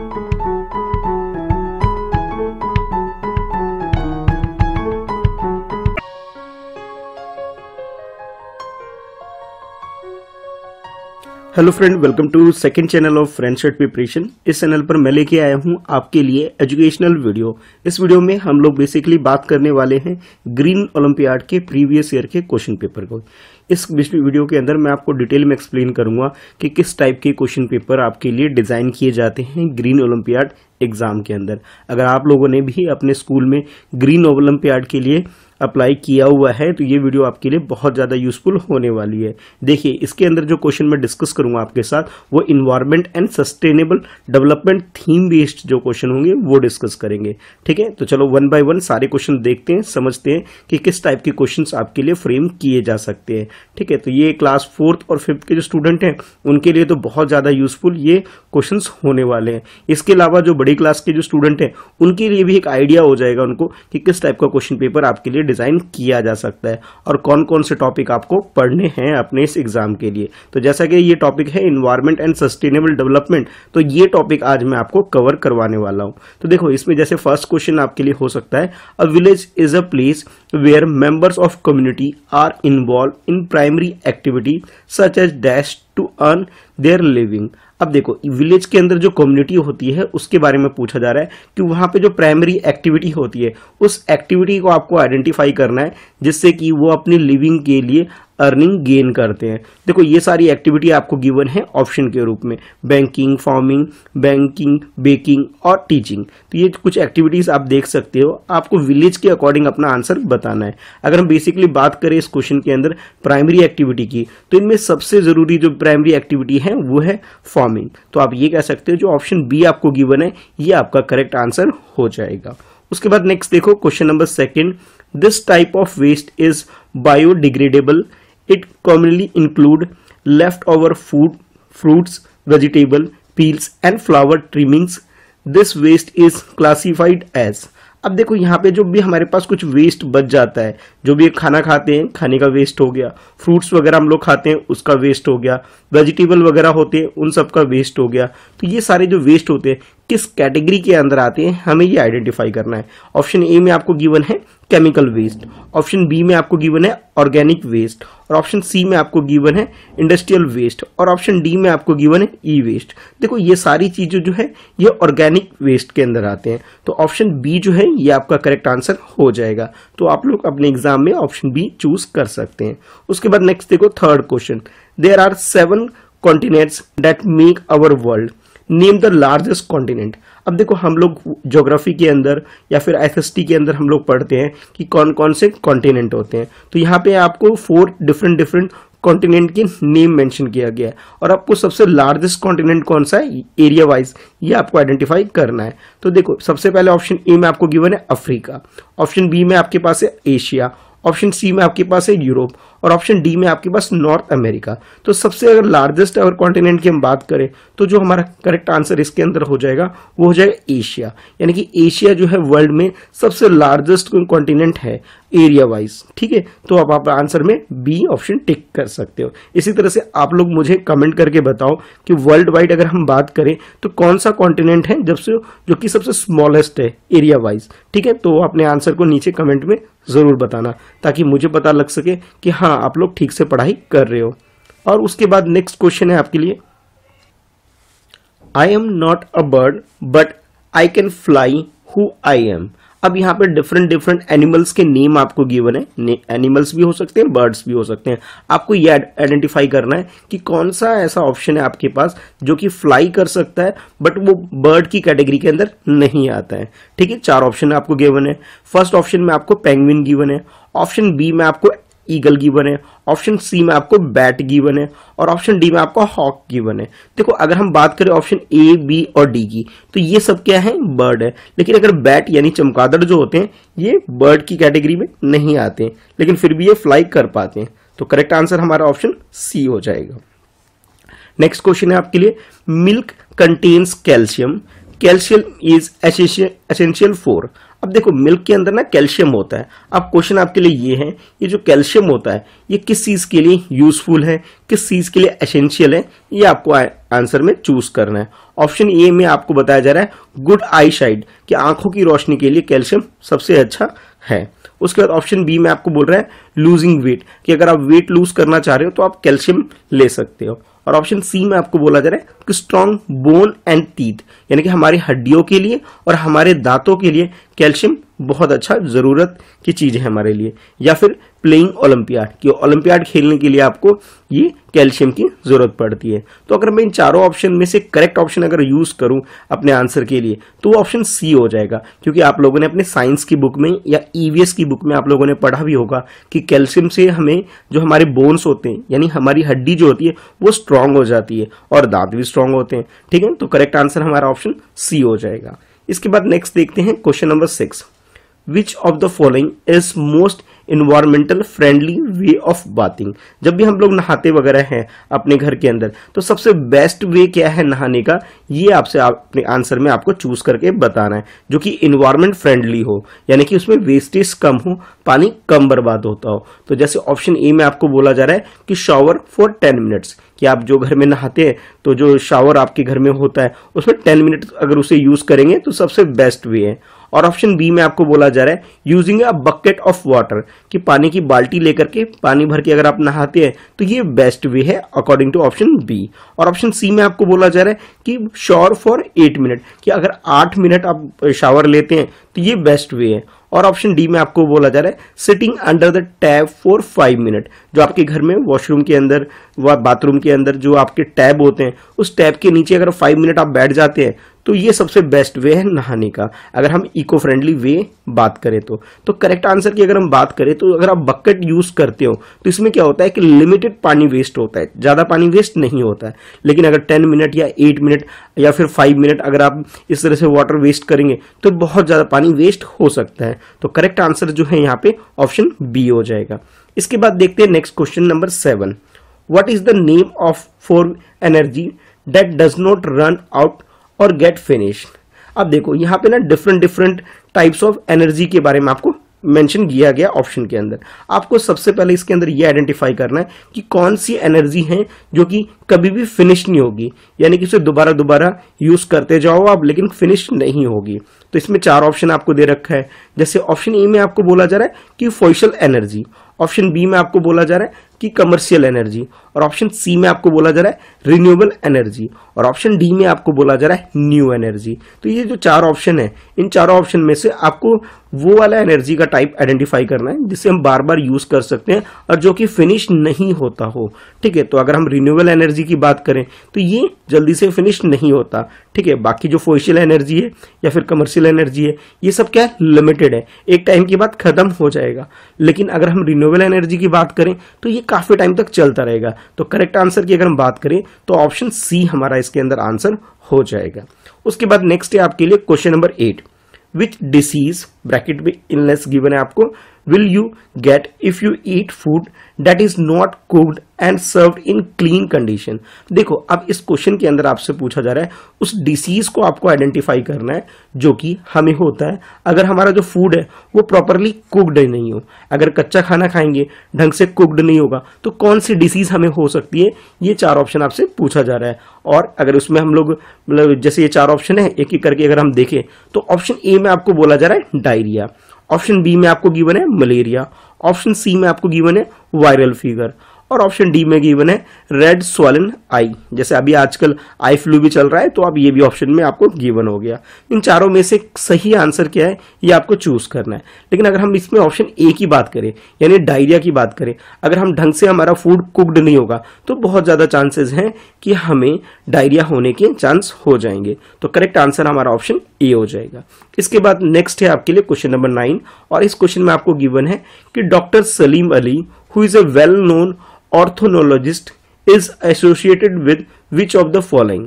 अब देखो जैसे इनके नाम के बाद ये मेंशन किया गया है कि वो ऑर्थोनोलॉजिस्ट है तो ये आपको पूछा जा रहा है क्वेश्चन के अंदर ये किस चीज की स्टडी करते हैं। तो जैसे 4 ऑप्शन आपको दे दिए गए, इन 4 ऑप्शन में से करेक्ट वाला आपको यूज करना है। जैसे फर्स्ट ऑप्शन में गिवन है स्टडी ऑफ मैनुअल्स, ठीक है। ऑप्शन बी में आपको गिवन है study of insect, option C में आपको गिवन है स्टडी ऑफ बर्ड, और ऑप्शन डी में आपको गिवन है स्टडी ऑफ रेप्टाइल्स। तो इसमें अगर करेक्ट आंसर की बात करें तो ऑप्शन सी जो है आपका यानी स्टडी ऑफ बर्ड ये हमारा करेक्ट आंसर हो जाएगा। इसके बाद नेक्स्ट है आपके लिए question number 10। It is important that we keep our surrounding free of waste, which of the following may be termed as the best outcome of adopting the practice of 4 R's: reduce, reuse, refuse and recycle। अब देखो यहाँ पे ये जो 4 चीजें हैं यानी कि 4 R's है, इसको कौन डिसाइड करता है, कौन डिफाइन करता है बेस्ट वे से, ये आपसे यहाँ क्वेश्चन में पूछा जा रहा है। तो जैसे यहाँ 4 ऑप्शन आपको दे दिए गए, ठीक है। जैसे कि आप ऑप्शन ए देख रहे हैं, we protect our household from disaster. अगर हम इस चीज को यूज करते हैं तो हमारे घर में जो डिजास्टर हो सकता है उसे हम प्रोटेक्ट कर सकते हैं, ऑप्शन ए में बोला जा रहा है। ऑप्शन बी में आपको बोला जा रहा है वी कंजर्व नेचुरल रिसोर्सेज। अगर हम ये प्रोसेस को फॉलो करते हैं तो जो नेचुरल रिसोर्स है उसको हम कंजर्व कर सकते हैं, उसे सेव कर सकते हैं, लॉन्गर टाइम के लिए यूज कर सकते हैं। ऑप्शन सी में आपको बोला जा रहा है we destroy the plants around us. अगर हम ये प्रोसेस फॉलो करते हैं तो हमारे आसपास जितने भी प्लांट्स वगैरह हैं इसे हम डिस्ट्रॉय कर देंगे। और ऑप्शन डी में आपको बोला जा रहा है we generate waste that get piled up. अब अगर हम ये यूज करते हैं प्रोसेस तो प्रैक्टिस करते हैं इन 4 R's की तो जो वेस्ट वगैरह है इसे हम पाइल्ड अप कर देते हैं। तो इन चारों ऑप्शन में से करेक्ट आंसर क्या है ये आपको चूज करना है। तो इसमें जो ऑप्शन बी आपको दिखाई दे रहा है जिसमें आपको मेंशन किया गया है वी कंजर्व नेचुरल रिसोर्सेज, यानी कि जो भी नेचुरल रिसोर्सेज हैं उसे हम कंजर्व करना चाहते हैं, तो हम ये जो प्रैक्टिस है 4 आवर्स की ये हमें करनी चाहिए। यानी कोई भी चीजें हमें इसे रिड्यूस करना चाहिए, जो भी वेस्ट वगैरह है उसे रीयूज कर लेना चाहिए, या फिर हमें इसे रिफ्यूज करना चाहिए। इस तरह की चीजें हमें नहीं करनी चाहिए। और फोर्थ वाला जो है रिसाइकिल, यानी कि जो भी चीजें है उसे रिसाइकिल करके दोबारा यूज कर लेना चाहिए। तो ये जो 4 आवर्स की बात करें तो उसके अकॉर्डिंग हमारा ऑप्शन बी जो है ये करेक्ट हो जाएगा। तो आप ऑप्शन के रूप में ऑप्शन बी चूज कर सकते हैं। आई होप आपको ये जो 10 क्वेश्चंस मैंने आपको एक्सप्लेन किए आपको अच्छे से समझ में आ गया होगा और आपको एक पैटर्न पता लग गया होगा कि किस टाइप का आपका ग्रीन ओलंपियाड का क्वेश्चन पेपर आ सकता है। तो आज मैंने आपको बात करी, आपके साथ ये क्वेश्चन डिस्कस किए, जो थीम था हमारा environment and sustainable development. I hope आपको अच्छी लगी होगी वीडियो, तो वीडियो को जरूर लाइक करना और कमेंट करके बताना कि आपने कितने क्वेश्चन के आंसर सही बताए। ठीक है, ऐसी और वीडियो देखना चाहते हो तो नीचे कमेंट में लिख करके मुझे जरूर बताइएगा। चैनल मिस्टर कृष्णा शाह, जो कि मेरे नाम से ही चैनल है, इसे सब्सक्राइब कर लो। और इसके अलावा जो मेन चैनल है friends@preparation उसे भी सब्सक्राइब कर लो, ताकि जब भी मैं वीडियो अपलोड करूं तो आप लोगों के पास नोटिफिकेशन रिसीव हो सके। बाकी नेक्स्ट किस टॉपिक पे आप वीडियो देखना चाहते हो नीचे कमेंट में लिख करके बता सकते हो। ठीक है, चलिए फिर मिलते हैं नेक्स्ट वीडियो में। आज के लिए इतना ही है। Thanks for watching, bye bye.